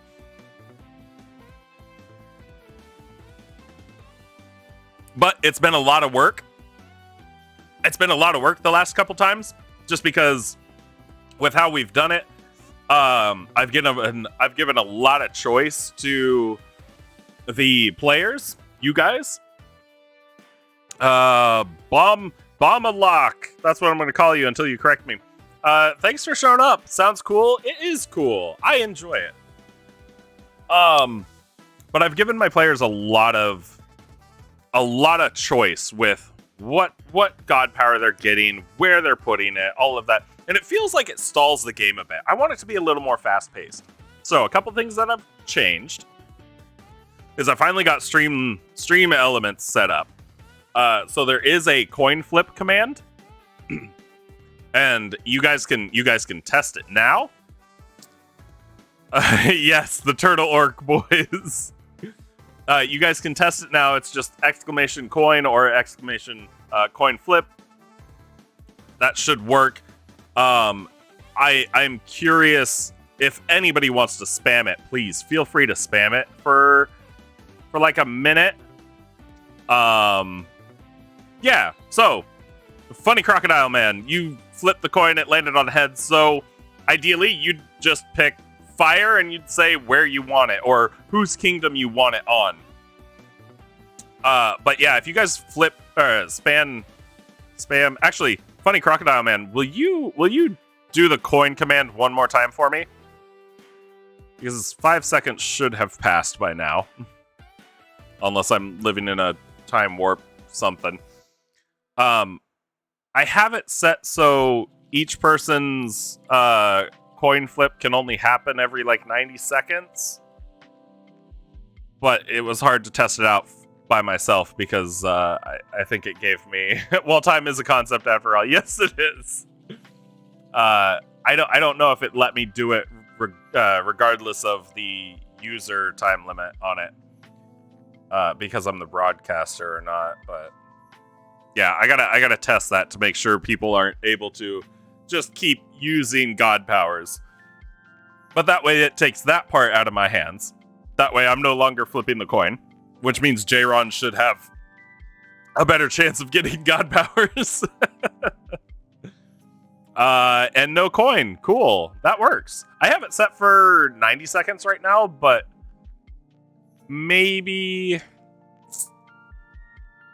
if it feels like it's not fast enough, we can bump it up to 6 or bump it down to 60. So you guys can do it every minute. Don't lie, I still won't get powers.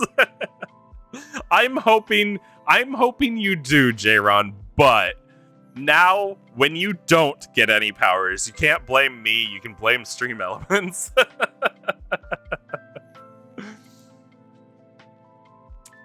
Okay, so I'm gonna look at this again. Let's go back into editing these rules and whatnot. NPC takeover. Rename an NPC kingdom for yourself. That you can only do that if you do not have a kingdom. Although, yeah, because I don't know. I need to explore Worldbox a little bit more and see if I can mix, or if I can find a way to combine kingdoms or something. I need to research this game some more. Because all the research I've done has been like race testing and stuff like that to see like who usually comes out on top. It doesn't mean you always will. Wow, Crocodile Man, 2 god powers in a row.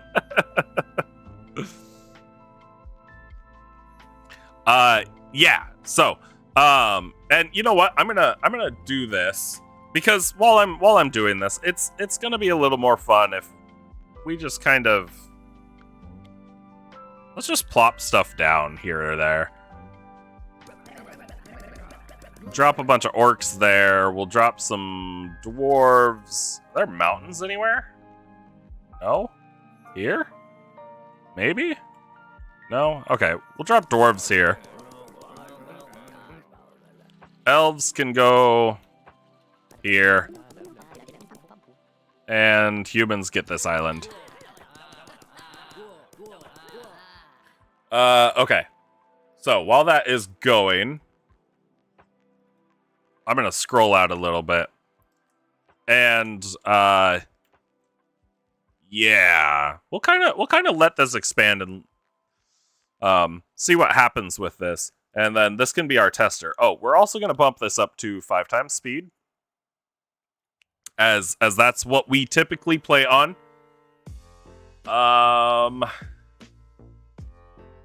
Anyone can join the game.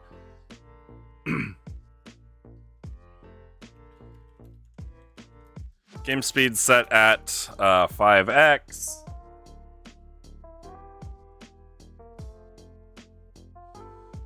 Kingdom begins with 10 of your choice of race on any landmass you want. I say any landmass. Should it be unoccupied landmass? Maybe I should say that.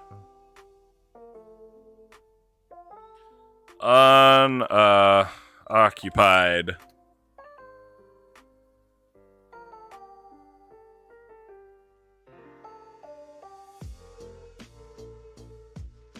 Oh.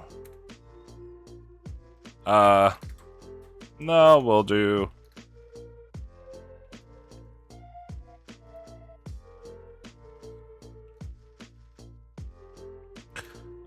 I'm trying to format things so it all looks better.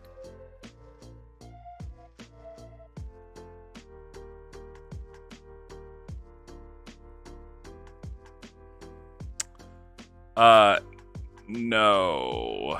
Funny Crocodile Man says no, and I don't remember what you're saying no to.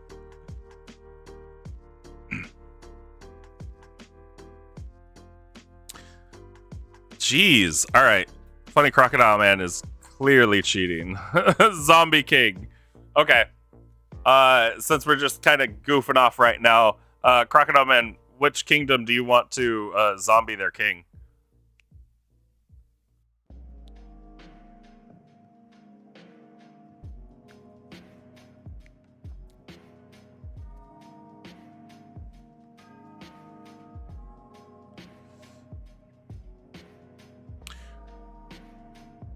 Perma Bacon Spike. It's the man who cheated me. Perma Bacon Spike. Did you change your name? Did it? All right.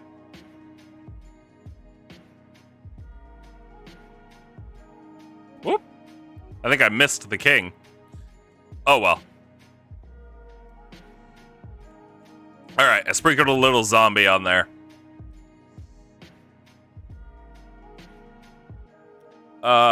Okay, let's see.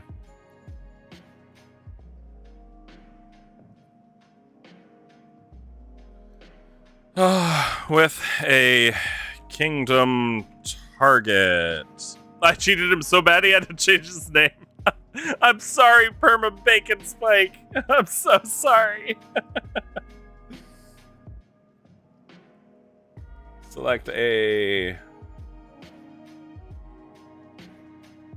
God power with a kingdom target.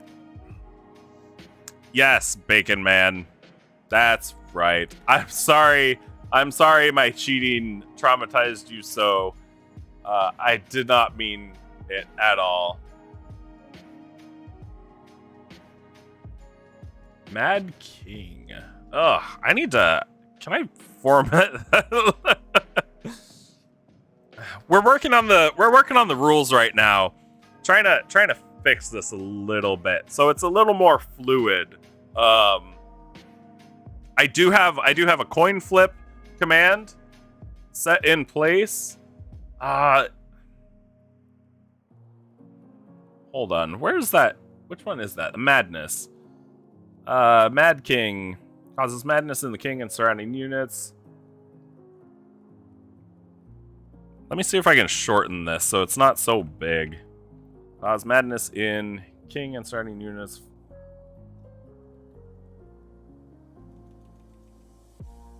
Units fight each other. Does that work a little bit better? Yeah, that works a little bit better. Will there be another round? Yes, absolutely. I'm looking to finish today's stream off with a round of World Box Tournament.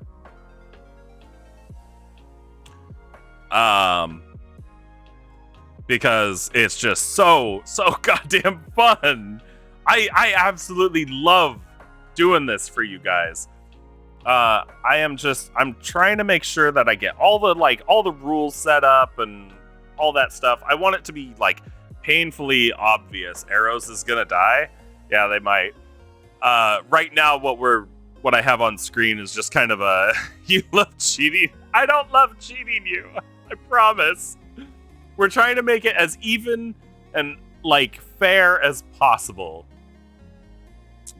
And that's why a lot of this I'm specifying like you can see for the God power, as I said, I have all AoE powers will be the medium circle size and in one spot. Bacon Man will never forget that. I'm also trying to say, like, I don't know. There's a lot of stuff. Yeah, that's true. I was flipping the coin for J-Ron. I flipped so many tails for him. It was ridiculous. Funny Crocodile Man gets another heads. That timing feels all right. I think 90 seconds is pretty good for that coin flip. I think 90 seconds is pretty good for that coin flip. And Crocodile Man, if you want to drop a power on wherever, just let me know. Hey, J-Ron finally got a heads. Meteor Niall. Okay. I'll drop a meteor on Niall. We'll slam it down right there. Oh, Actually, what if we do that? We can meteor people's armies. We'll specify meteor on on largest army. That's a game changer. That's a game changer.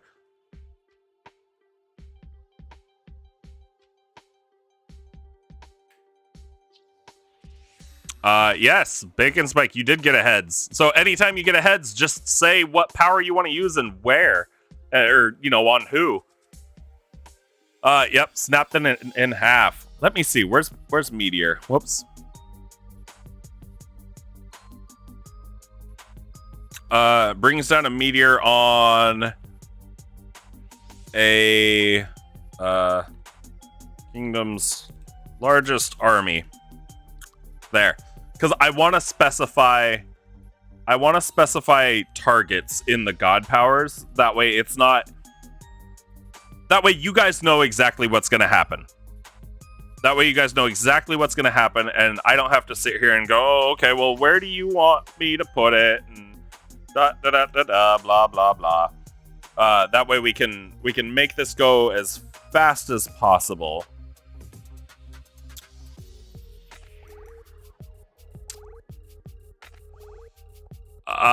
Let's see. Crocodile Man, you snapped them in half. You can let them pick either army or king. True. Very true. Did I don't have natural disasters on right now. Whatever, it's fine. Bacon, you're with arrows. You shall kill them. Zombies on arrows. All right. Let me hit zombies on arrows. There's that king. Oh, the king moved. That's fine. I sprinkled some zombies. Yeah, okay, they're dying. Okay, there's zombies and arrows. Ooh, Crocodile Man finally gets a tails. Nice. I can let them pick either army or king. I think meteor on the army can be good because it can really cripple, because the army is a huge chunk of the population.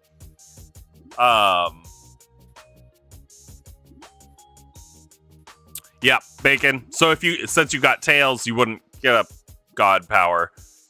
I could also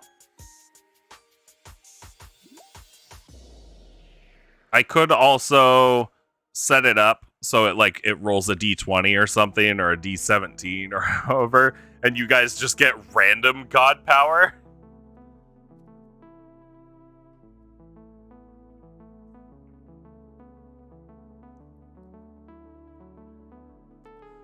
What about letting them choose the biggest village? That is an option too.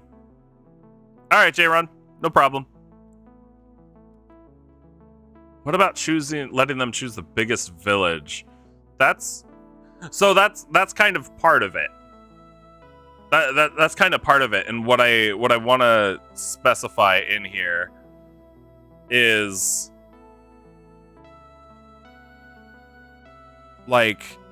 so you get to call out which kingdom. I think some of these. Oh, Bacon, did you zombie all? Yep, all the arrows got zombied. Nice, good job, Bacon. He killed the arrows.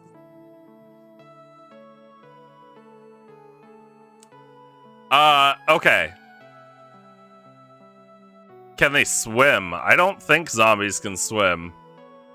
No, actually, unless you put a unit in the water, no units will attempt to swim. Now, if I put a tornado up there and a tornado threw zombies to other islands, that would work. Meteor pit it. All right. Where's their army? Right there. And meteor's a big effect too.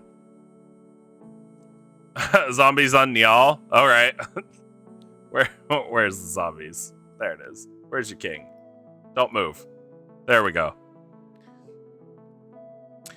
Cheeky Chinchilla, welcome. Welcome. Yeah, once I get these rules figured out just a little bit more, we'll get an actual tournament going. And they're not dropping. Honestly, well, zombies are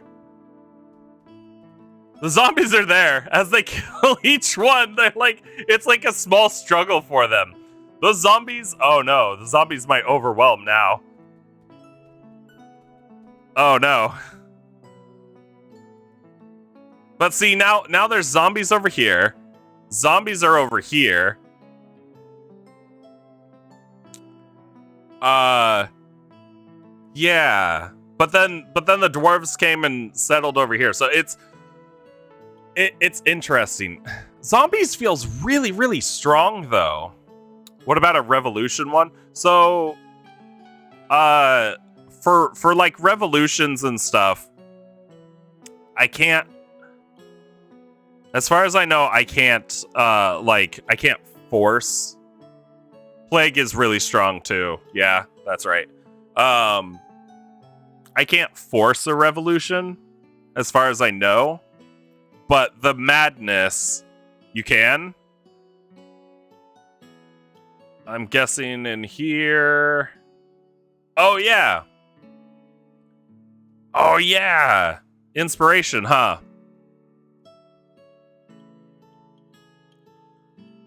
Hover over plague. Oh, where is it? There it is. Plague. Start outbreak of epidemic disease.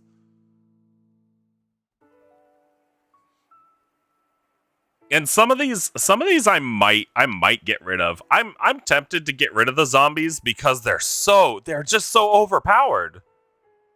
Yes, it is COVID-19. Plague kills your allies. Yes, it does. Plague can backfire, so can the zombies, especially if they're on the same landmass. And welcome, Shiz. I'm working out some more rules because zombies are so overpowered. Like, you guys keep choosing it, and it's fair. I understand. You see, now I did a tiny amount of zombies. Now they took over this entire island. You're fine as long as someone dies. Yeah.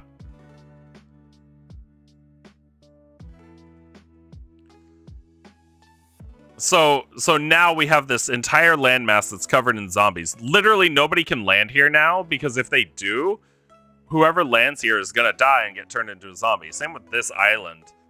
Plague, though.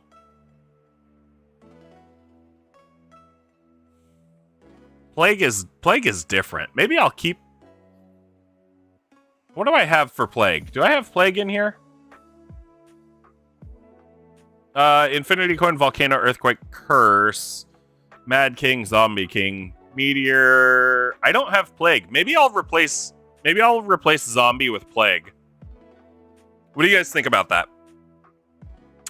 And Plague on Noe, or the Niall. Okay.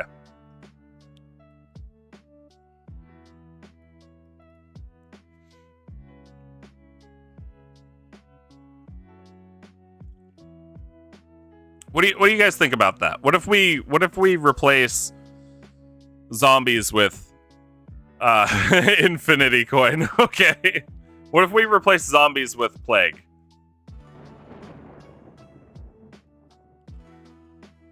Who are the AFK peeps? Good question. Let's do that. Let's do that instead. Let's do Plague instead of Zombie.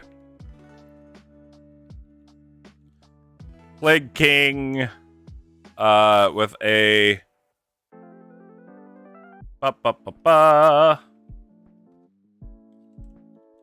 we'll just call it an epidemic.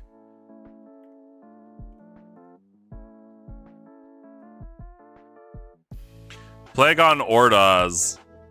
Plague you at least might be able to save. Yeah, exactly. I don't want to I don't want to completely screw something up with the zombies, and I mean, honestly, whoops, I missed. Well, then the orcs died. yeah, the plague is really bad too, because it completely wipes out a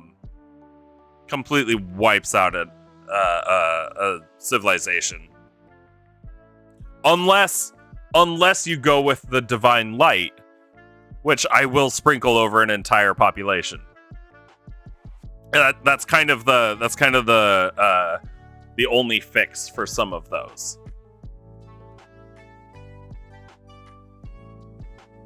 So there's some stuff that's beneficial. Most of it's negative, though.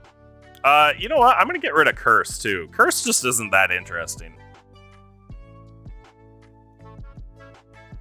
Earthquake's fun because it changes the land. It also destroys buildings. Can you save zombies with Divine Light? Actually, now I'm curious because I haven't tested it.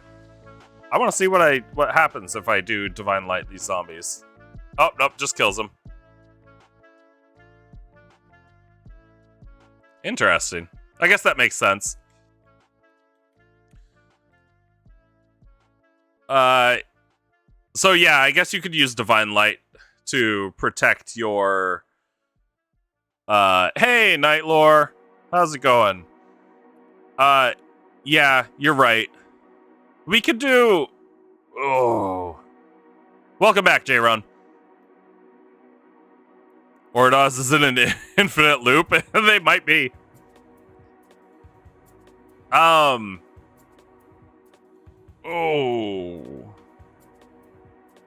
I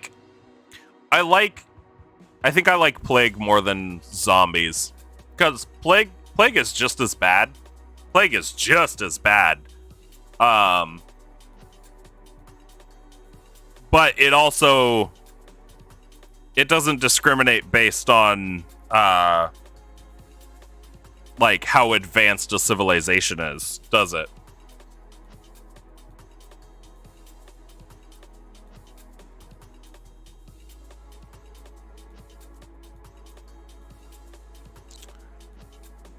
Plague spreads on touch.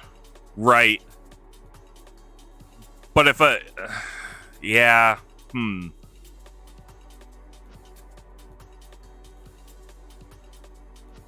Zombies spread on hit, yeah. It's weird.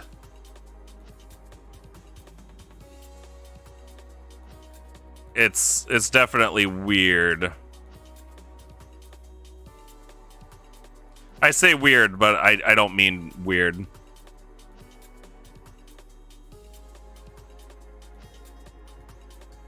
Knight, you know a strategy game?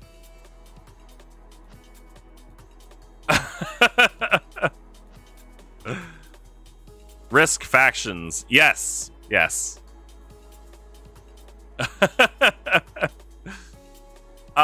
Bacon, when did you flip that coin? There you go. It's on a 90-second it's on a 90-second delay, so or not delay, but you can only do it every 90 seconds.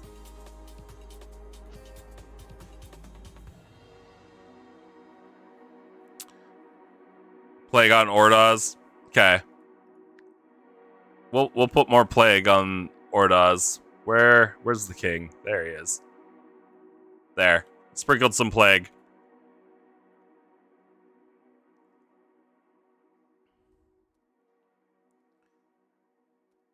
And this is... We need more.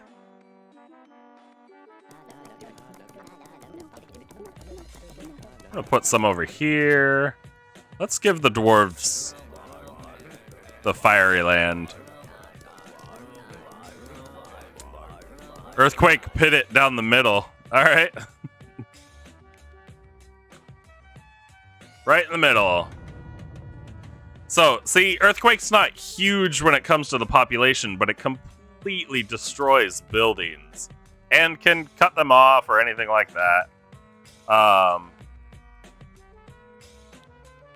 I'm gonna put more elves up here.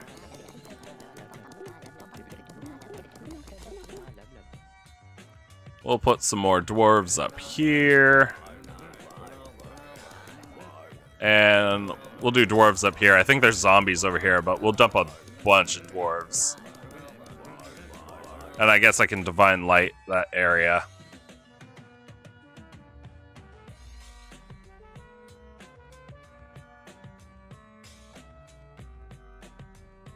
Ah, they killed all the dwarves.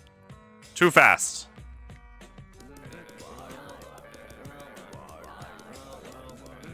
You know the pattern now? It's heads then tails. I'd be impressed if there was a pattern.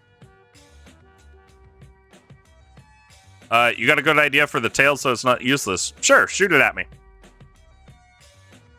Let me hear it.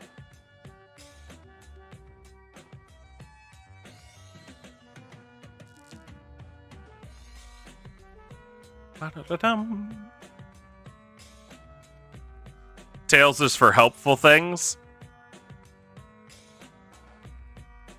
I mean, there's helpful things that you can do with heads, and I think that's kind of where that's kind of what I want to do. I want to make you guys have to decide, do you want to help or do you want to harm? Because then I want it to suck. I genuinely want it to suck to not get a god power.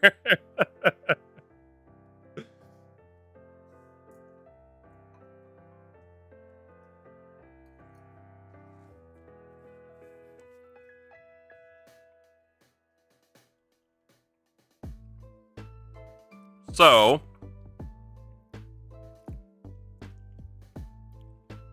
yeah, how are these Ordas still?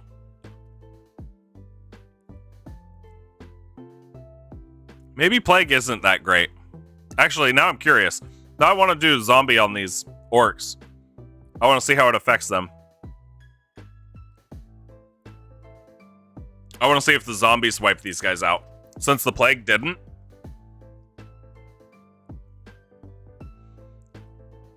On Tails, I get to pick a god power.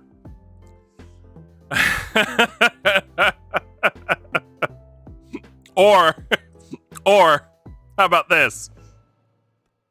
Every time somebody flips a coin and it lands on Tails, I flip the infinity coin. I take it off the table so you guys can't pick it. But every time somebody lands on Tails, I flip the infinity coin.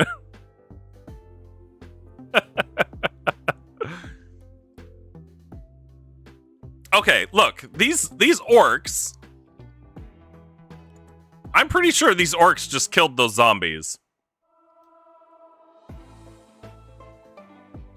Okay, we'll do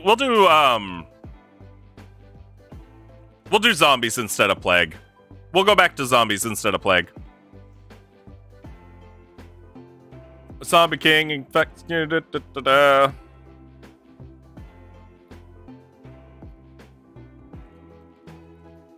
With a zombie virus. Okay. Meteor Ordas. Okay.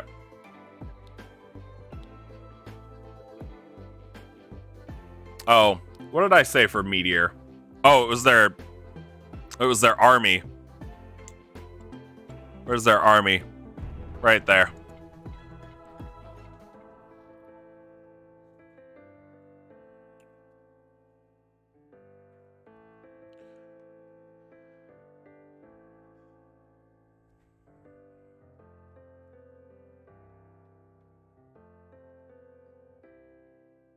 Another one on Ordas? Okay. That army looks pretty big.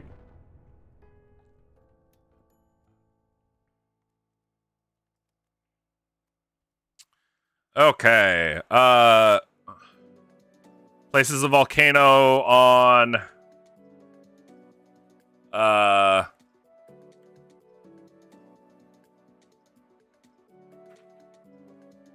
let's change places a volcano on the capital. Yes, orcs are very resistant.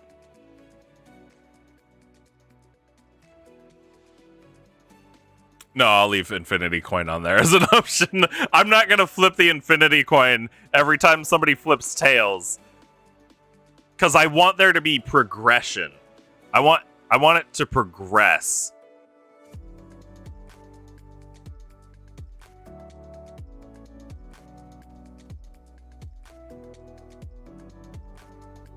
I want all these kingdoms to actually grow and then reach the point where they are fighting each other. Looks like those humans died.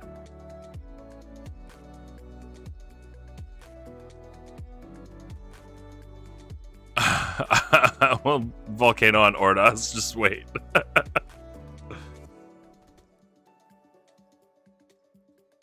Okay. Make a Zarbomb one. No, I'm not. I specifically not put the Zarbomb on the table just because it's so huge. It's so powerful. If I put something on there like that, that's what everybody's gonna pick. And I want the options to be fairly even. The plague is still there.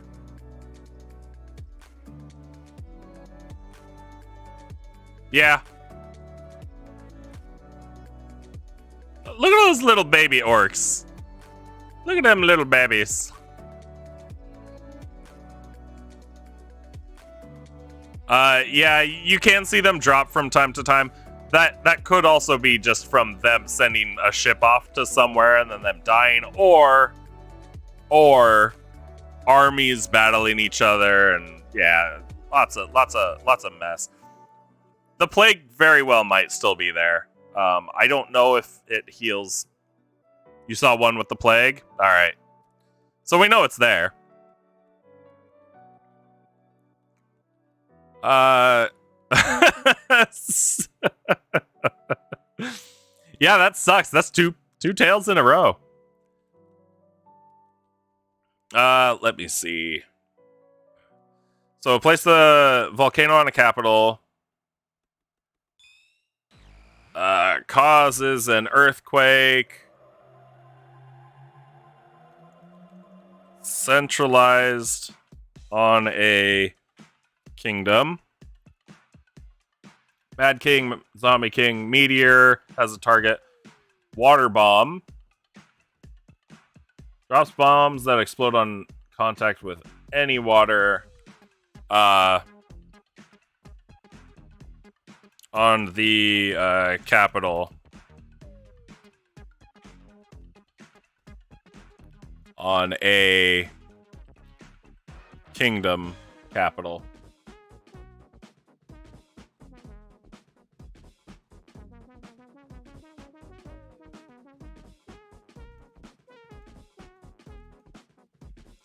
Bombs that explode when wet. Here, we'll just put that.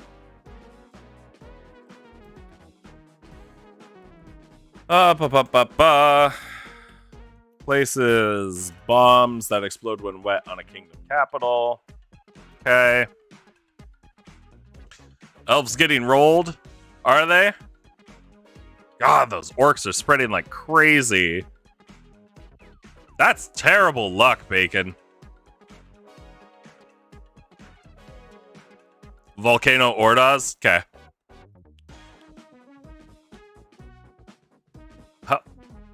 Let's see. Right there.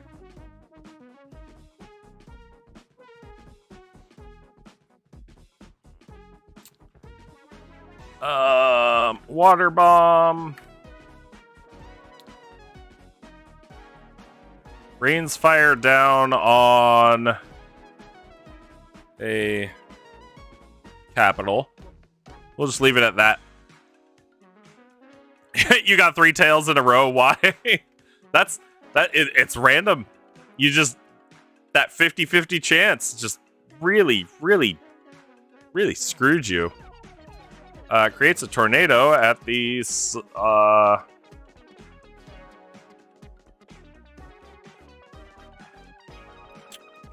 where are we putting tornadoes? Creates a tornado on a kingdom's largest army. Why not? Tornado, it really doesn't matter because the tornado is going to move around so much. Places a dragon on a chosen king.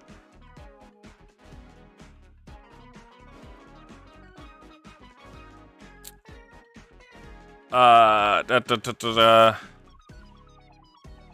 do capital buildings. Capital buildings animate.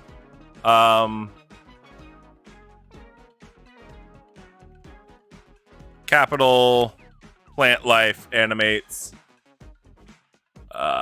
Divine light will hit the entire population. NPC takeover. That looks good to me.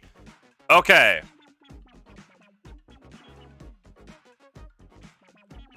Dragon Ordas.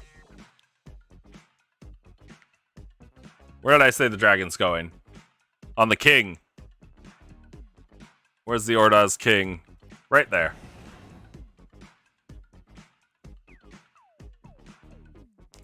Yeah, Bacon, your luck is terrible. Not gonna lie. Not gonna lie. Okay. I think...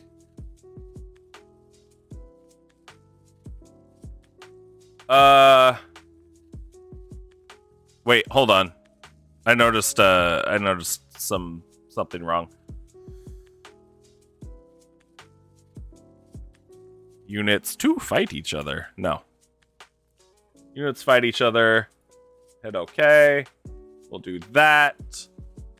We have the timer going, or we have the timer up. Whoops.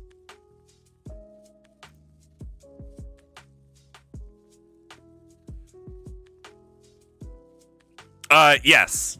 When the tournament happens, I'll turn that off. I guess I should include that as well. I should include what the world laws will be. So when we run the tournaments, actually, no, sorry. Rebellions stay on. Concerned whale production burn the forest. No. Rebellions stay on because if we turn them off, it invalidates the NPC takeover ability. And that's mostly for anybody that jumps in and wants to play, or anybody that gets knocked out, they still have a chance to win. So we leave rebellions on. We do turn on natural disasters and other disasters. And we do turn on angry villagers. Because we want everybody to fight. Volcano Ord. Okay. Where is it? Did I say volcano capital? Right there. That's gonna... Ooh. That's gonna hurt. And Permabacon finally got a heads. Letting the rebels grow to take over is the pro strat. It is. It is, actually. Is this completely hands off? What do you mean?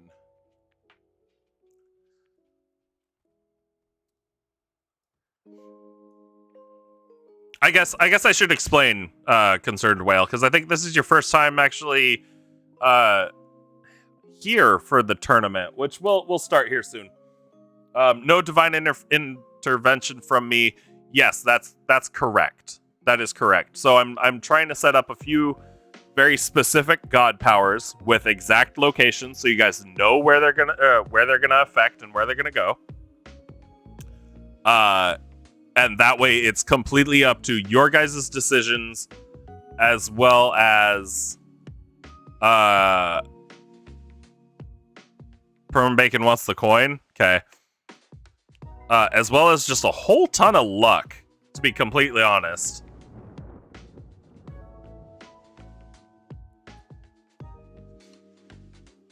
Oh, I should say, I'm only gonna go with. I'll edit those rules. I'm only gonna go with your first choice. Your first choice. So, Perma Bacon, that Volcano on Ordaz choice would have been the first one you get.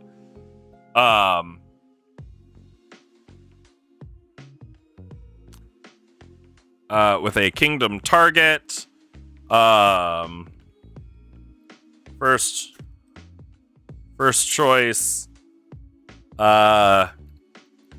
No second guessing. There we go.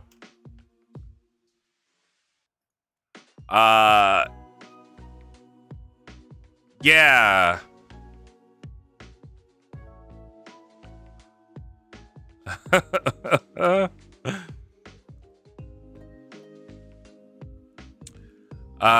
So I think J-Ron, you'll be lurking. The shiz will, yep. The shiz will keep your back. Sorry you won't be able to play. Maybe we'll throw something in for you anyway. But I don't expect them to last long if you're not playing. But I appreciate you lurking. Always do. Should I include another coin? Okay.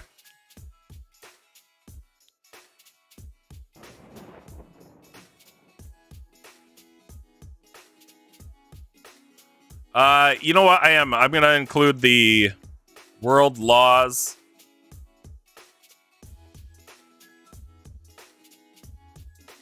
We'll do this.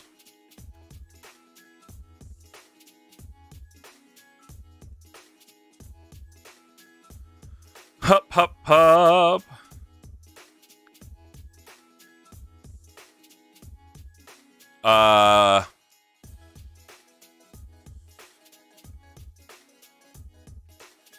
Rebellions.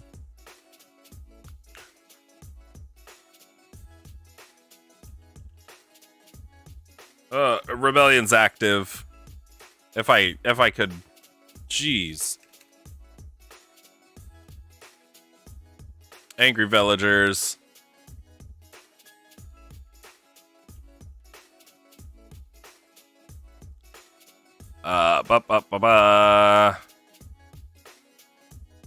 No, natural disasters and other disasters.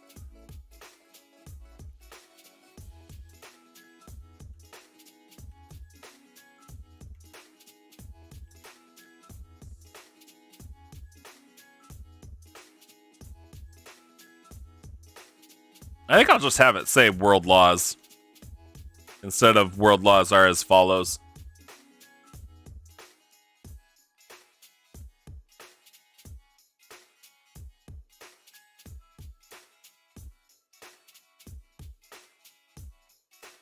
Or I can J-Ron, if I get put in, I expect myself to take me out like usual. That or Plague. Yeah. We will see. We will see. I'm sure Plague will destroy you. Let's see here.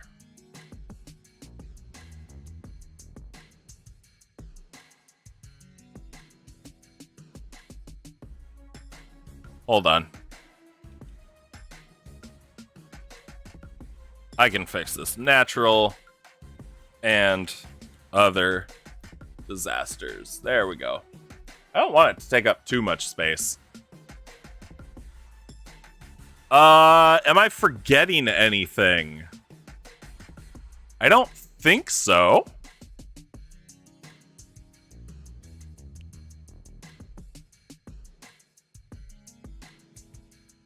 I don't think I'm forgetting anything.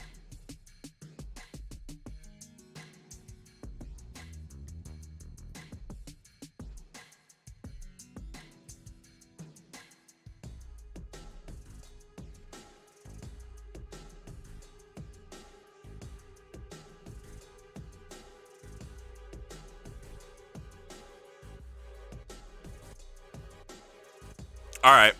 All right, Bacon. Here's your coin.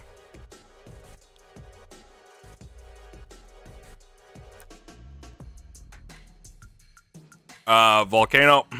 Cheating? I'm not cheating you. I'm not cheating you at all, because this isn't even a real tournament.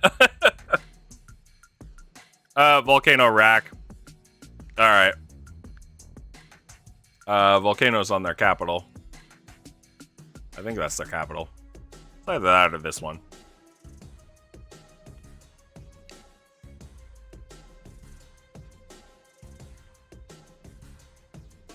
Okay.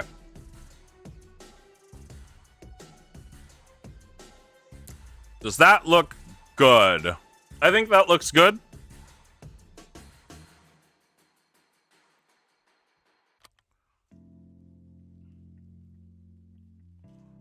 I think that looks good. And yeah, eventually what I may do is, instead of having specific,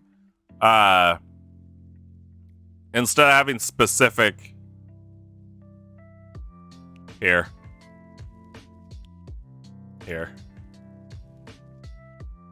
Where's the center of the map? Right there.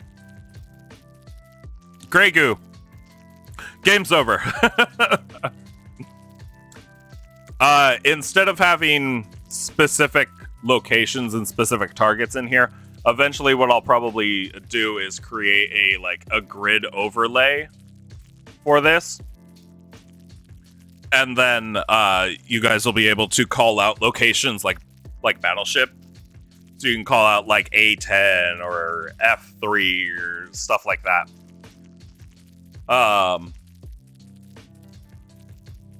But just flip it for you. There's your coin.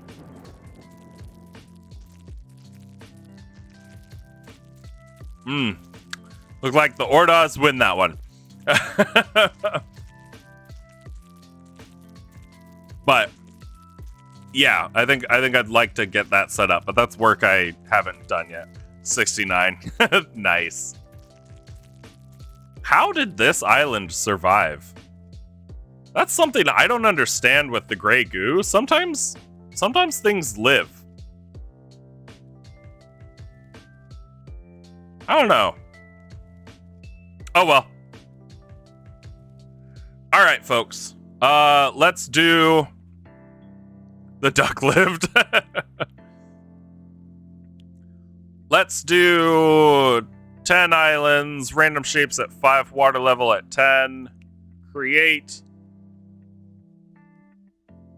Good enough for me. Good enough for me. I have the timer set at 1 hour. So a power up every 50 people? No. No. We're not doing that. It's gonna be coin flip. So every time you, just like you have been, every time you flip heads, you pick whatever power you want and which kingdom you want to use it on. And that's what we'll do. So, World Box Tournament. Yo, can I be on Funny's team? No. No teams. You don't team up in a battle royale. I almost forgot. Hit me at that U shape. Okay. So, you guys need to call out.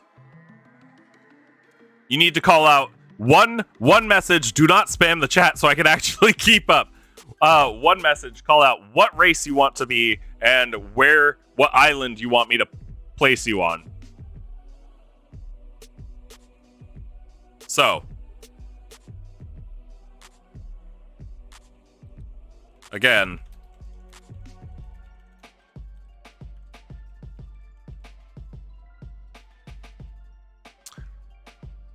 dim boys, you. All right. Shiz says, Orc Boys, I said 10 on the U. 1, 2, 3, 4, 5, 6, 7, 8, 9, 10. Funny Crocodile wants Orc on the Enchanted.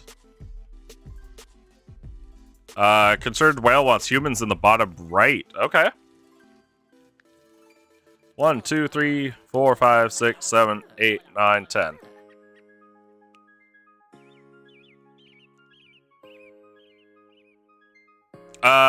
Crocodile Man. You want orcs. Where do you want the orcs? You said enchanted, but there's 2.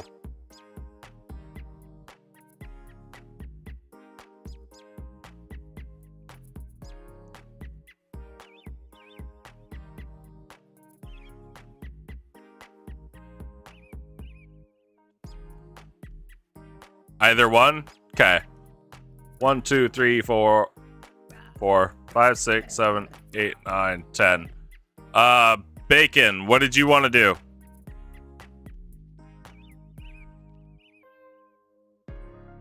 Elves. And did you say you wanted enchanted as well? So you want this one?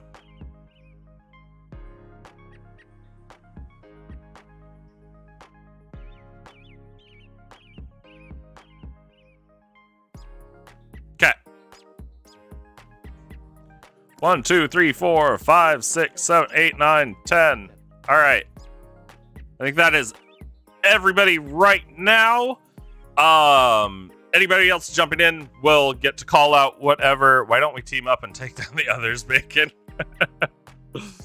Hey, no coin flips until we start. So, just so you know, let me hit play 1. There we go. That's what I'm looking for.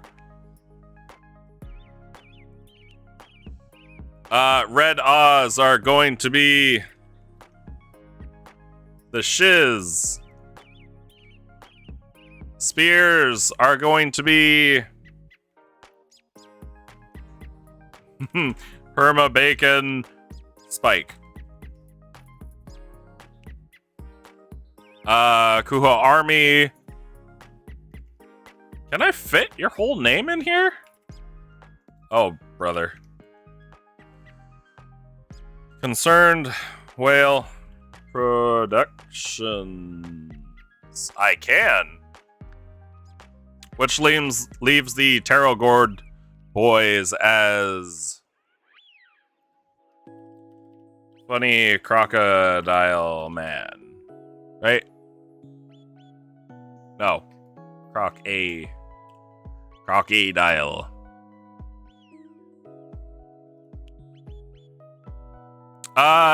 Concerned Whales. I think that works.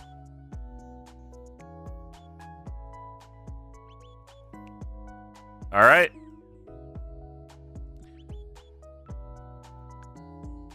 Before we go, change my motto to "We are Spiky Bacon."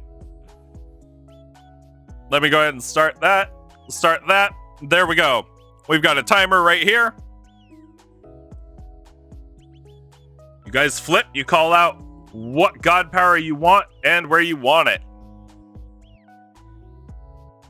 You want more trees, then make them living? Is that what you want? You want living trees. I'll place living trees on your capital.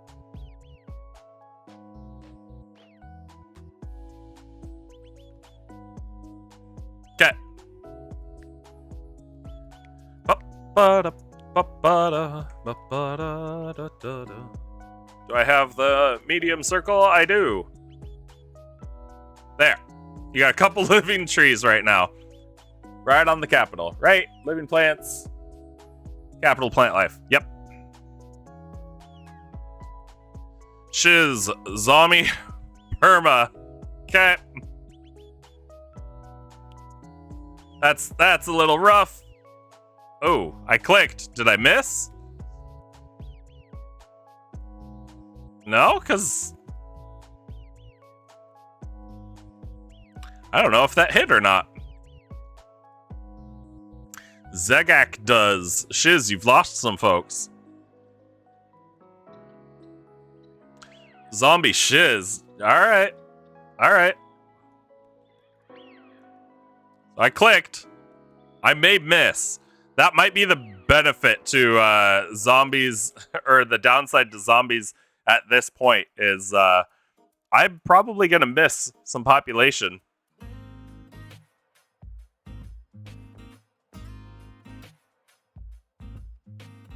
Bum, bum, bum, bum.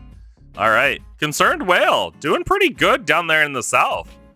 Blowing up a bit. Perma, you got tails. I'm not doing a volcano. Concerned Whale got tails. Funny Crocodile Man did zombies. Bum, bum, bum. Bum, bum. You did go away from everybody. And you know what? That might help. It also could hurt. Ooh, Shiz is getting another power. What are we doing, Shiz? Volcano Whale. Alright. Sorry, Whale. This might end you. Volcano on your capital. How dare you? It could end, Whale. It might not. Concerned Whale. Getting another head, or getting a heads. What are we doing, Whale? Living houses at Shiz. Okay.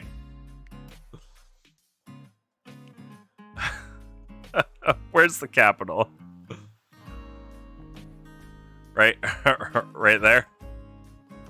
Oh god, that hit bigger than I thought it would. Hopefully Shiz can do something about that.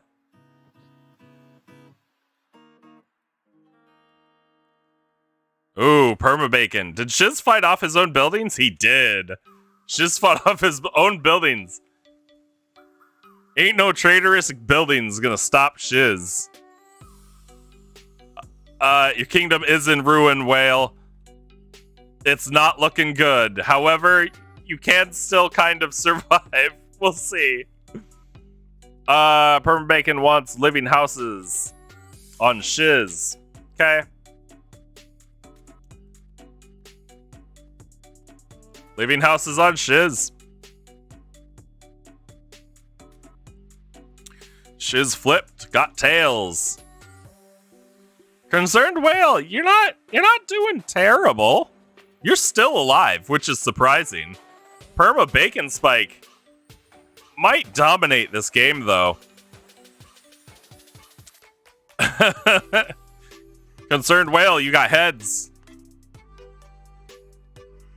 Volcano Shiz. God, Shiz, I don't know if you're gonna survive this one, man.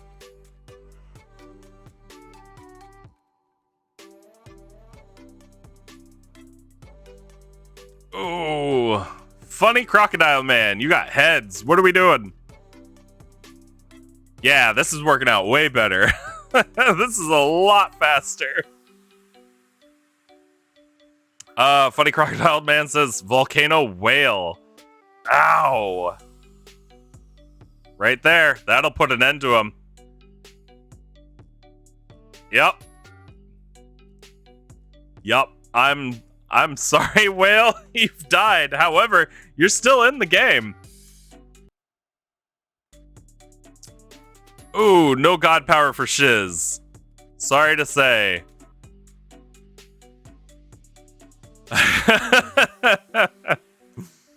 Whale, if you do flip heads, you can NPC take over that NPC village up there. The Zegak does.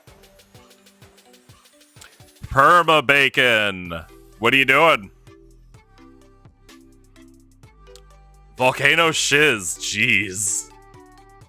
All right.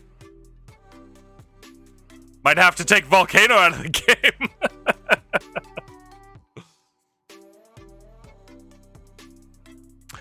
You can't betray funny. Eh. Ooh. Oh, I think last time I did this, I actually extended some of the islands out so they touched each other. So volcanoes weren't quite as devastating. Should have done that.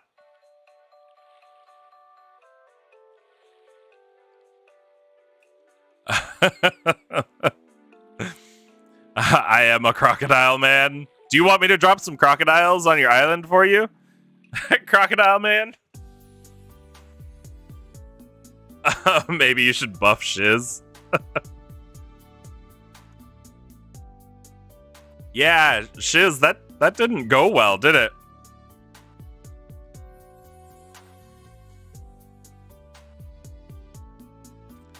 Bum, bum, bum. I'm a blessed bro. I don't think... Oh, a tails for permabacon.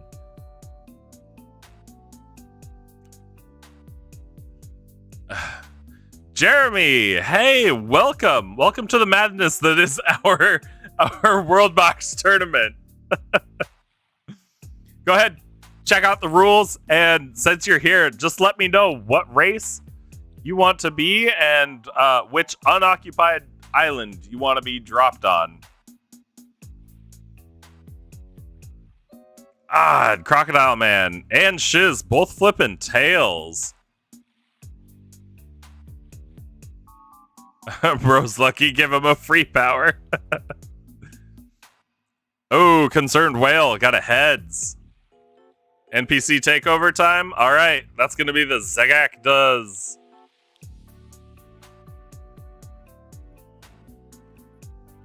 Whale Productions. All right. Ba-dum, ba-ba-ba-da-bum, bum. Don't y'all feel bad? What do you guys feel bad about? You annihilated Whale. Just completely blew him off the map. Dropped a couple volcanoes on Shiz. Oh, I'm dead now? Yeah. Jeremy wants to be elves. Just tell me where you want it to be.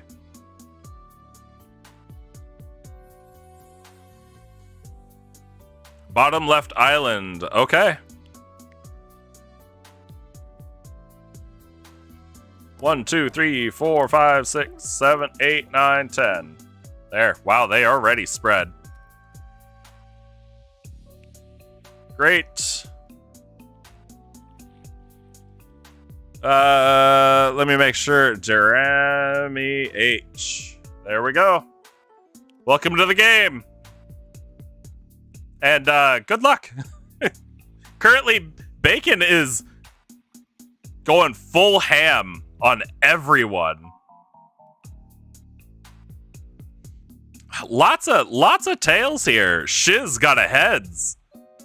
Shiz, what are you doing?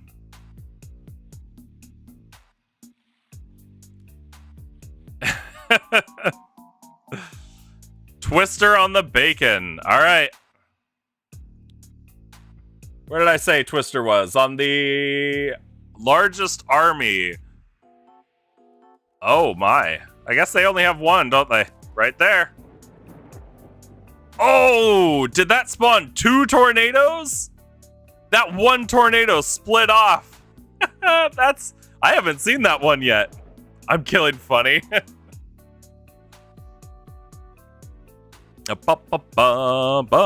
Ooh, sorry, Jeremy. Got a tails on the coin flip.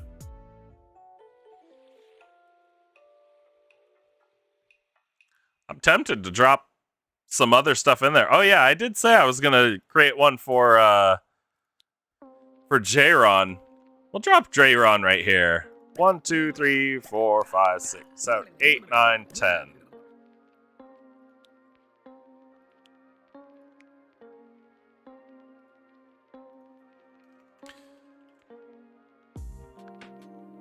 There we go. Permabacon, another tails. Ouch. Crocodile Man, another tails. That's 3 tails in a row from our players. That's rough. That's a tough time. That's hard to deal with, guys. How are you handling that? Is it stressful? Ooh, Shiz gets a tails as well. Permabacon, are you gonna die to zombies? Are you? I don't know if zombies have shown up yet. You're kind of late, Toby. You're about 13 minutes late. How does the coin flip work? The coin flip you can do every 90 seconds. After that, details are right above me, right up there. All right, Twitch Toby, pick your race and which unoccupied island you want. Ooh, Jeremy gets another tails. Concerned Whale gets another tails. There's a lot of tails coming up. There should be some heads showing up soon. Otherwise, it might just come down to whoever's army is going to be mightiest. That 50-50 is not favoring you guys at all. However, Funny Crocodile Man, going nuts. Permabacon, keep the spam down to a minimum, please. Orcs. Bottom left. I can put you right here with the mushrooms. We can do that. Since bottom left's already been taken. Okay. 1, 2, 3, 4, 5, 6, 7, 8, 9, 10. And we're naming after we're going off of your Twitch name to make things easy. So we're just gonna go Twitch Toby.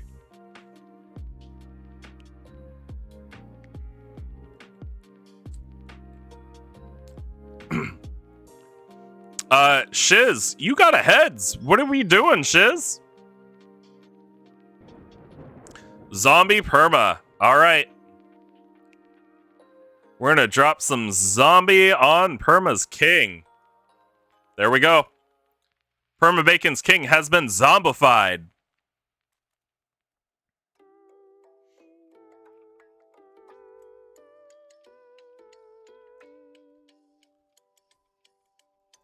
Pop.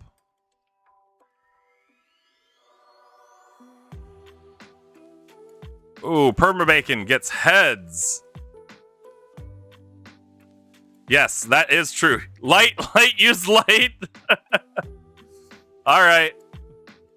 We will divine light the entire Permabacon kingdom. There we go. Ooh, Twitch Toby got a heads. What power? Ooh, so did Funny Crocodile Man. What power are we using today, boys?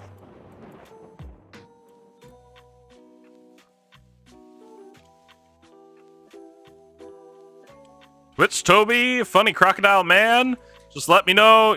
Launch a plague at the permas. All right, Plague King it is. We have both. I don't have both. We'll do plague. Oh, we'll do both anyway. Plague King. There. Drop some plague. Mad King perma. Ooh, okay. Whoops. There's a little madness. We got that Mad King. Ooh, Concerned Whale with the tails. Plague on all your houses. Whale, help me. I don't know if Whale will help you.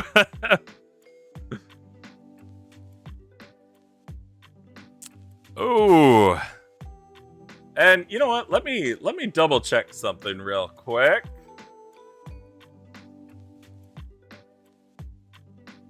Hup. Ooh, Shiz gets another coin.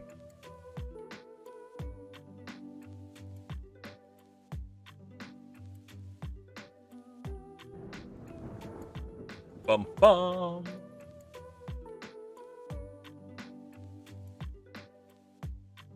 Up. Twitch Toby, you are growing quickly. Where were we? Shiz got a coin. Heads. Tails. Zombie permas. Alright. Sprinkle a little zombie on the king. Jeez. That is rough. Let me edit this real quick.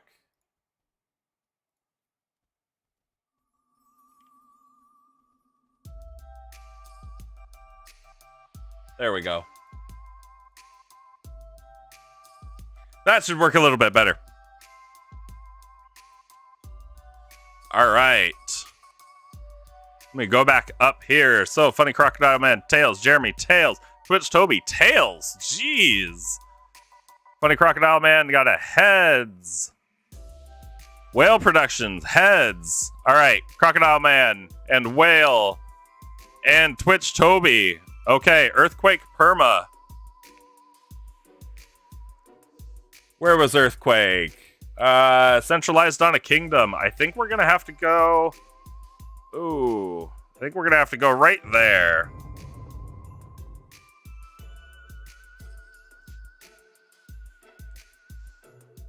Alright, what about Dragon the Crocodile? Okay. Dragon was on the king. Bup. Earthquake, capital of Perma. Earthquake happens centralized, but we're centralizing on the largest part, so right there. Oh, that was rough.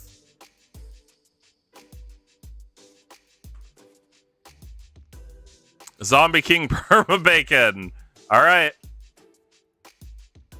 Where is their king? Right up here. There we go. Zombie Shiz gets a tails. Oh, wow, you know what just killed me? Well, that sounds like quitter talk, Bacon. You're still in it. Shiz has been in it with 13.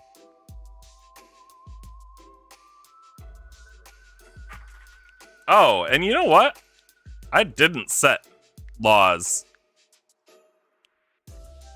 I was in such a rush, I forgot. Now we're good. Jeremy and Crocodile. Zombie King Whale. Okay.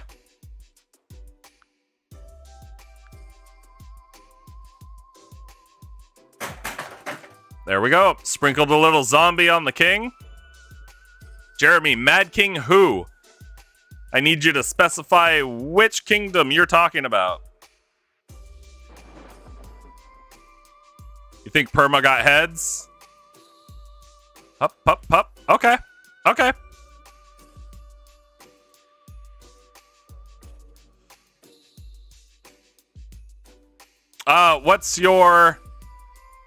What is your choice, Perma?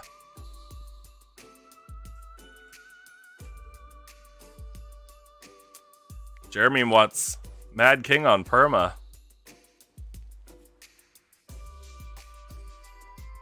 NPC takeover? You can't use NPC takeover as long as you have a kingdom.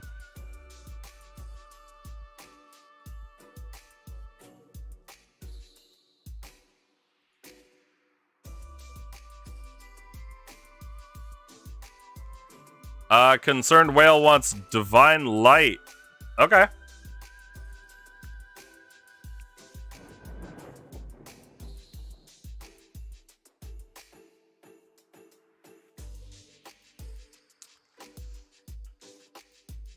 Bless Whale. Okay.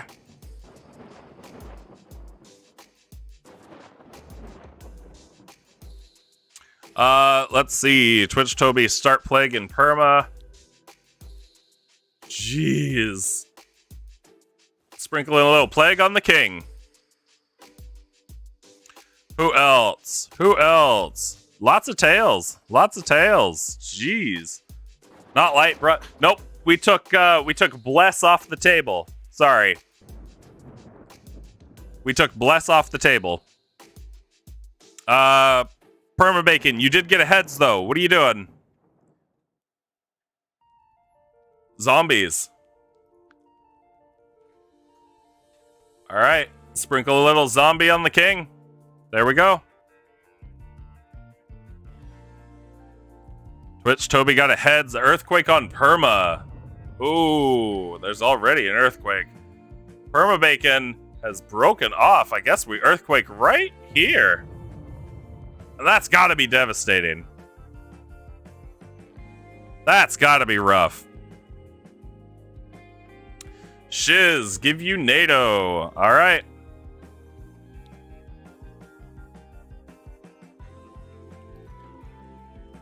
The shiz taking over NATO.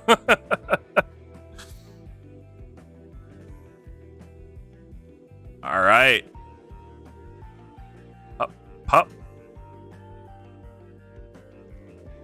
Do. Shiz got that heads. Crocodile Man, tails. Concerned whale, tails. Permabacon, why were you teamed up on? Permabacon flips coin. It is heads. Permabacon, what are you doing? And you know, Permabacon, it could have been Meteor Twitch. All right. Where was Meteor landing? On the largest army. I only see one army. Sorry, Twitch.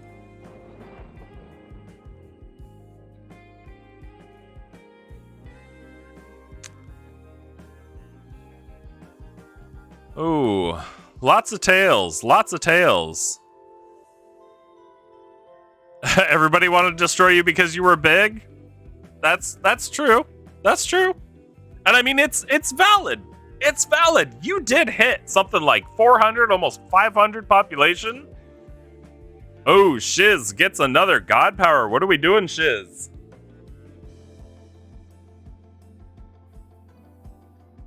Everybody destroy the AI so Perma doesn't come back.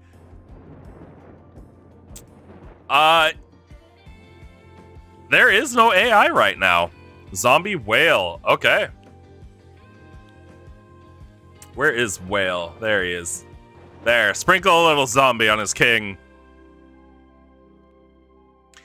Jeremy, you got a heads. Divine light. Okay.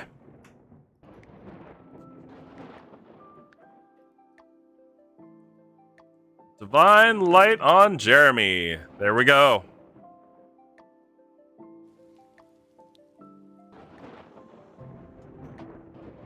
Twitch Toby got a tails. Crocodile Man got a heads. Volcano Toby. Ouch.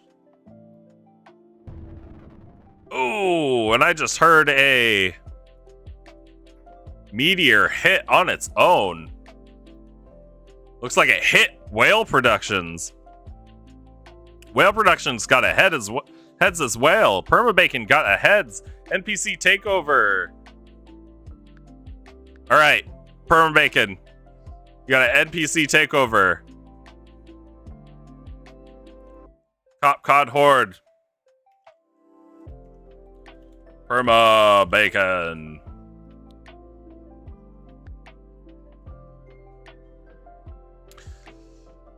Concerned Whale got a heads.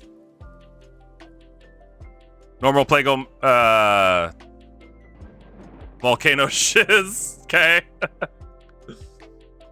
Where is Shiz? There he is. There he is. All right. Shiz got a volcano. Normal Plague may actually be better than zombies, since with zombies they could just kill them before they infect, but the plague they can't do anything about it. That's true. That's true. Although I don't think the plague kills quite as fast as zombies. Twitch Toby, tails on the coin flip. Shiz, tails on the coin flip. Crocodile Man got a heads. Concerned Whale, yep, you are out. If we have an NPC pop up, that could be it. Volcano Jeremy, ooh. Ooh. Ooh, right there. Pretty close to Shiz, too.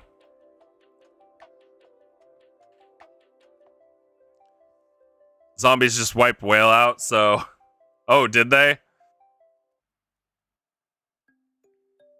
Let's see. Permabacon got that tails. And... yeah. Volcano's gonna affect the tip of that island, but... we shall see. Ooh, Jeremy gets another god power.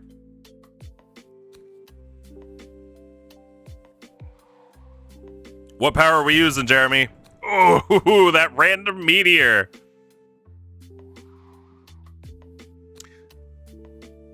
Why did you take over Lava Island? That's a good question. Volcano on Twitch. Ooh, okay. That's gonna be tough. I think that's right there.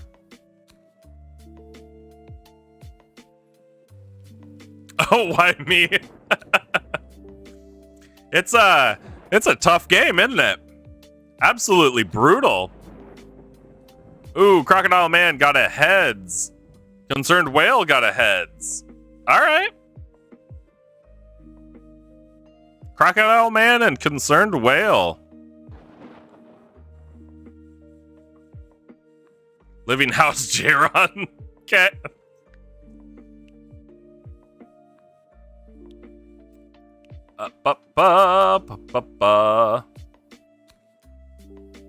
There we go. Living House on J-Ron.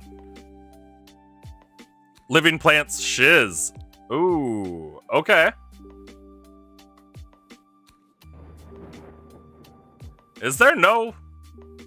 There are no trees around Shiz's place to living plants.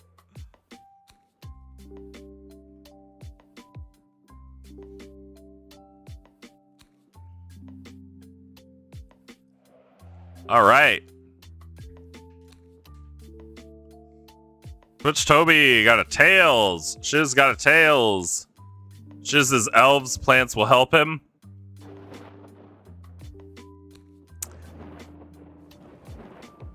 That would have, if there weren't any plants around their capital. Permabacon, you got heads.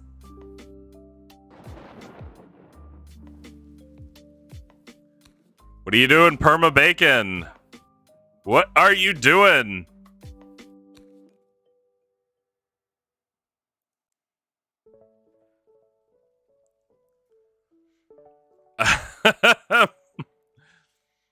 You don't want to kill, then you're going to get ganged up on? Twitch Toby says, zombie him. Zombie Twitch. All right. We're going to zombie Twitch is king. There. Sprinkled a little zombie on there. Crocodile Man, you got another heads. Jeremy, how big is your kingdom? We are looking at that big. Jeremy's kingdom is huge. Meteor Perma. Oh, okay. Where is Perma's largest army? Right there. They just met up to get nuked. Ooh. Shiz got tails. Concerned Whale tails. Twitch Toby tails. Jeremy has too much power. He's doing pretty good. He's definitely leading in this game. Jeremy gets another god power. Ooh, Jeremy, what are you doing?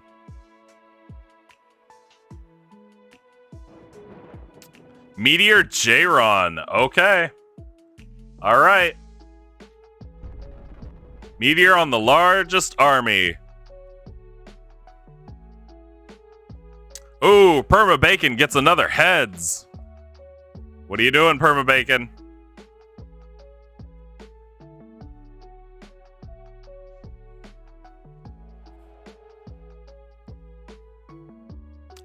Give you coffee. Coffee is not one of the choices. It has to be one of the choices above.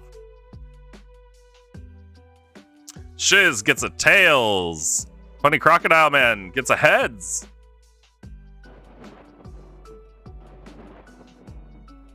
Earthquake Perma. All right. Earthquaked Perma.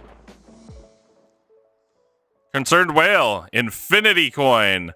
Perma, if you don't make a choice, you're going to lose that power. That's a big coin. Perma Bacon wants the coin.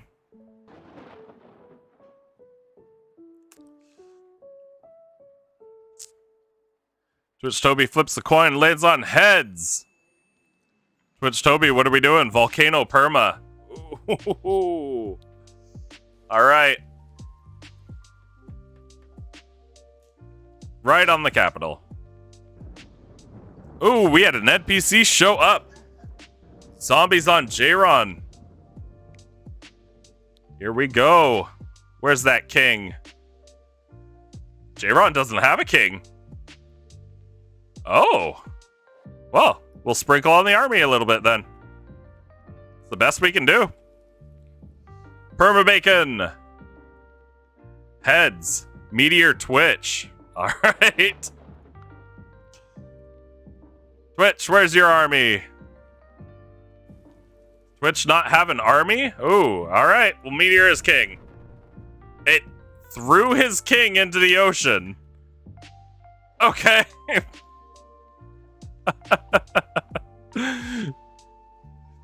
Let's see.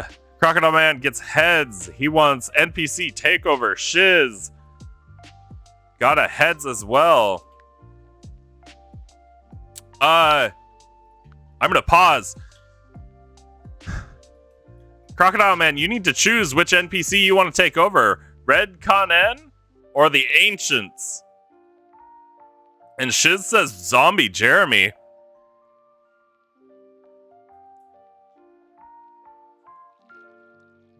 Okay. Ancients are now Funny Crocodile Man.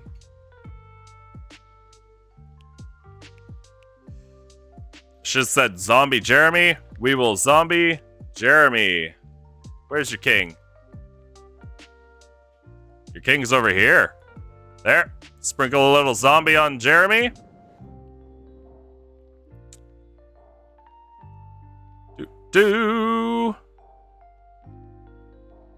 Jeremy flips a coin, gets heads. Divine Light after you drop the zombies.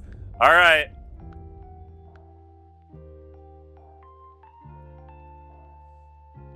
Sprinkle Divine Light all over that kingdom. All right.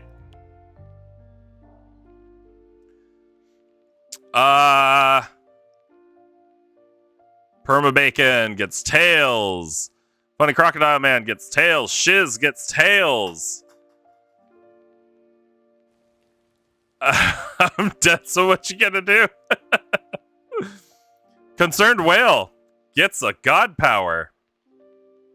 NPC takeover. All right.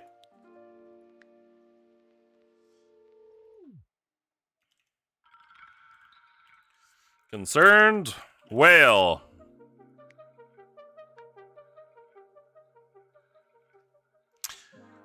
Twitch Toby heads. Plague the AI. There are no more AIs unless you want me to plague Concerned Whale. Jeremy gets a tails. Twitch Toby, need a god power from you.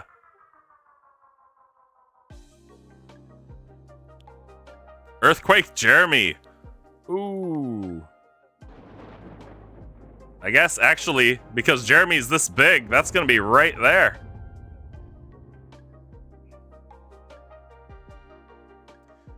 Twitch Toby, heads. Jeremy, tails. Perm Bacon, heads. What are we doing? Meteor Twitch. All right. You guys are really hating on each other, aren't you? Crocodile Man gets another heads. What are we doing, Crocodile Man? Shiz landing a tails.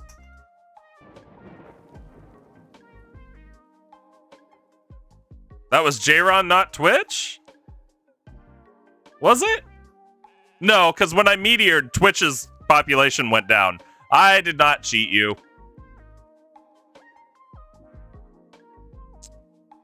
Funny Crocodile Man, Meteor Jeremy. Okay.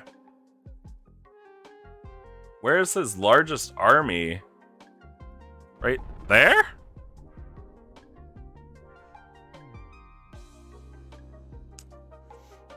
Shiz, tails. Concerned Whale, tails. That wasn't you? I'm pretty sure your population was at like 50 something and then I meteored and it dropped to 30.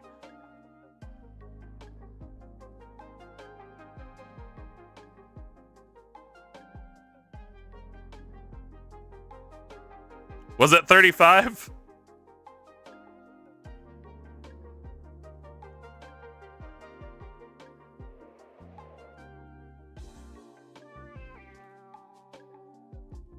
Well, oh well. Mistakes get made. I'm human. Let's see. Jeremy got tails. Perm Bacon got tails. Funny Crocodile Man got heads. What are we doing for Funny Crocodile Man?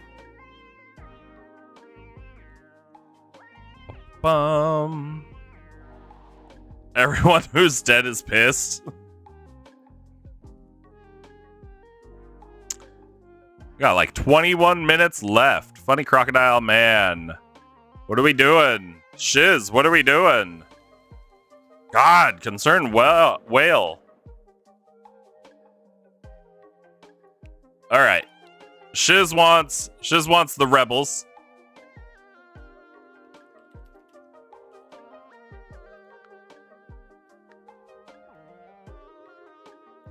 Living plants, you. Okay.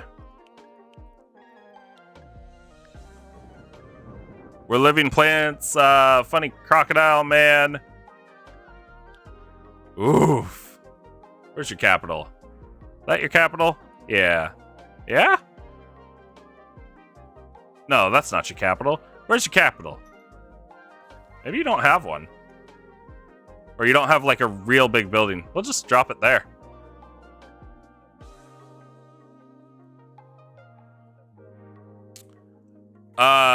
And then Concerned Whale called out. You did get heads. Earthquake the Crocodile. Okay.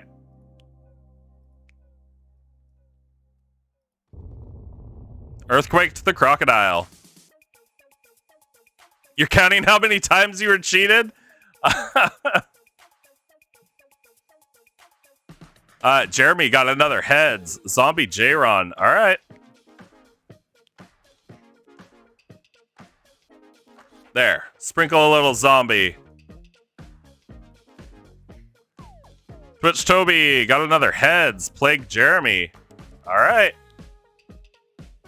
Where's Jeremy's king? There he is. Wait, stop moving.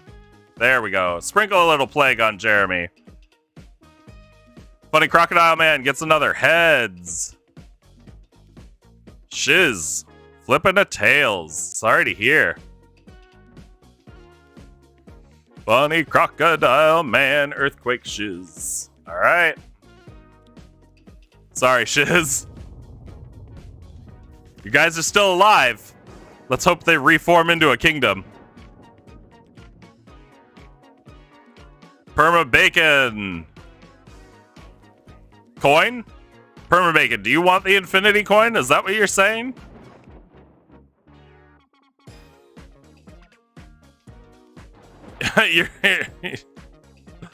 All right. I think that means coin. There's the coin for Permabacon. Oh, who else? Jeremy flips the coin and lands tails. Ooh, random earthquake. I didn't see where that one hit. Ooh, concerned whale. Lands another tails. Sorry to see that. Ooh, funny crocodile man, you are in a bad position, I gotta say. You might be going down. Twitch Toby's still up. J-Ron's still surviving. Concerned whale doing all right for themselves. Damn you, Jeremy. Jeremy's still massive army taking over. Shiz, you get a god power. What are we doing?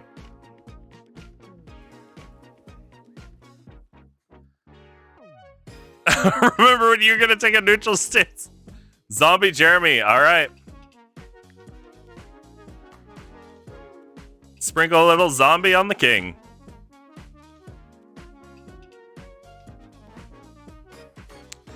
Permabacon, tails. Twitch Toby, heads. Plague Jeremy. Okay. Zombie King. Oh, I missed. Oh well. Plague got dropped. Funny crocodile man, Meteor Jeremy. Oof. Sorry, Jeremy. You're not. Oh, where's their army? It's an army. There's 1, 2. I think it's that one right there.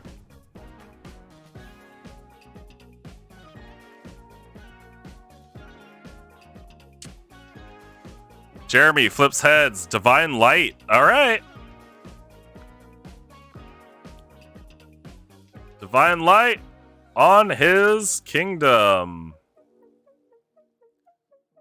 Crocodile man, you're probably gonna go down here. Concerned whale gets a heads. What are we doing? Concerned volcanoing J-Ron. Okay. All right. Sorry, J-Ron. We tried. You went untouched for a while. All right. Looks like a break in coin flips. I'm expecting a lot of coin flips in a minute. Shiz gets another power. What are we doing, Shiz? Ooh, Permabacon. Landing a tails. Shiz wants the coin. Shiz gets the coin. Ooh.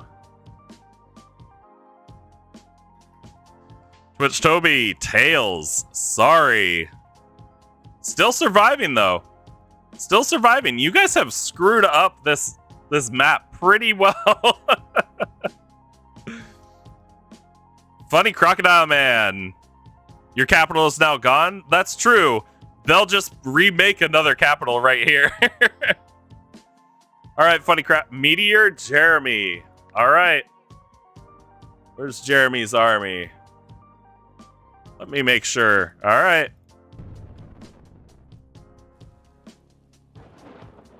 Not doing too bad. Concerned whale, what are we doing? Dragon Jeremy. All right. I like seeing the dragons. Popping a dragon right on the king. Could go either way, though. And apparently it wants to go mess with your kingdom. Sorry, whale. Jeremy, geez, another heads. And we're zombieing the king as soon as he stops moving. Stop moving, sir. There. Sprinkled a little zombie on the king. Your own hubris was your downfall. Exactly. All right. You know, this has gone so many different ways. I gotta be honest. It's hard to say who's gonna win. No NPCs right now, which is impressive. Jeremy dying. Jeremy dying. Is Jeremy being invaded? Nope. Zombies. Jeremy is currently being overrun by zombies. Shiz gets a tails. Twitch Toby gets a heads. Heads. Zombie Jeremy again. All right. Does Jeremy even have a king? There is no king. There is no king. So I will. Yeah. There's no king. Permabacon got a tails. And thanks to those zombies, Jeremy is knocked out. Twitch Toby, watch out. Those zombies might spread. Ooh, Concerned Whale gets a tails. Funny Crocodile Man gets another heads. Bum bum. What are we doing, Funny Crocodile Man?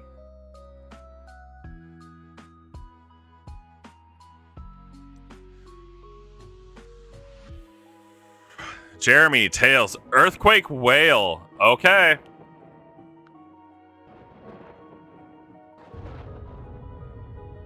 Ooh, Earthquake is unpredictable. It spreads all over the place. Oh, who's up next? Jeremy, flipping a tails. Concerned Whale, not doing too bad. J-Ron, surprisingly, holding his own as he is spread over to this side. Concerned Whale, venturing out, planting new villages all over the place.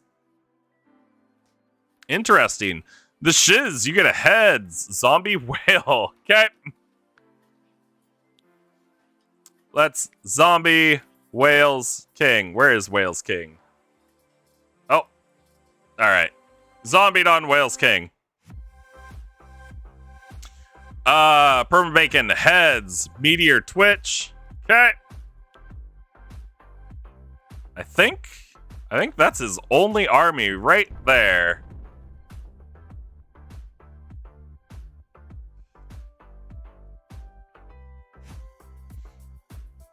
Twitch Toby lands on tails. Funny Crocodile Man, tails. Whale Productions, heads. What are we doing, Whale Productions? Concerned Whale, Zombie J-Ron. Rough. Very rough. Let's zombie that king. Sprinkle a little zombie on.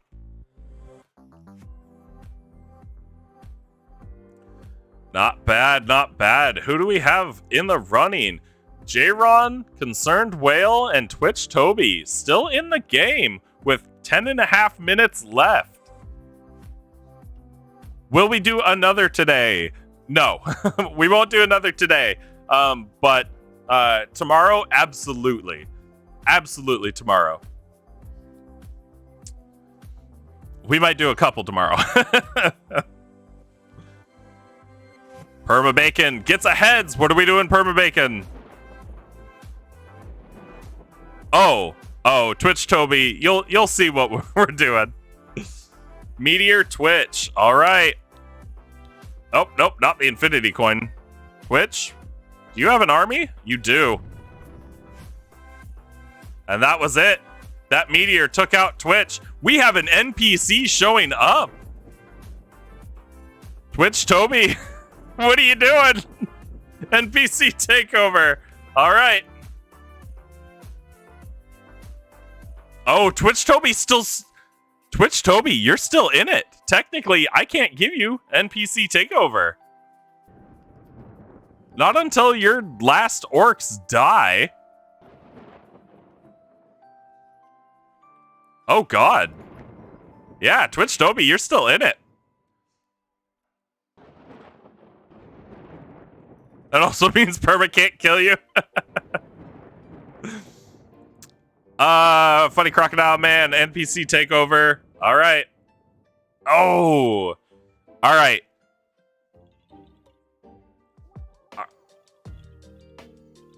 I'm gonna give it to Toby. I'm gonna give it to Toby because he called it out first.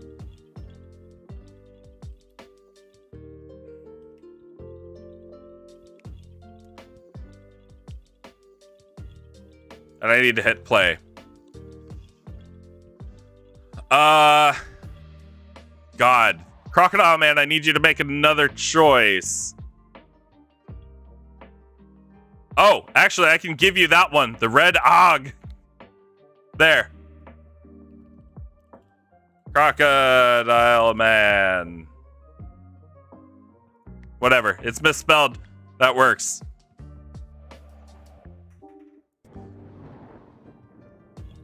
That's a tough situation.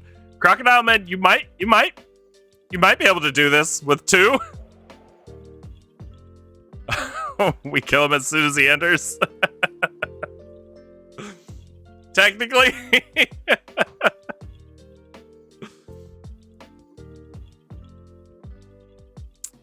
Ooh, 7 minutes. 7 minutes. Buddy Crocodile Man, tails. Shiz, heads. What are we doing, Shiz?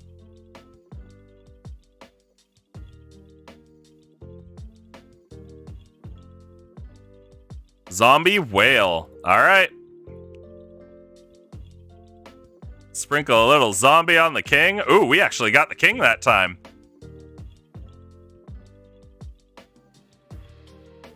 Concerned whale flipping a tails. Sorry to see that. Jeremy getting heads. What are we doing, Jeremy? Pum. And Twitch Toby heads.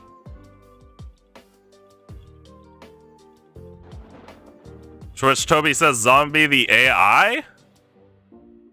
Okay. That's gonna be. Sprinkled a little zombie on that AI. NPC takeover for Jeremy. All right. Believe it's the Rid Horde. Yep. Jeremy H.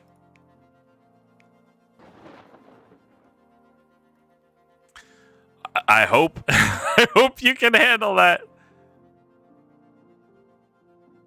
We all ended up as orc. You guys have flipped between orc and elves. It's been an interesting day. I will say, once the timer hits 0, there will be no more god powers. Shiz, flipping the coin for a tails.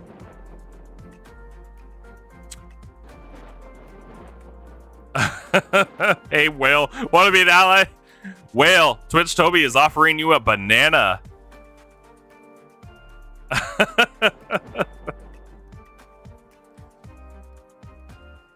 Ooh, Crocodile Man landing a tails on that coin flip.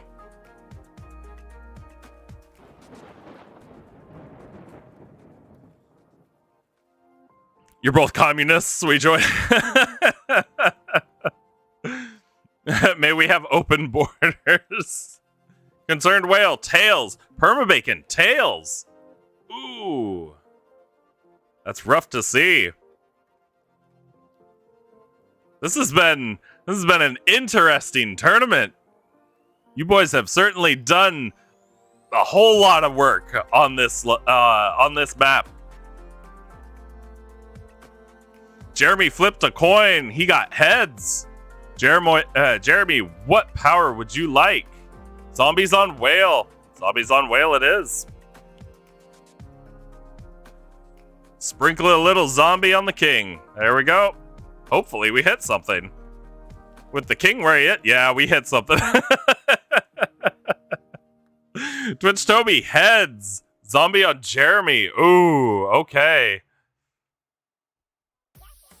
Oh, king, sit still. There. We got a little zombie right on the king.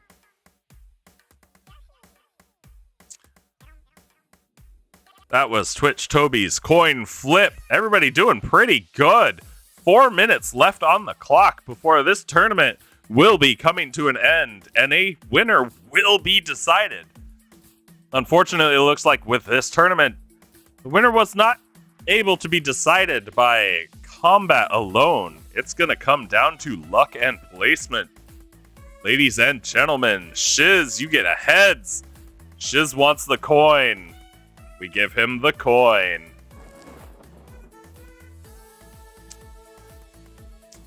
Funny Crocodile Man gets a heads. Earthquaking Jeremy is what he wants. Earthquaking Jeremy is what he will get.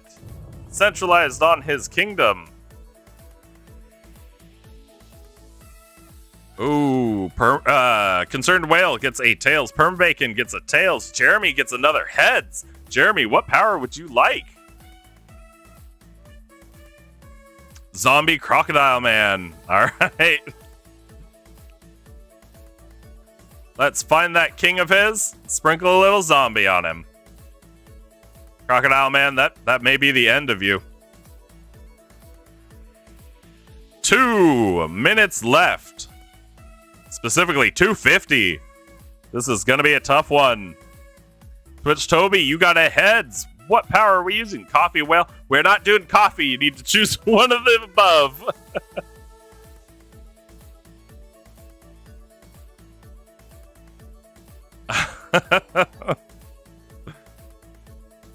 God, you would love another coffee. Add coffee.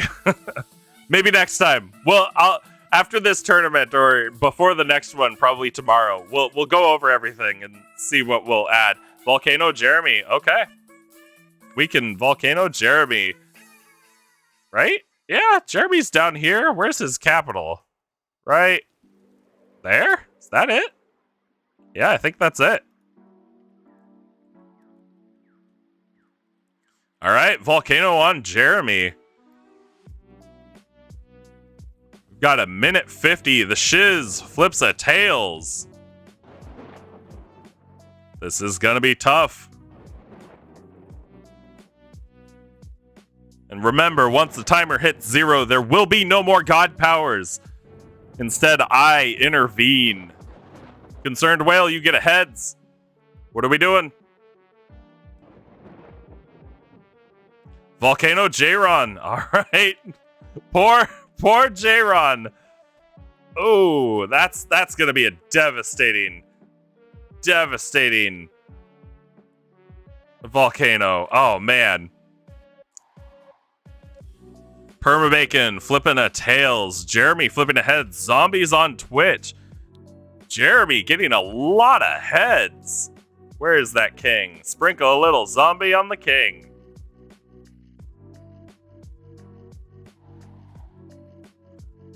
Permabacon, tails. Jeremy, heads. Twitch, tails.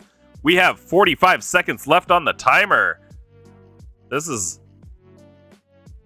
going to be an interesting end. I cannot honestly say who's going to win and who's going to lose.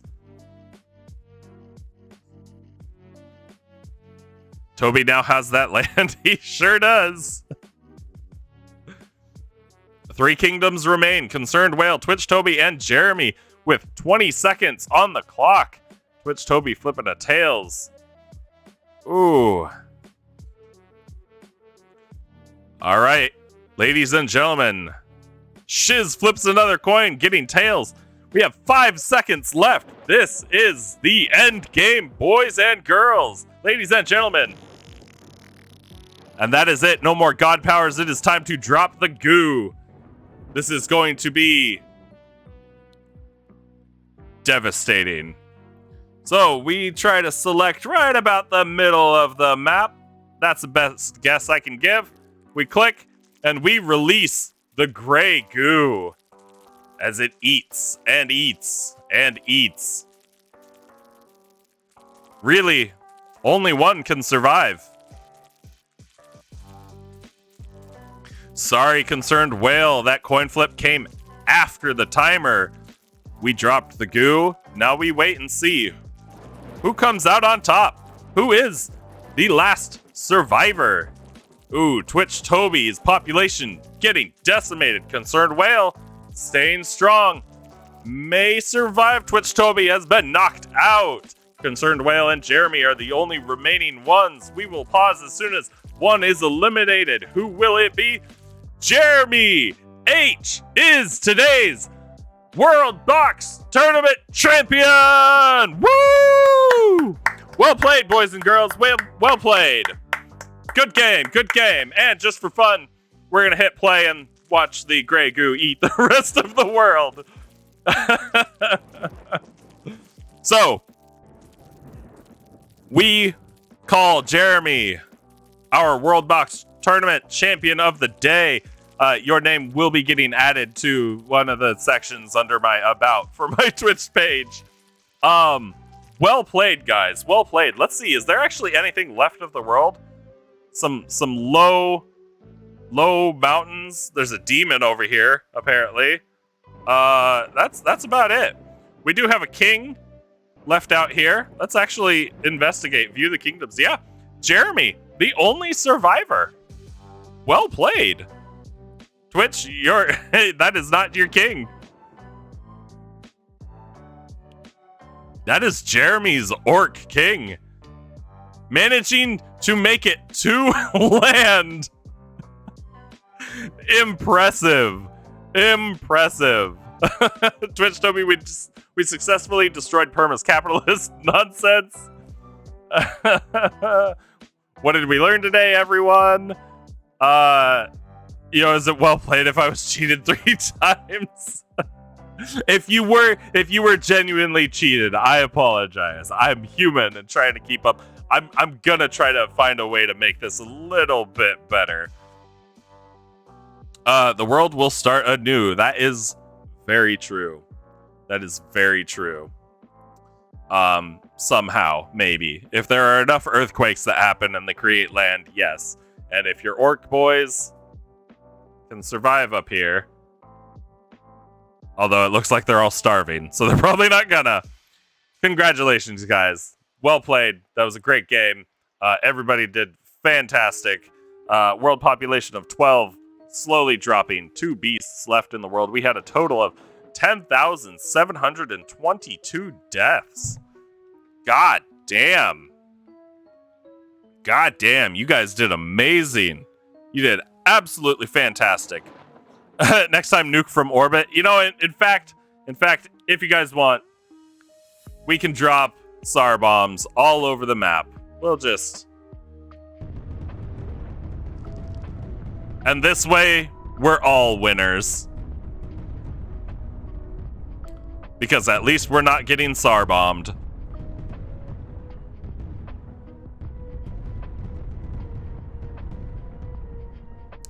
Good game, guys. Good game. You know what?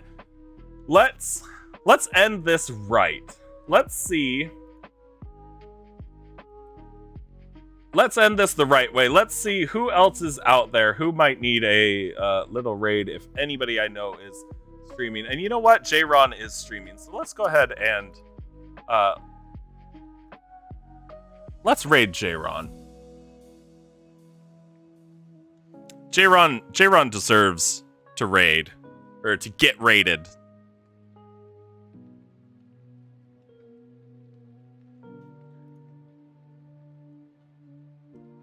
Woo!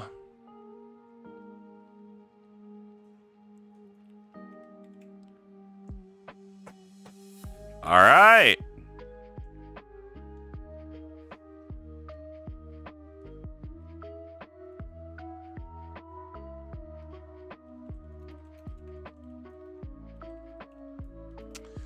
Well, that was fantastic. We have our World Box Tournament champion today. Absolutely fantastic play. Everybody, thank you for participating, and I will catch you next time.